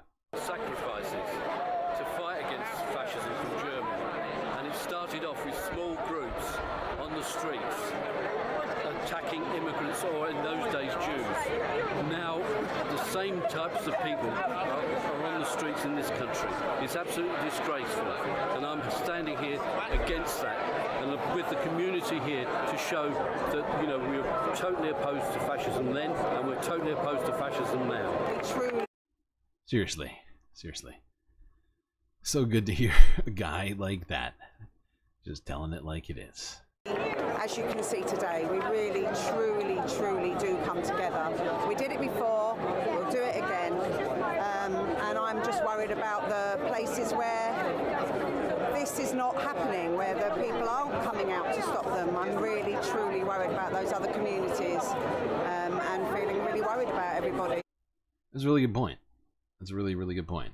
And hopefully there's no communities that are feeling, although I find it hard to believe that they aren't, at least to some degree. I mean, can you imagine? I know that most people here probably have seen some of the footage. Certainly looked at a bunch of it on this stream. But like the hotel being attacked that was housing migrants that they tried to light on fire, where they were screaming profanities and violent threats at the windows. I mean, how, you know, how could you not feel a certain level of fear and threat? Really worried about people's safety, my friends' children's safety. I've got a lot of people of colour in my network. I'm worried about the Muslim people, the people of all faiths that are suffering. Just don't need them, we don't want them. It's time to move on from this. I can't believe it's happening again. I was around in Thatcher years. I can't believe we used to get up in the anti-Nazi marches, and here we are again. Voices from a major anti-fascist protest in London Wednesday in response to far-right violence targeting Muslim and immigrant communities. Over the weekend, rioters raided and set fire to hotels used to shelter asylum seekers in northern England. The right-wing violence erupted after misinformation spread about a suspect in a recent stabbing that killed 3 little girls. Okay, hold on. We can't watch this whole thing, and I think a lot of us know many of these details already. At least I'm fairly confident of that, because we have been talking about it like every day. But they had on Faiza Shaheen, so we can't not listen to this interview. Hold on. There we are. There's Faiza. Might as well start around here. Visiting professor of practice at London School of Economics. She joined us in June after she was blocked from running for Parliament in Britain's general election after the Labour Party suspended her over social media activity and liking several posts. Welcome back to Democracy Now!, Faiza. Thanks for joining us. Explain what is happening. Begin at the beginning. The reason the far right is rioting across the country, and then this massive response in Britain by anti-fascist organizers and just the people of Britain.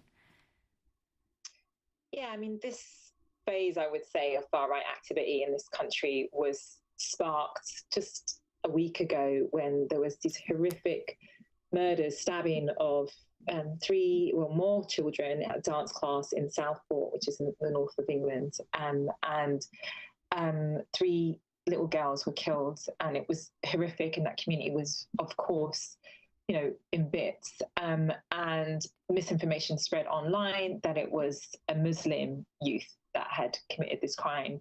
And immediately what happened was the far right came out, and more than that, online, you know, not just the thugs and the terrorists on the streets, but online, immediately a whole bunch of pundits, politicians on the right started, saying that this is because of immigration, and this is because Muslims are taking over, and this is, all of that sort of language that people were used to hearing, unfortunately, in different parts of the world, in the US. And then we had a pushback saying, oh, this person isn't Muslim. And so, we had the BBC, for instance, reporting this isn't a Muslim, but it was interesting even how that was said, as if they were a Muslim, then it would be okay to do what they were doing, which is going, attacking mosques, and that's what. That's a great point, because even if they were Muslim, even if they were a migrant, none of this would be acceptable. None of this is acceptable behavior, right? And what's crazy is, and I think democracy now is fully aware of what they're doing here, in a good way, right? Like, because they're bringing to light something, FISA specifically, right? Because she is a Muslim who was in the Labour Party, who lost her seat, not by election, but was ousted for being pro-Palestinian publicly, by liking a post from years ago, if I recall correctly. And it was absolutely ridiculous, and an example of this sort of, not even covert, just like obvious sort of like anti-Muslim sort of behavior. But you would have expected this maybe from the Conservatives, but it came out of the Labour Party, right? Which kind of shows you just how pervasive it's all been. And sort of just left and not really, hold on. oh God. Sorry. What was I saying? We're just hasn't been just a purely right-wing problem, but it has been much more pervasive there, of course, and much more blatant, with people like Nigel Farage on that list, among others. I mean, I feel like you don't even have to really go anywhere after you say Nigel Farage, but you get what I'm saying. Anyway, let's listen to a little bit more of this. First started, and then just an emboldened, organized far right on the streets around the country, stopping cars, pulling people out of cars, beating them up, pulling hijabs off women, going to areas where they know there's a lot of immigrants and Muslims, and smashing cars, smashing homes. I mean, just a whole spate of terror caused so much anxiety and fear amongst the community. There's been a few reactions off the back of that in the last week. So we've had the government reaction, which has been more focused on law and order. Of course, these people need to be arrested. It's taken them a while to get to the point to be able to call it racism and Islamophobia. Actually, quite a lot of pressure has been put on for it to be called that. Secondly was the media reaction, which has been really upsetting. I mean, we've heard on the BBC them call these rioters, and they've called it pro-British marches, which is just so upsetting. Seriously, pro-British. That's excluding anybody Muslim, right, or an immigrant, right? I think we know which British people they're talking about when they say pro-British, and it's ugh.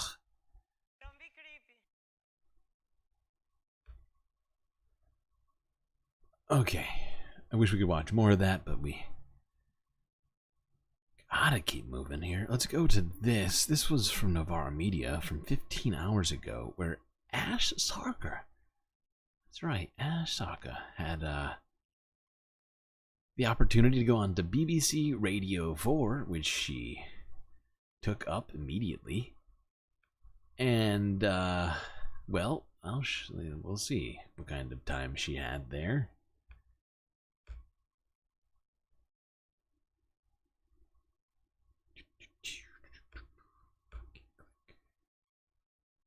Novara Media's very own Ash Sarkar recently went head-to-head with Matthew Goodwin on Moral Maze on the topic of race riots in Britain. Hey, Matt. Quick question. Do you think I'm English? Yes. I don't see the relevance of that question. I think, as Tim said in his opening remarks, there's a I don't see the relevance of that question. We just got done talking about how those marches were categorized, those riots were categorized as pro-British. So, that could be part of it.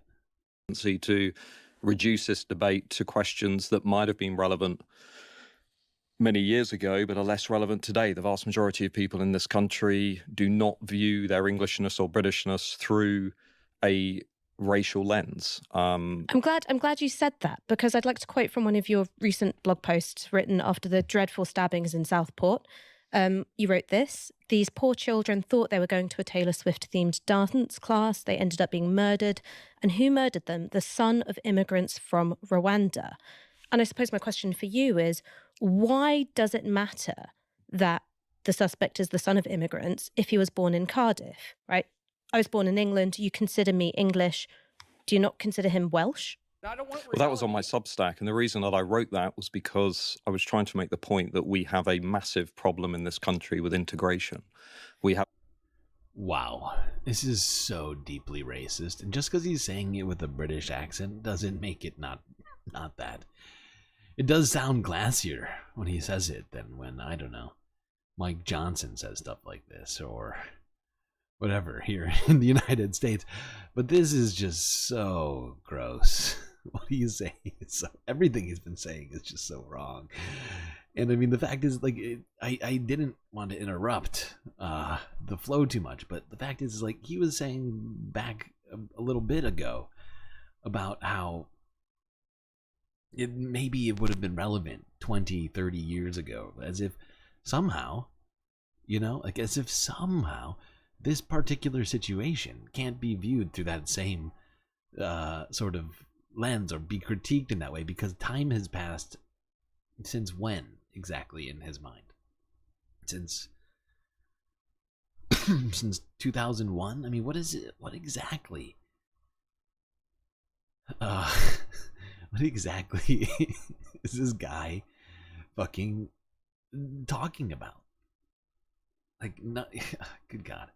Massive problem with absorbing millions of people who have come into Britain, principally over the last quarter century. And we can see that. It's instantly obvious to anybody who lives outside of... Absorbing people. You mean people who, like, left the countries that Britain sort of raided or colonized or otherwise sort of oppressed? Is that what you mean? And then ask those very people for help during things like, I don't know, world wars and stuff like that? I'm 25, lots of people in London too. What we have essentially done is pursued a model that has prioritized group difference, and particularly on the left of politics, I would argue, has allowed minorities to celebrate their distinctive identity, culture, history, but has not allowed the majority to do the same. In the context of everything that has happened in this country in recent years, from British Muslims blowing up children at pop concerts, or people from Wow. This guy's gross. Backgrounds, recent illegal migrants, asylum seekers committing sexual assaults and rapes and so forth. Wow. To what we... And British people don't do that. Or, and specifically, I think what he's saying is white European British people don't do that. That seems like what he's saying. Without saying those specific words, he's just using different words to say it. And 7/7, etc., over the last 20 years, it's very obvious, I think, to lots of people in this country that the model of multiculturalism, which I think we first had an interesting debate about it in 2001 around community cohesion and Ted Cantle. We then had a debate about it with Trevor Phillips, so we sleepwalking to segregation. We then had another debate about it in 2011 with the England riots. We haven't answered this question. How are we going to build an integrated society? Imposing mass immigration on this country while thinking that we can integrate this country at the same time is not a serious answer to that problem. So the crucial... Integration of society, that's the problem. Multiculturalism. That's why. That's why things are bad. I see. Wow. That guy is concerning. He's a concerning human being. None of this. I feel like none of this should be getting said by anybody. But he's just saying it. He's not even, he's really not even trying to mask it. And just to quote from that, you say that the share of the country's population that identifies as white British is forecast to become a minority group around the year 2070. Those who oppose these great inflows and do not embrace the rapid ethnic change they cause wonder why it is that politicians seem unable to stop them. Now, we can all agree the reason why there is a declining percentage of white British is because of the growth of Asian British, Black British, mixed race British people.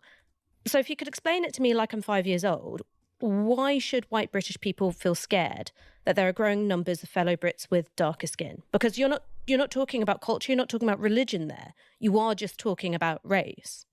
Well, lots of people put a value on the identity of the majority group, including members of minority communities. Profound demographic shifts of the... Ugh. He's basically saying Nazi stuff right now. Like, put a value on, British genetics. Majority group, including members of minority communities.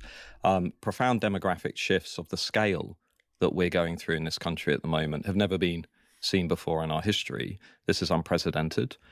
We are going to see over the next 12 years alone another 6.5 million people come into the country, 6.1 million because of migration. Migration is going to be responsible for 90% of all of our population growth over the next decade.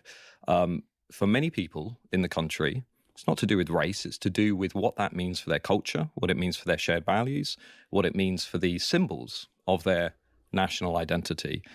So I think we need to have a very open, honest, challenging, hard-hitting conversation about what it means to be British and how we're going to promote integration. And I think these riots and disturbances... Why can't being British mean different things to different people? Why does it have to be some sort of homogenous, seemingly Judo-Christian kind of thing that's going on here? To be very, very weird. Don't be creepy. Are going to trigger that debate. I think it's inevitable. We cannot go back to what we had before this week. Ash there asking the million-dollar question, which is, why is the changing skin colour of British people so scary?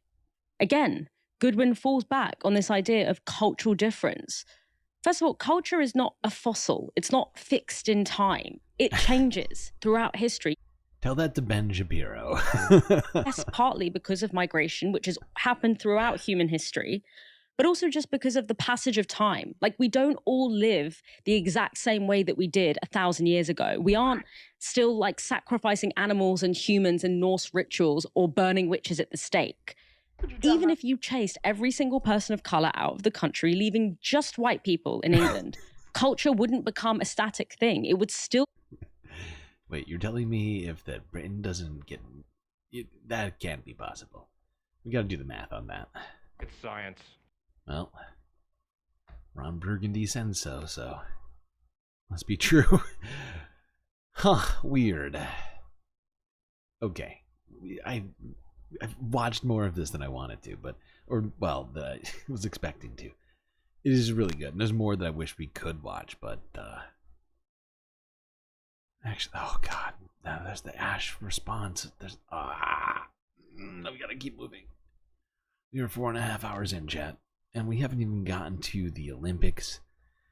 And there's other stuff happening aside from the Olympics. I know it's shocking to hear that, but there's other things happening.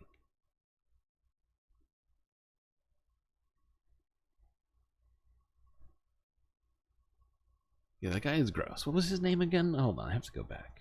What's this idiot's name? Matt Goodwin. Or like Matt Douchewin.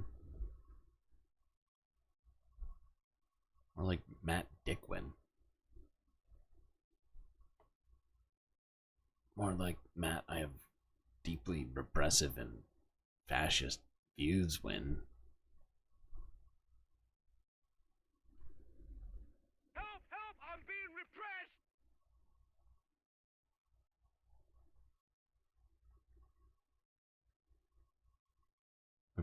let's go to the Olympics, which I just referenced. We're gonna do it. We're gonna basically do it in chronological order, since it is the week-ending report here. Let's start here. This is a story I missed earlier in the week. This is from E! News 4 days ago. Swimmer Luana Alonso kicked out of Olympic Village for being, quote-unquote, inappropriate. I mean, this woman is dangerous, ladies and gentlemen.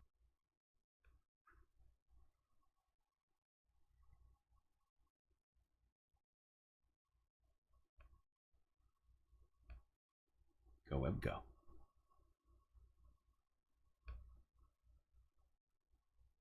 Paraguayan Olympic swimmer Luana Alonso is the latest athlete to be kicked out of the Olympic Village. In a statement by Larissa Scherer, the head of the Paraguayan Olympic Committee, to the U.S. Sun, the 20-year-old athlete is being accused of creating a, quote, inappropriate atmosphere. Per the outlet, the statement also reads, quote, we thank her for proceeding as instructed, as it was of her own free will that she did not spend the night in the athlete's village. E! News has reached out to the committee for comment, but has not yet heard back. While it's unclear what type of inappropriate behavior she's accused of, according to local media reports, Luana spent a night out in Paris and went to Disneyland rather than staying to support teammates after finishing 6th in the 100-meter butterfly heat. I don't understand. After the race, Luana announced her retirement from the sport on Instagram. She wrote in her post, quote, it's official, I'm retiring from swimming. Thank you all so much for your support. She adds, quote, sorry, Paraguay, I just have to say thank you. Luana shared an emotional message in a follow-up post, writing, quote, swimming, thank you for allowing me to dream. You taught me to fight, to try, perseverance, sacrifice, discipline, and many more things. She's not the only Olympian who's causing a splash at the Paris Olympics. Brazilian swimmer Ana Carolina Vieira was dismissed from the Summer Games after being reprimanded for leaving the Olympic Village with her teammate and boyfriend Gabriel Santos on Friday, July 26th without clearing it with the team. The Brazilian... Okay.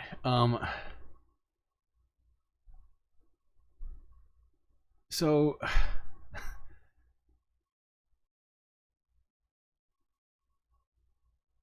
Hold on, where is this? You achieved 50 likes? Wow, impressive. Late game. Chat's got the late game going on right now. 50 likes. 4.5 hours in. Hold on.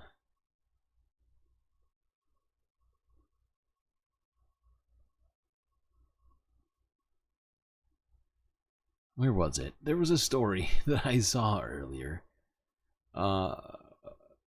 Essentially explaining this. Where did I put it? God damn it. But basically, they just felt that she was being too sexy off the outside of the swimming pool and was ejected from the Olympic Games village. I mean, this woman is dangerous, ladies and gentlemen.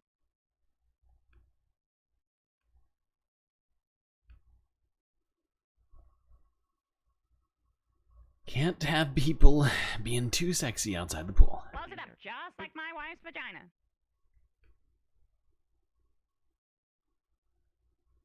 Okay. Now, I'm being a bit, what's the word? Reductive. But I don't mind that I'm doing that. Because that's not a very serious story. Let's go here. This is a much more serious story, which we actually discussed earlier, but I think is genuinely concerning. And here's Reuters from 2 days ago. Athletes and Human Rights Watch decry the Olympics hijab ban. Yep. Crosses not banned. Star of David not banned. France, can you smoke weed in France? I don't know. I'm trying to think. Rastas might be out of luck. But let's watch this. This Olympian called the ban on French athletes wearing the hijab upsetting. It was upsetting because the whole world now speaks about freedom of choice, and they ask everyone to express themselves and everything. So when I saw this, I felt that why specifically this happens with hijab. It was very upsetting, to be honest.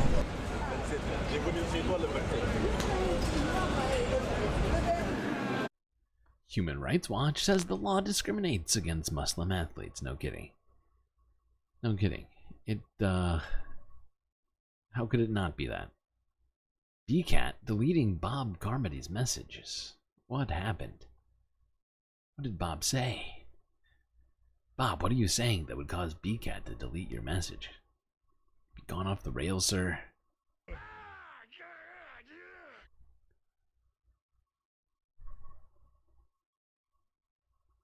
Was it unintentional? Did you? It was an unintentional. It was unintentional delete. I see what happened.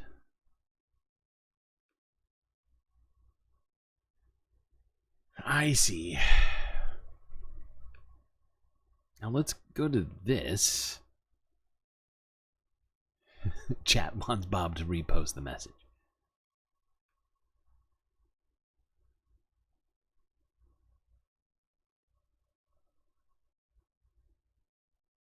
It's a bold strategy, Cotton. Let's see if it pays off for him. Okay, let's go to this. This is from today. 1 day ago. That's weird to say. This is from today, 1 day ago. Today, I'm just going to say Today News, even though it's not in the channel name. Today News from 1 day ago. Oh, that's much better. U.S. figure skaters awarded 2022 Olympic gold after Russia's scandal.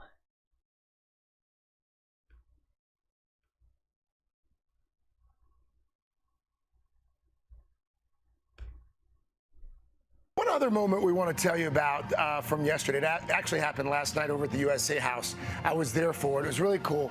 A special medal ceremony. The U.S. figure skating team finally received their gold medals from the Beijing Winter Olympics more than 2 years ago. All 9 members of that team were on hand for the celebration. Medals never handed out in Beijing after a Russian skater tested positive for a banned substance. Just last month, after a 2-year investigation, the U.S. team officially confirmed as Olympic champions. So, yeah, not something that actually happened from the 2024 Olympics, but it happened at the 2024 Olympics regarding the games, Winter Games, specifically from 2 years ago.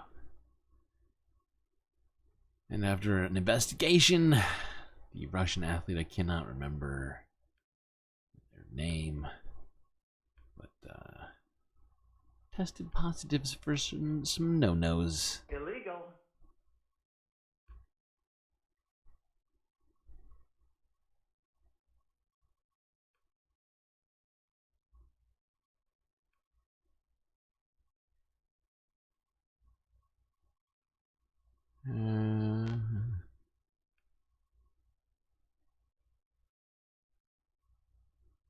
Oh shit, I forgot to add that in here. Son of a...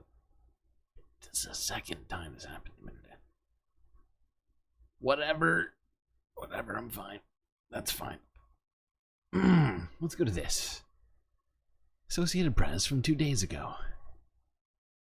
Mystery Paris street artist Invader glues up new work to celebrate the Olympics.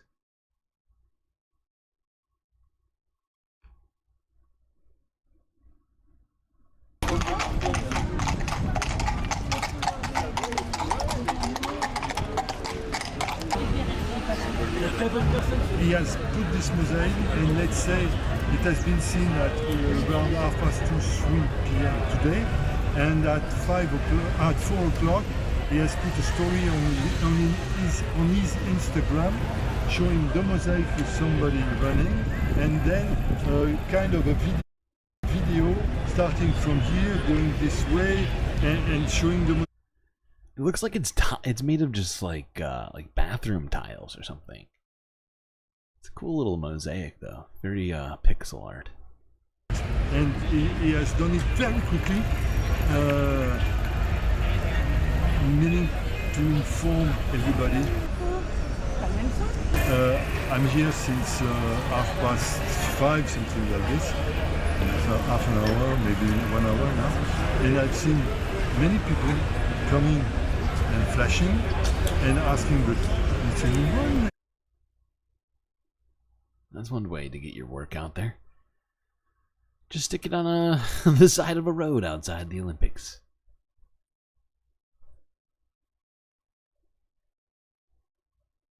Alright, here's another story that we talked about all week that has essentially come to a close. Will the outrage continue? That is yet to be seen. But I'm sure most of you are familiar with Algerian boxer Aman Khalif, who has been the center of a boxing, well, really a Groyper-centric controversy. The boxing is really irrelevant to the people upset about it. They're just feigning concern about something that they literally couldn't give two fucks about. That being women's boxing, specifically women's Olympic boxing. However, she has been, as I said, sort of at the center of a fucking very annoying controversy relating, well, just essentially transvestigation. She was accused of being trans.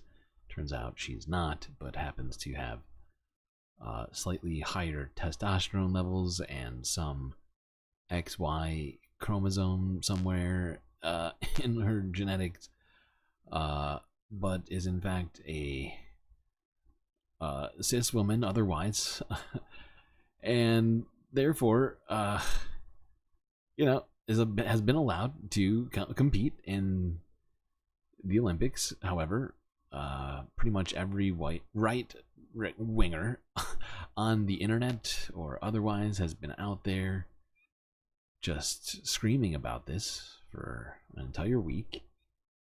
We've heard about it ad nauseum. We're gonna hopefully not have to talk about this anymore. Let's go here first. Sky News Sports from 4 days ago.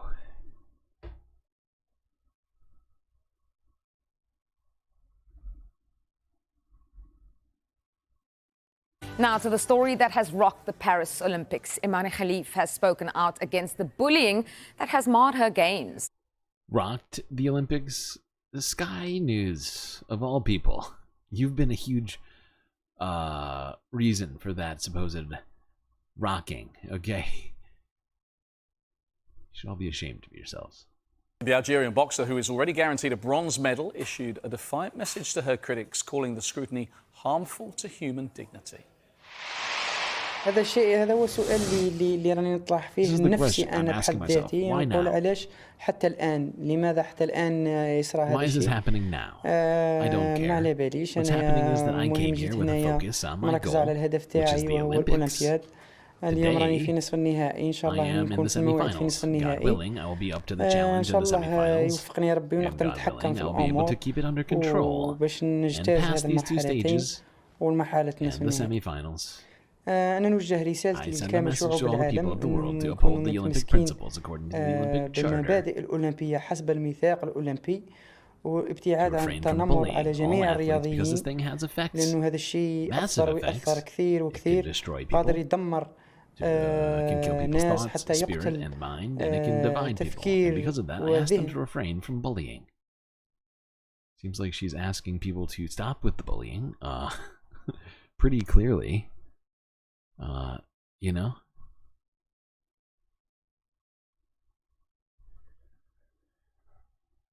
Now, here is hopefully the end of all this talk. I'm sure nobody will talk about it anymore after this.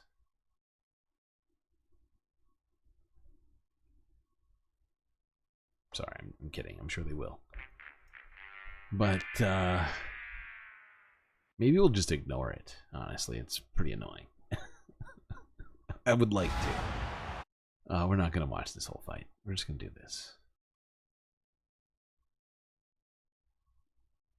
Know how to come from behind when you're always ahead. The end of an unforgettable fortnight. We'll see Imani Khalif atop the podium. Look, the other fighter, who is, I believe, Chinese. Yeah, they go in and look at Unforgettable fortnight. We'll see Imani Khalif look atop at the podium. sportsmanship. So yeah, she has taken the gold medal in boxing. I'm sure there won't be any right-wingers coming out to continue their crying. No, that won't happen. Don't worry, chat. Won't happen. Sports make people weird. No kidding. The fact that transvestigation is a word, you're right. It shouldn't be a word, but it really shouldn't. But it somehow has become one, and we are all worse off for it.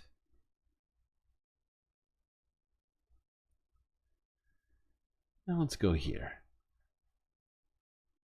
This is from 15 hours ago, where Snoop Dogg welcomed the breaking of ground, if you will, in Olympic Games history, as break dancing is now an Olympic sport.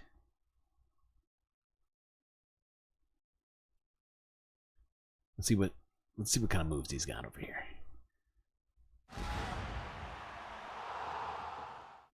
What are we going to be looking for? So here we look at Snoop Dogg. We got Snoop Dogg in the house. It's really been nice to see hip hop culture embracing this event. We're all going to be watching breakdancing from now on at the Olympics, so let's hope that's good. Now, unfortunately, I had it ready, and now I don't. No, I don't know. I was going to watch a little tiny part of it, but fuck it, it's fine. We'll be fine. We got to keep moving on.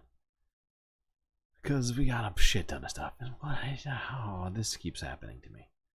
How are we 5 hours into this? They're paying Snoop Dogg $500,000 a day? Is that true? Is that true? Wow, that's a lot of money.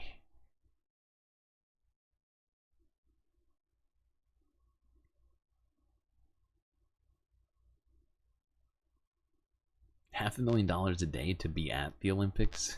Not just to be at the Olympics, but to be a celebrity at the Olympics, to get to do whatever the fuck you want, basically, in between these sorts of things. My God. Living the life. Snoop Dogg.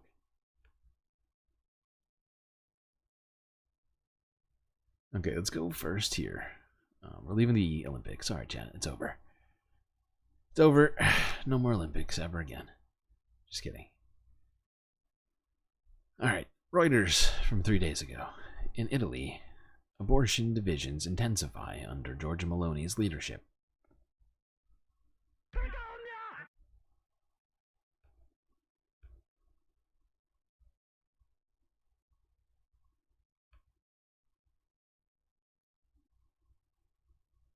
Whoa, what just happened? When Linda Fecchi from Naples shared her experience of stigma and abuse while undergoing her abortion on social media, many Italian women offered their support. But the 33-year-old singer says she also faced criticism and insults, revealing intensifying national divisions over reproductive rights under Prime Minister Giorgia Meloni's leadership. I felt a kind of responsibility as a citizen, but also as an artist, to convey the message that abortion is a right. Fecchi first visited Naples' San Paolo hospital, where a gynecologist questioned whether she really wanted to abort. The doctor also claimed her pregnancy was further along than would have been possible, given when she last saw her long-distance partner. A subsequent scan from another private gynecologist confirmed the pregnancy was at an earlier stage, The head of gynecology and obstetrics at Sao Paulo said he was sorry to hear that Feki had a bad experience and would meet her to clarify the situation. Wow. How nice. Aren't I a good guy? How nice. She finally underwent the procedure at the Caldarelli hospital. The singer said she was immediately reprimanded about her pregnancy. This hurts. It pisses me off because there should be no judgment towards a choice that should be and is our right. A spokesman for the Caldarelli hospital said it was in contact with Feki to discuss the matter, which she confirmed. Abortions in Italy are legal within the first 3 months. Beyond that period, they're permitted if the mother's mental or physical health is seriously endangered. But bureaucratic... The first 3 months is 12 weeks. It's 12 weeks. This is ridiculous.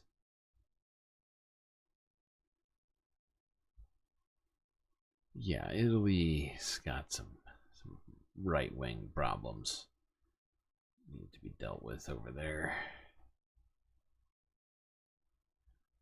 Unfortunately, not just for women, but for a number of different groups in the country.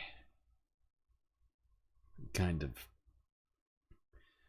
watching it from afar on this stream, I feel like we don't look at too much stuff with Italy, but many of the things I feel like we've been seeing lately are adding up to something of a concerning little trend.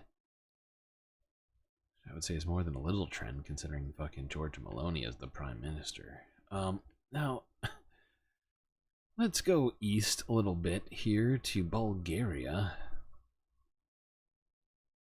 where protesters rallied outside of Bulgaria's parliament to denounce a recent ban on LGBTQ+, quote-unquote, propaganda in schools.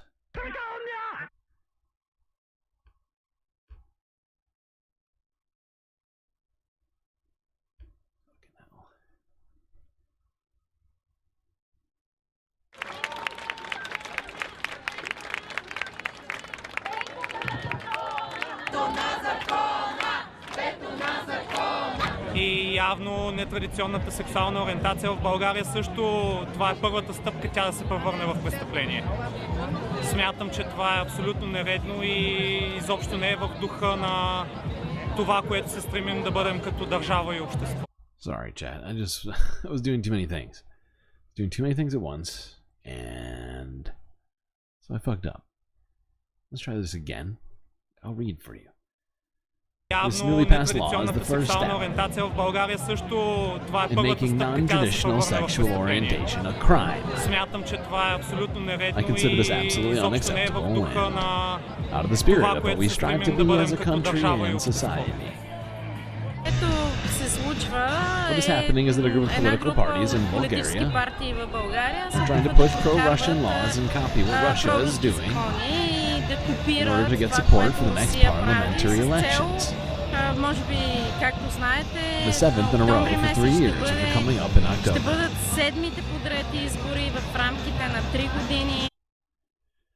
That is unfortunate.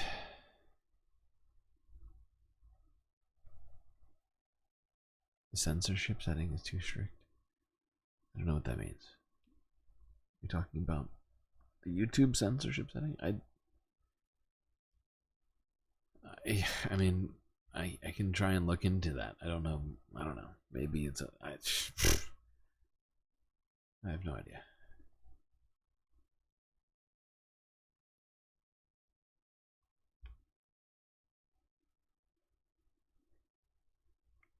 What am I doing? Oh yeah.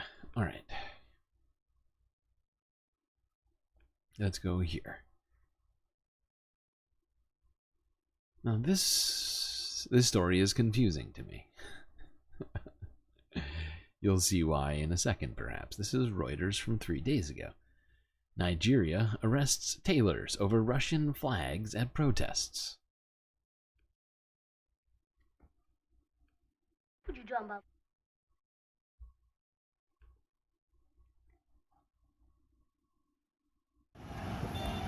This footage from northern Nigeria shows Russian flags being waved during anti-government protests on Monday.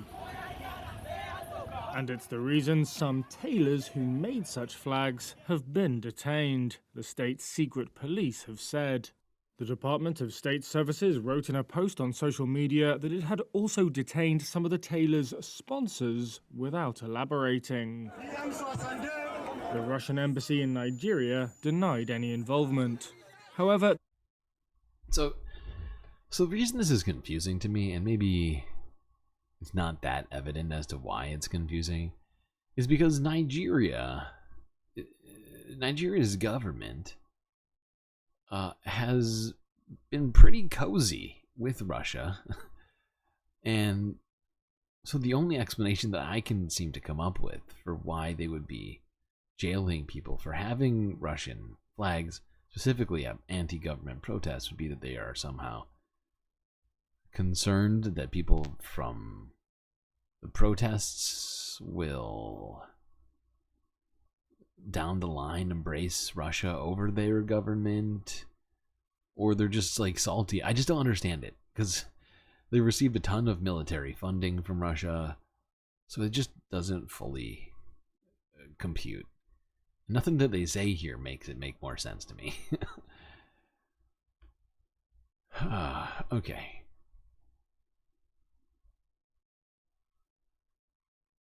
Now, let's go here to talk about this. Although I feel like maybe we might need to skip some of this. Fucking hell. How do we have this much to do? How are we at 5 hours? I am going so slow today, chat. I'm sorry. Just been having so much fun. Talking about so much important shit. Now we're just like crunched for time. Let's go here.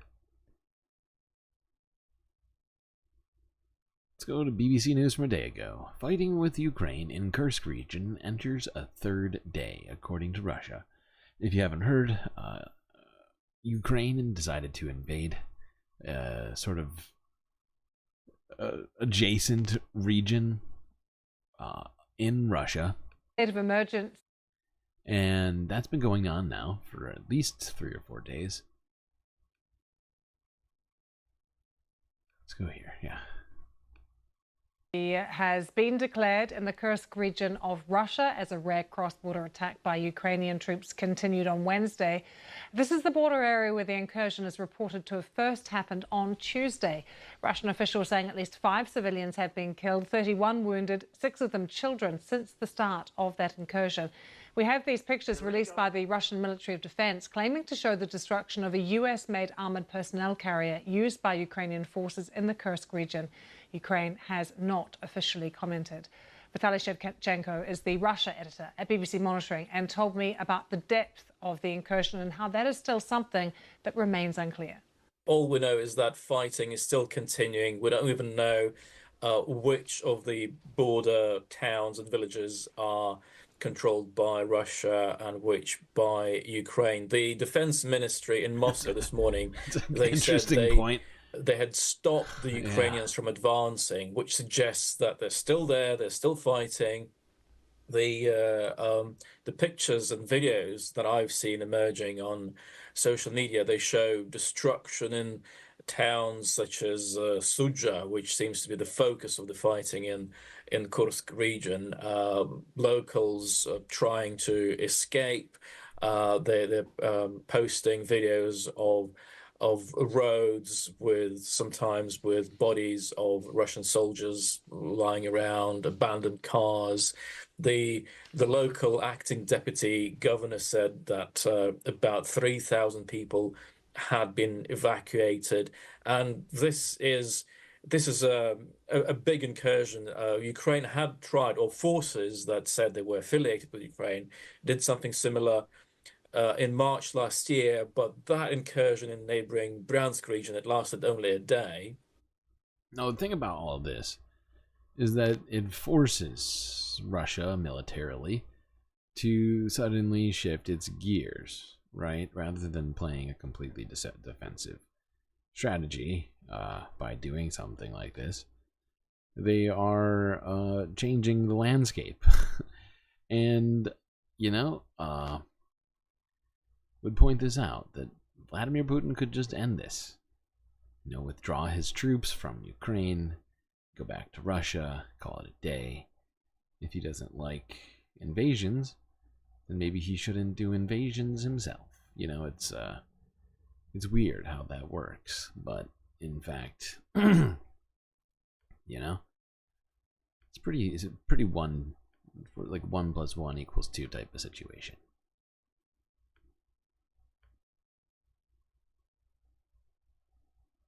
Putin would lose face. Yeah, sure. It's true. That's true.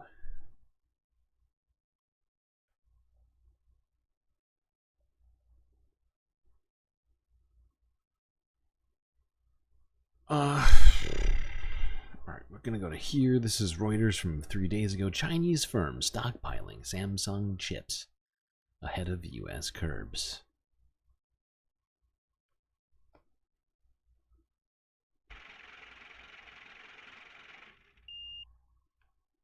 Oops, no, that's not the right one.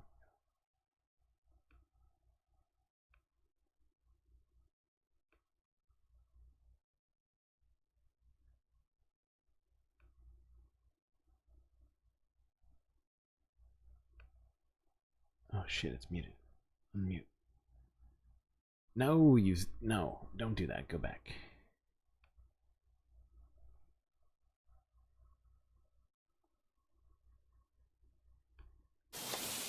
Chinese tech giants like Huawei and Baidu are stockpiling Samsung's cutting-edge AI chips as they await new US curbs on exports of the semiconductors to China. That's according to 3 sources. These companies, along with startups, have reportedly ramped up their buying of so-called HBM chips since early this year. One source said this has helped China account for about 30% of Samsung's HBM chip revenue in the first half of 2024.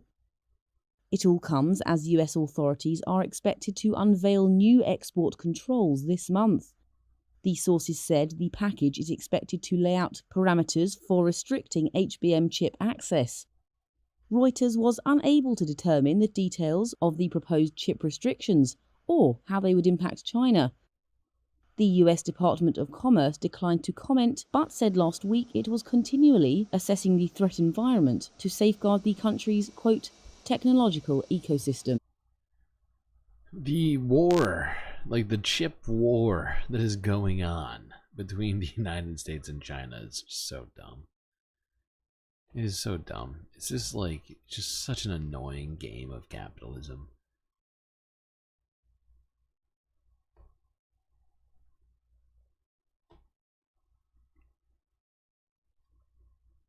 And the fact is the United States government is just, because of their obsession over this and like unwillingness to sort of work with China, at least as it comes to this, like, has cost taxpayers billions of dollars. You know,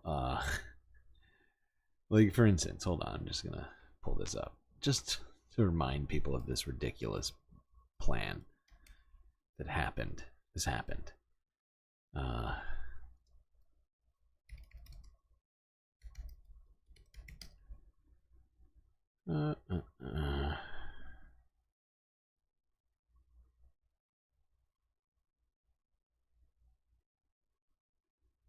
Okay. So, multiple companies receive billions of dollars from the United States government to produce chips in the United States, right? Just to make them here, not to give us free chips. You're not going to get a free, you know, you're not going to get free chips from any of these companies I'm about to list, but they all receive billions of dollars. Companies like Taiwan Semiconductor and Samsung both received over $6 billion each. Companies that are they're not from America. You know, Taiwan, it's in the name for TSMC. Samsung is obviously South Korean. Both companies received billions of dollars just to make chips here in the United States. That's it. They just had to say that we'll do it. And they got billions of dollars over this war between the U.S. and China that's being waged purely economically and in military sort of posturing, but nothing more than that. And yet these sorts of things are being done that make, honestly, not a ton of sense. It's not like the United States government, for giving these companies billions of dollars, is getting a single share of stock in either company, nor will they be sharing any sort of revenue from any of this. It's just so that those factories are in the United States. Some of them haven't even been built yet, and it's very annoying to me, right? Like, it's one of these sort of like neoliberal policies that just really frustrates me. It's like, just gives money to people who are already really rich and doing fine, just to fill like some sort of capitalist manufactured problem. Okay, now let's go here. As I think everybody has been paying at least some attention to this, because we've talked about it for weeks on this channel here. But let's go to Bangladesh quickly, as things have drastically changed in the last few days in Bangladesh. If you're not aware, the protests that were going on there have now ended after Bangladesh's leader, Hasina, oh shit, what's her last name? I can't remember her full name. But the leader of the country of Bangladesh fled the country to India, and essentially the parliament now has been dissolved, and things are a-changin' in Bangladesh rapidly. Sheikh Hasina, thank you. Bangladesh's president dissolved parliament on Tuesday, clearing the way for an interim government and new elections. Hundreds gathered on the grounds of Bangladesh's parliament house. Hold on, we're gonna skip this one. We're gonna go straight to this one. This one shows footage on the ground here after people stormed the residence of the prime minister.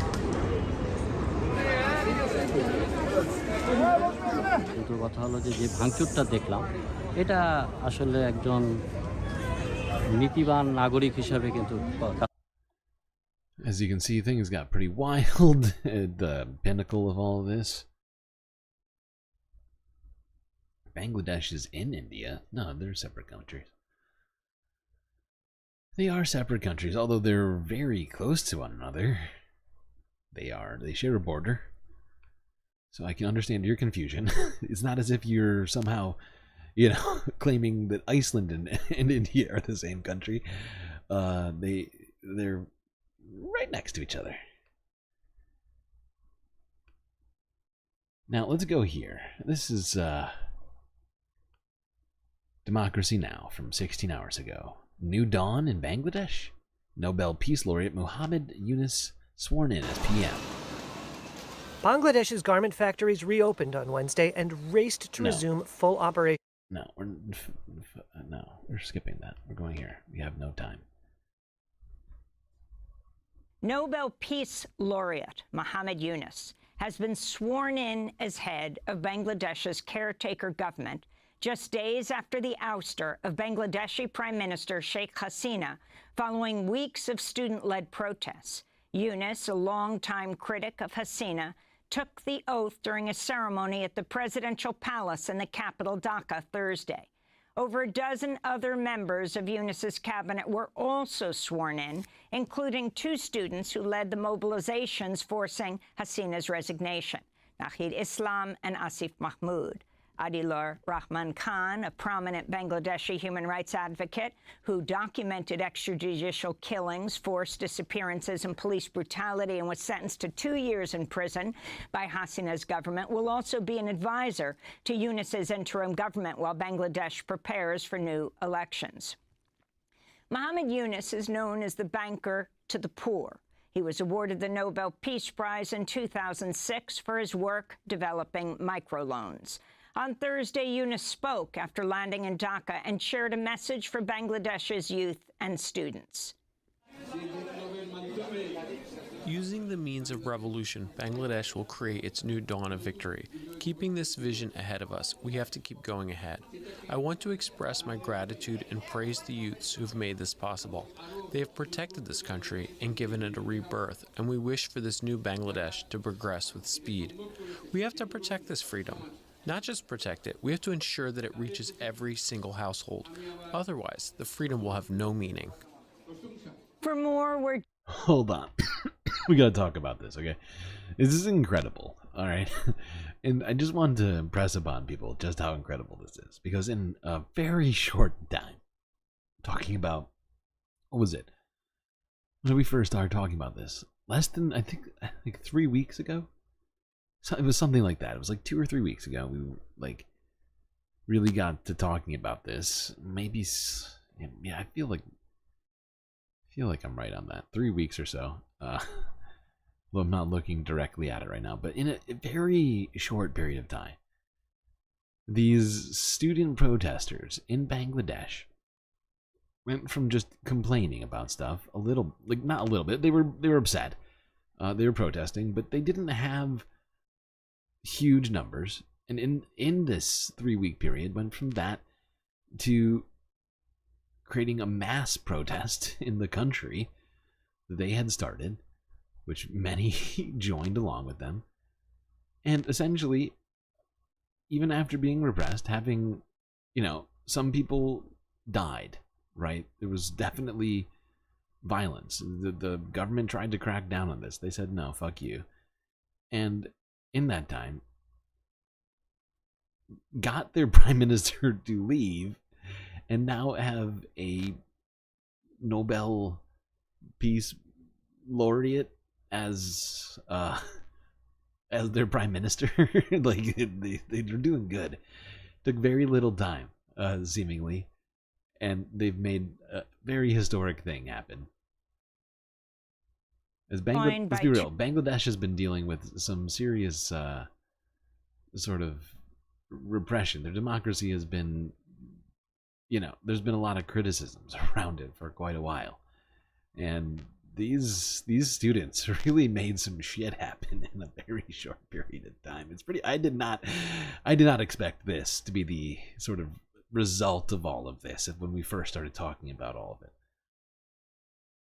Yes, but we begin in Dhaka, the capital of Bangladesh, with Shahidul Alam, an acclaimed Bangladeshi photojournalist, author, and social activist who's documented human rights abuses, political and social movements. We welcome you to Democracy Now! In 2018, Bangladeshi police arrested Alam from his home over comments he made during an interview with Al Jazeera critical of the government's violent response to nationwide student-led protests at the time.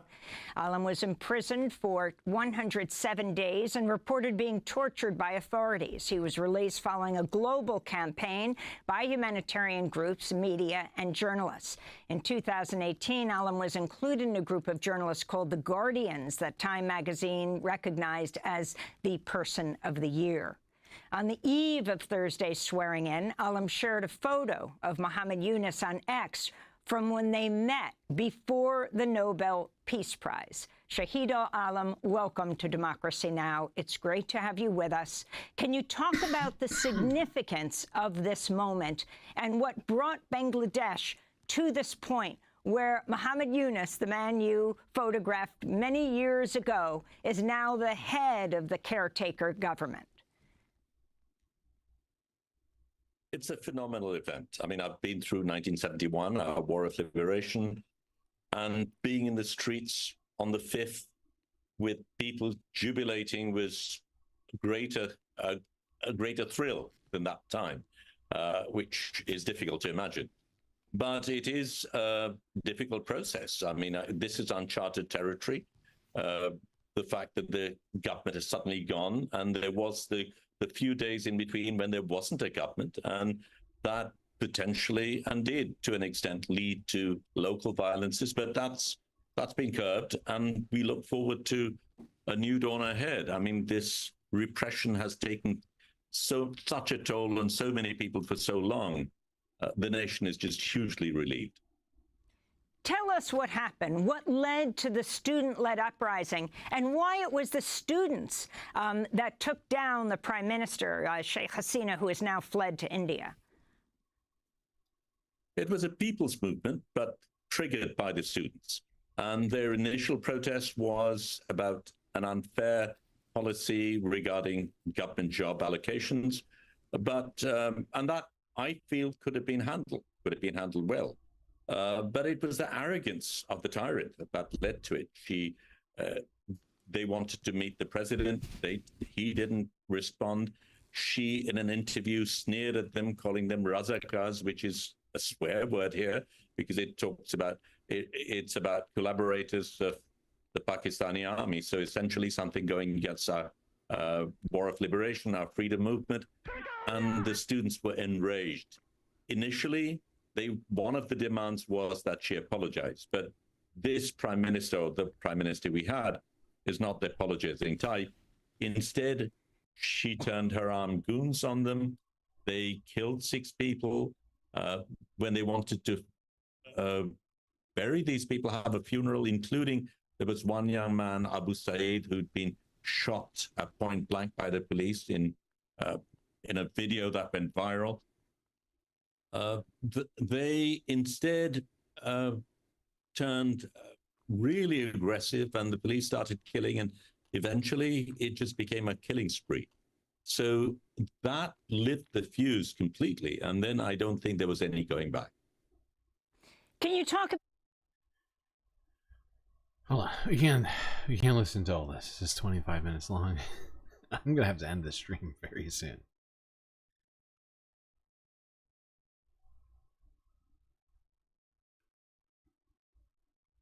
Because you might not know this, but if you stream for longer than 6 hours, you can't download it from YouTube. It's too long. Although I guess I could also, I am on Twitch. I could technically go over 6 hours and download it off of Twitch. Ugh.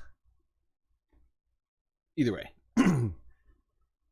That's the main concern, honestly. More than my sleep or anything else. Let's go here.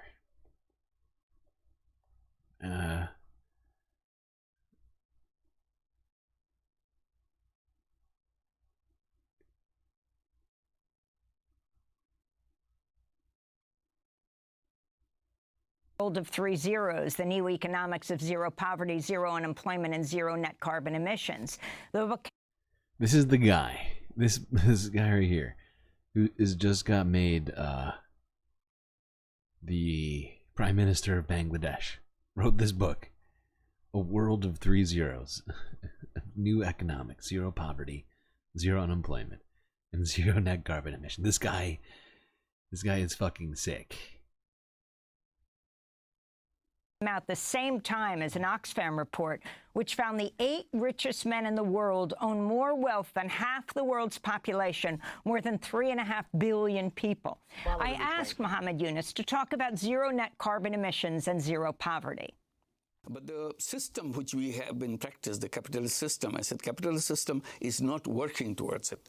It's a system which, as you mentioned, the 8 people owning more wealth than the bottom 50% of the people. It's a system which is like a machine which is sucking up wealth from the bottom and transporting it to the top. So the top is becoming a big mushroom of wealth. And then 99% of the people is like the stem from the mushroom hanging there. And that stem is becoming thinner and thinner. The portion, portion of the wealth devoted to bottom 99, or the 99%, we don't say bottom anymore, will become smaller. And relatively, the top becoming bigger and bigger. I said, this is a ticking time bomb. Anytime it can explode politically, socially, economically, and so on, we are not paying attention to it. Wealth concentration was going on ever since we introduced capitalist system, but this was not very visible. Today, it's becoming worse and worse. The speed of wealth concentration has become speedier and speedier. Years back, there was a couple of years back, there were 32 people who owned half the wealth of the bottom 50%, and now we have 8. Soon we'll have 5. Soon we'll have 2 people owning the whole entire world's wealth together. So those are the kind of things that threatening. If you when concentration of wealth takes place, it also the concentration of power. Wealth and power go together. So you control the government, you control the politics, you control the media, you control businesses, everything. So that's the kind of situation coming. And all the people at the bottom 10%, 20%, 50%, they will have tremendous anger against the way that's being done and how to express themselves. That will create the disstability in the society. That's Muhammad Yunus taking on capitalism on Democracy Now! In 2017, now just sworn in as the interim head of Bangladesh after a student-led uprising. In addition to Shahid Al-Alam, we're joined by Nusrat Chowdhury, Associate Professor of Anthropology at Amherst College, author of Paradoxes of the Popular, Crowd Politics in Bangladesh. Professor, you grew up in Bangladesh. You're speaking to us, though, from Northampton, Massachusetts. If you can comment on what Muhammad Yunus was saying then, presumably what he believes today, and what that could mean for the future not only of Bangladesh, but as a world leader for the world.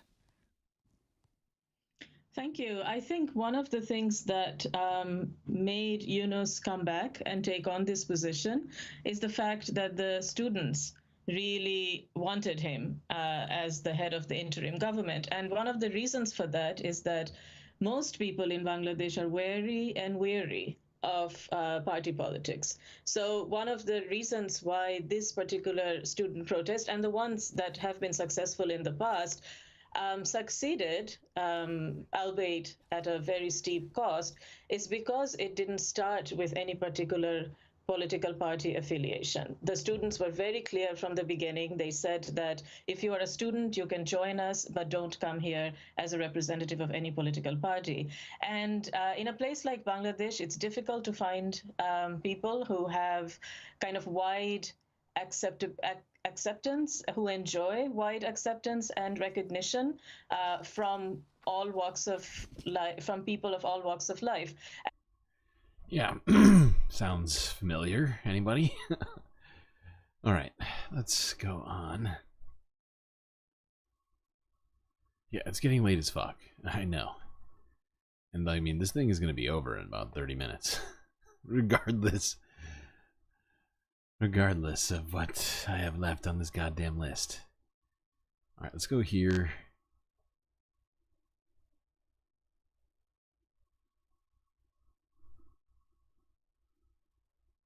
Ugh. We're gonna have to skip a couple, but let's just go straight to this. This will explain it all. Associated Press from a day ago.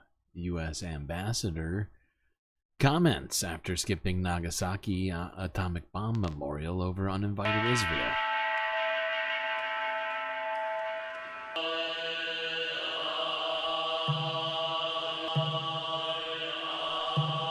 Here's Rahm Emanuel. A show of force and a warning. We remain ready to deploy on short notice to meet evolving threats to our security, our partners, or our interests. The U.S. Defense Secretary saying the country will deploy even more forces to the Middle East. It's a message paired with those sent by diplomatic channels for Iran not to escalate. The country to draw a moral equivalency between Russia and Israel, one country that invaded versus one country that was a victim. Wow, of course that's Rahm's take. There's such different situations, you see. Israel never invaded. I would point out, always never forget that Rahm Emanuel's father was a member of the terrorist organization, the Irgun. If you're wondering, you're thinking that sounds familiar, but I can't remember who that is. The Irgun are a terrorist Israeli organization. They are a Zionist terrorist organization. That's the only way to put it. That's exactly what they are. And that is Ram's dad. So of course, well, maybe not. That's not fair. Perhaps not fair, but Ram here sort of continuing in the footsteps of his father and justifying Israeli crimes and occupation and everything else. And the Prime Minister is in attendance. from NHK? Yeah. To draw a moral equivalency between Russia and Israel, one country that invaded versus one country that was a victim of invasion. ロシア、そしてロシアですね。それは侵略をしている国、イスラエルは侵略をされた国ということですね。それをですね、同じ同列に扱うのは。My attendance would respect that political judgment and political. Wow.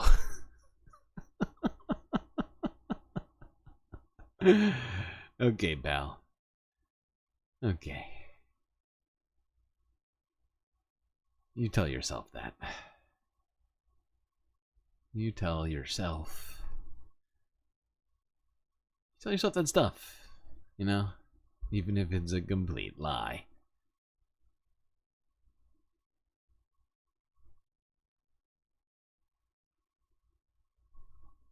To describe Israel as the non-invading party is utterly laughable, and it's so laughable that you ever like want to laugh so hard that you can't laugh, that you're just like it's just too funny, and laughing would somehow. Never mind, I can't do it. Let's go on. We don't have time for my shenanigans. Let's go to this. We're going to talk about Israel now. Speaking of which, let's go to Al Jazeera English from a day ago. Israel revokes diplomatic status of Norwegian envoys over Palestinian recognition. Illegal. So yeah, Norway recognized the state of Palestine formally, and now Israel is formally saying fuck yourself to its diplomatic envoys. Israel says it will no longer accredit 8 Norwegian diplomats based in Tel Aviv who deal with the Palestinian Authority. It comes after Norway's decision to recognize the Palestinian state. The Israeli foreign minister said there is a price for anti-Israel behavior when he made the announcement. Oh my God. Norway's foreign minister has released a statement too. It says... Anti-Israel behavior. Just recognizing Palestine's existence. That's illegal. You know what that is? Say it again. Anti-Semitogen. This is an extreme action that first and foremost affects our ability to help the Palestinian population. It shows once again that the Netanyahu government is actively working against a two-state solution. Today's decisions will have consequences for our relationship with the Netanyahu government. No. Okay. I think that headline says it all. Let's move it on. Yes, fascist. It's fascist and anti-Semitogen. It's unacceptable. Won't have it. Illegal. Now let's look at this. Global news from 2 days ago. Hamas appoints alleged October 7th plotter as new leader in direct rebuke of Israel. Direct rebuke of Israel. Everything about this title is hilarious, and this should tell you everything about what we're about to hear from Global News. They're about to really try and frame this one up for Israel here.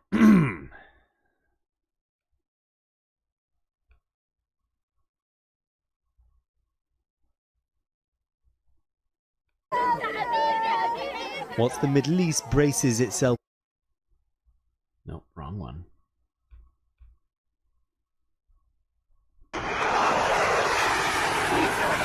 A show of force and a warning. And we remain ready to deploy on short notice to meet evolving threats to our security, our partners, or our interests. The U.S. Defense Secretary saying the country will deploy even more forces to the Middle East. It's a message paired with those sent via diplomatic channels for Iran not to escalate. The country promised harsh punishment against Israel for the assassination of Hamas leader Ismail Haniyeh while in Tehran, though Israel did not claim or deny the strike. The Islamic Republic only directly attacked Israel once before, but it telegraphed when it would happen, and Israel and its allies stopped it. The fear this time, Iran's strike will be painful and coordinated with its proxies. Iran-linked Houthis already struck Tel Aviv. Hamas still targets Israel, and the well-armed Hezbollah also has a vast missile arsenal. Clearly, the range reaches all of Israel. So I think there would inevitably be civilian casualties. A former diplomat warning Israel's defenses likely can't stop them all. The key to less violence could still be a Gaza ceasefire. This is the decisive moment. Oh, could it still be a Gaza? I've never heard anybody say it that way, aside from Global News. A Gaza ceasefire could be. It's always been that. It's literally always been that. The negotiations have reached their final stage. U.S. Secretary of State Antony Blinken says the decision rests with Hamas's new leader, Yatta Sinwar.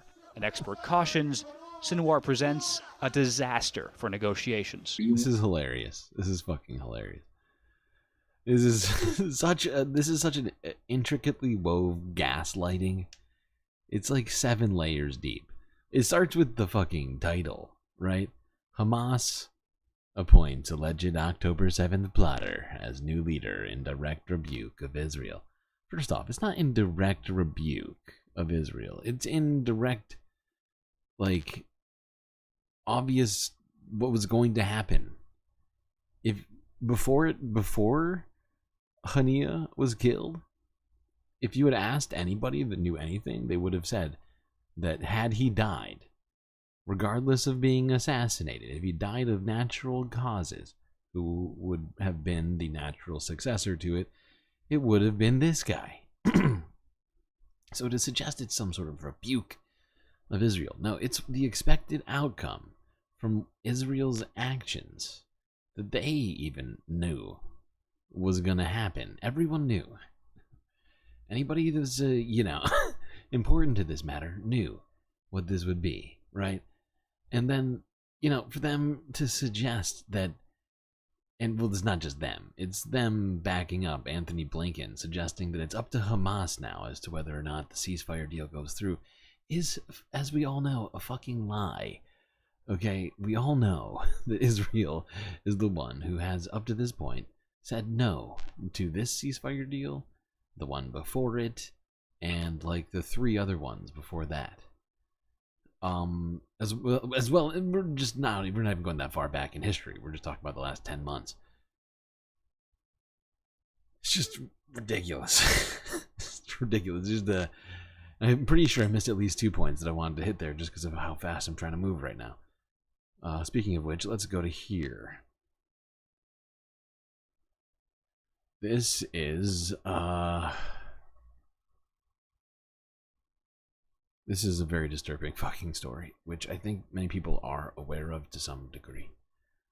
But the details that are about to come out with all this, and I'm just going to give you a heads up on this one. This is the final part of our, at least the title of our title topics, title topics. Yeah. The worst of them. Israel torture camps. And new evidence has come out about this. And this particular discussion we're going to have today, it specifically relates to the conduct of the 9 soldiers who were arrested and Israeli citizens have taken to protesting over their arrests. Let's go first here to Reuters, I guess, from 3 days ago. Israeli rights group reports systemic abuse of Palestinian prisoners. Cell phone video shows a Palestinian mother hugging her son, who was just released from an Israeli prison near Hebron in the occupied West Bank last month. Overwhelmed with emotion, she asks if she's really seeing her son.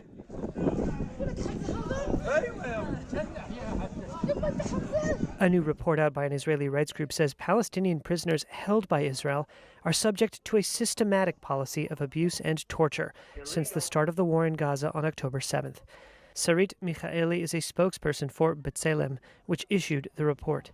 So the people we interviewed for the report have actually been released recently. So clearly Israel does not accuse them of anything, yet they still experience the same kind of systemic abuse and torture that all Palestinian prisoners experience now throughout all of Israel's detention system. The group said the report was based on interviews with 55 Palestinians from Gaza, the West Bank, and Israel, who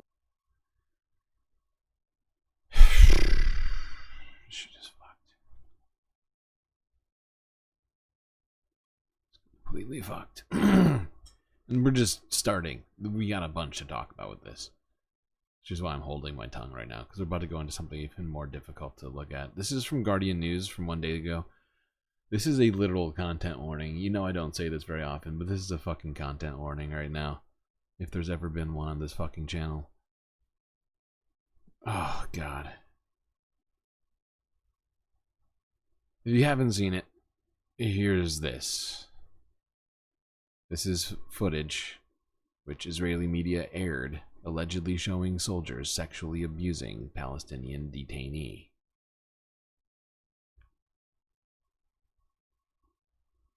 This is going to be real tough.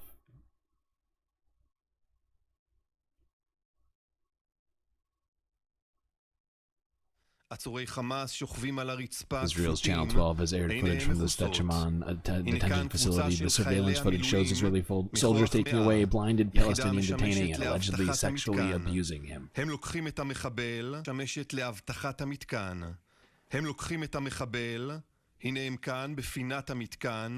Soldiers can be seen taking the detainee out of the sight of the surveillance cameras, but it's not really out. And we're not going to watch past this, but what happens after this is utterly just horrific, and I would not recommend watching it. It's disturbing, but it just we can't not talk about this. Oh god. Let's go to this now. Democracy Now! From a day ago. Welcome to hell.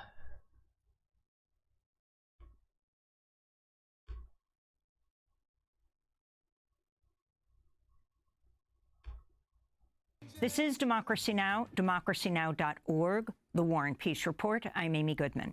Israel is facing growing condemnation over the torture and rape of Palestinian prisoners. Israel's Channel 12 News aired shocking footage of Israeli soldiers sexually abusing a Palestinian prisoner. The video shows a group of blindfolded prisoners lying on the ground inside a prison at Sde Teman army base, which critics have compared to Guantanamo. Israeli guards are then seen taking one man into a corner where the soldiers encircled him and reportedly sexually assaulted him. Israel's investigation of this incident is what led a group of far-right Israeli protesters and lawmakers to break into 2 military bases last week in an effort to prevent the soldiers from being questioned. Meanwhile, a group of UN experts has warned Israel's escalating use of torture of jailed Palestinians is a crime against humanity. The experts wrote, "Torture practices are irredeemably unlawful and constitute international crimes, yet form part of the modus operandi of Israel's notorious detention and torture system," unquote. Meanwhile, the Israeli human rights group B'Tselem has published a major new report documenting how the Israeli prison system has become what B'Tselem calls a network of torture camps. I want to turn to an interview conducted by B'Tselem of Ashraf al-Mutasab, a father of 5 from Hebron and a wedding band manager. While detained on the morning of November... Oh, this makes me so fucking upset. It's like really hard to listen to this, especially considering all the things that I've heard like they're just like echoing in my head. You know?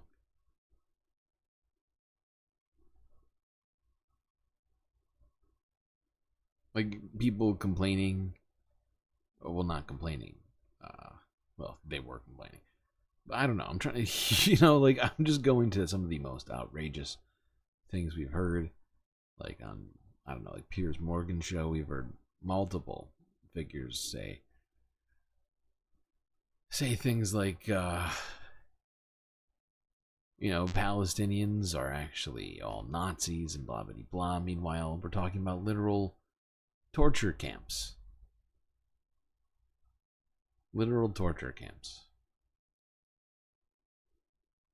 With no actual basis for any of the imprisonment aside for that one reason, to torture Palestinians. Not for crimes, not for being Hamas, not for any of the things that would make it even just, you know, not, the fact is you can't even legitimize the torture, but at least the imprisonment, right? You might be able to some degree, for a couple people. But the fact is they've just been taking Palestinian civilians indefinitely. And the fact is like it's impossible to even justify what I just got done saying with regards to like, because like the fact is you know, Israel is illegally occupying all of this. So no, they can't actually imprison people. I take it back. No, they can't imprison people. They definitely can't torture people. And the fact is, you know, like I am just sickened by this, like how a place such as, you know, we just saw a video of how it could exist is just, it's abhorrent to me. Like this is sorry, but this is tough. Fuck, we have 15 minutes until we get to 6 hours. It's bad. 18th last year, Ashraf had prison guards storm his cell he shared with other men, claiming they were looking for a radio. One morning at 6, they raided our cell. About 15 guards with a monstrous dog. Sometimes they made him attack sensitive body parts. They attacked us all, kicking us and hitting us with sticks. I was leaning against the wall behind others in the cell. They started kicking me in the neck and ear. Unfortunately, I got a very hard blow to my ear. I've completely lost my hearing on that side. I got 4 fractures in my back ribs, 3 in my chest, and fractures in my hands and other body parts. In another... Oh, God.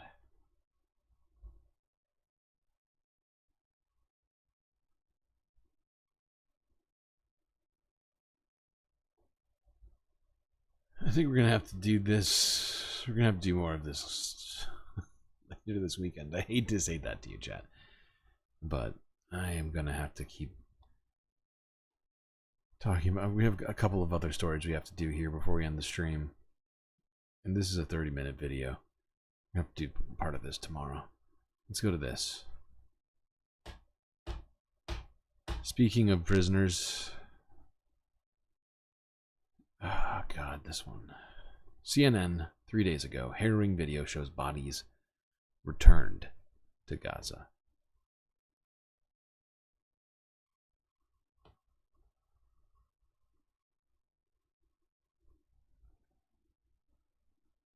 Yep, this one's disturbing too. They're all disturbing.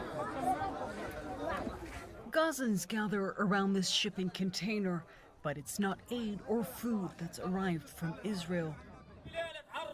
It's dead bodies, the decomposing remains of 89 of their dead, handed back by the Israeli military on Monday. Who they are, how they died, where or when, no one knows. We were surprised to find that 13 bodies in the form of bones were placed in one bag. Dr. Mohammed Al-Mghir says the so that fuck? the bodies in this container were killed. 13 bodies? Bones from 13 bodies all just put into one fucking bag like garbage? That is disgusting. 3, 4, or 5 months ago, and others more recently, he says. Through the stench of death and with the little they have, forensic teams do what they can to try to identify them, but most are unrecognizable. Still, they try to document whatever they find. As a new mass grave is dug for the unidentified in a cemetery where the displaced living and the dead exist side by side. It's fucked up. I'll bet a bunch of those people were prisoners. And then my guess is those bones were from graves. Raided graves.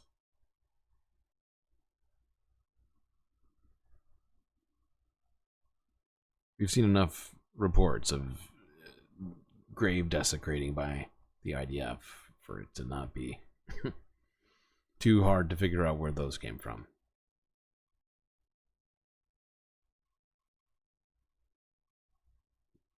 Oh, I'm sorry, I forgot to say it. I said it, but I didn't give you applause. You just got through the penultimate video of the stream. Great job, everyone. Let's go here to BBC News from 17 hours ago.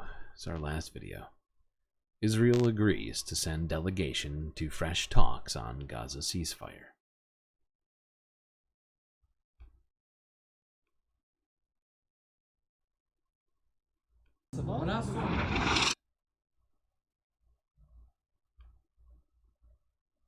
Israel has agreed to send a delegation to a new round of negotiations on a ceasefire and hostage release deal with Hamas.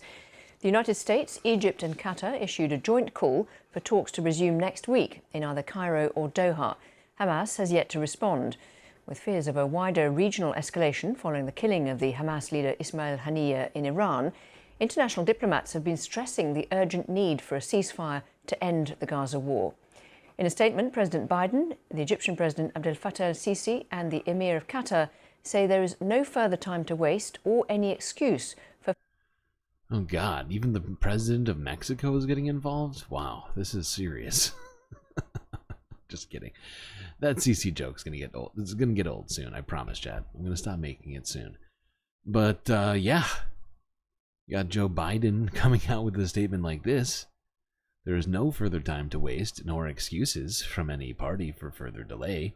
It is time to release the hostages, begin the ceasefire, and implement this agreement. That is a very strongly worded letter. Not gonna lie. I do like this tone. By the way, I know you have 50 likes. I forgot to roll the dice for you, but unfortunately, the screen is stuck. That's a Captain Planet. So you have a Captain Planet for next stream. Good fucking God. Well, there we are. Israel has agreed to send delegations to more ceasefire talks. Will they be fruitful in any capacity? Who's to say? Not me. I don't fucking know.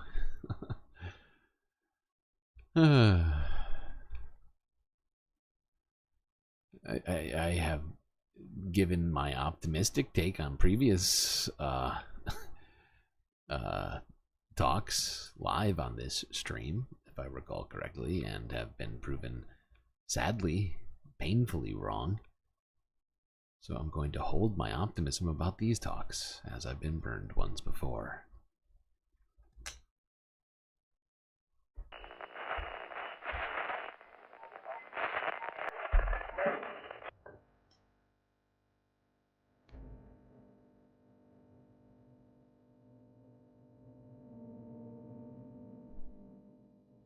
Well, chat, we got through another one together.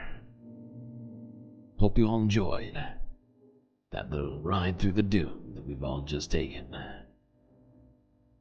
That's gonna be it for me tonight. Till I see you next time. You stay classy, Galactic Stream Nation.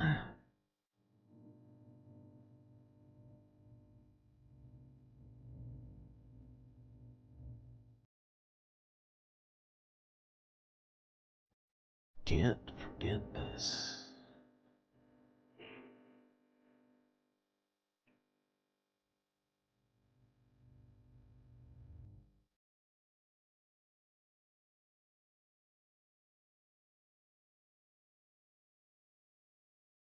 These are your galactic patrons.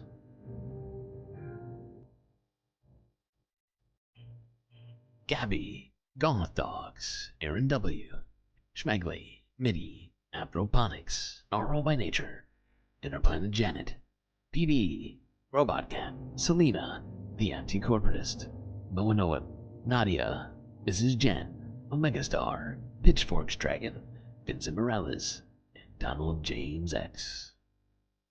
You too can help make this show what your eyes and ears just got done enjoying become a little bit more galactic on Patreon.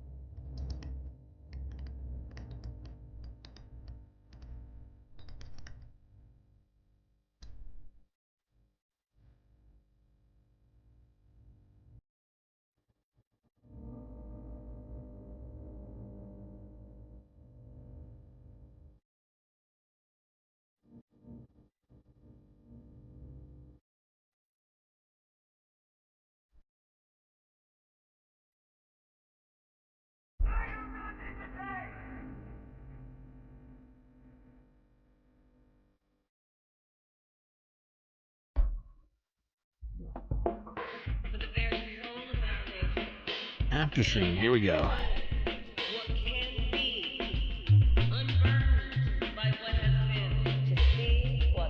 By the way, if you want to spread the galactic love further this evening and or day, you can jump on my Twitch, where we'll be rating another streamer at the end of this super secret late night after hours galactic chill stream. Press 2 for duck.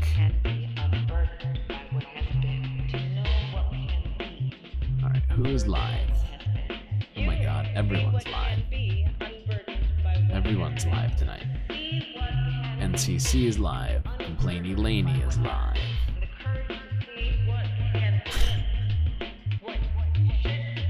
Adrian Vixen is live. Who do I pick? You know what? I feel like NCC is who I should raid. Mostly because she is always, well, not always, but has on multiple occasions rated this stream on YouTube. And I never have any way of rating her on YouTube, but you know, I'm gonna do what I can here. So yeah, hold on, I gotta switch the scene.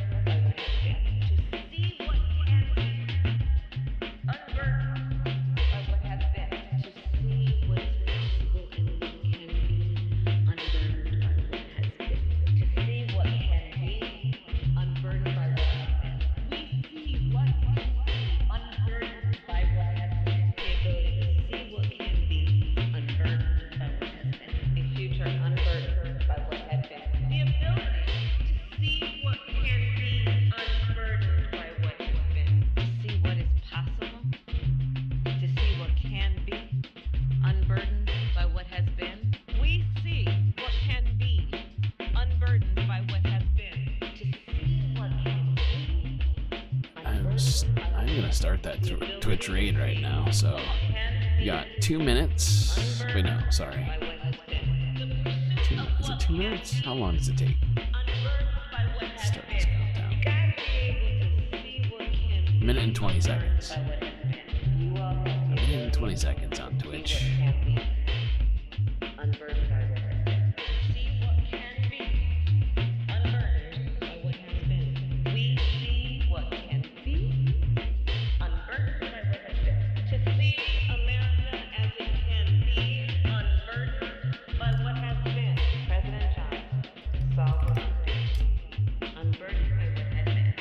There's a Twitch link there.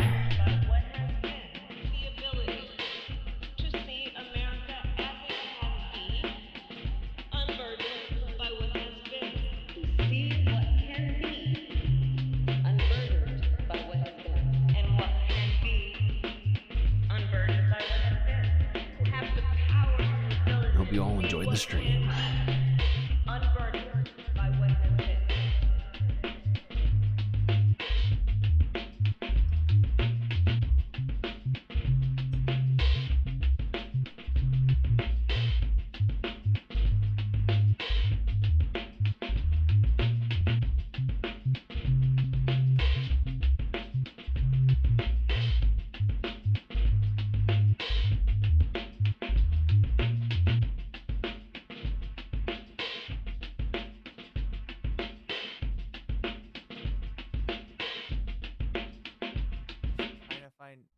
Trying to find magazines.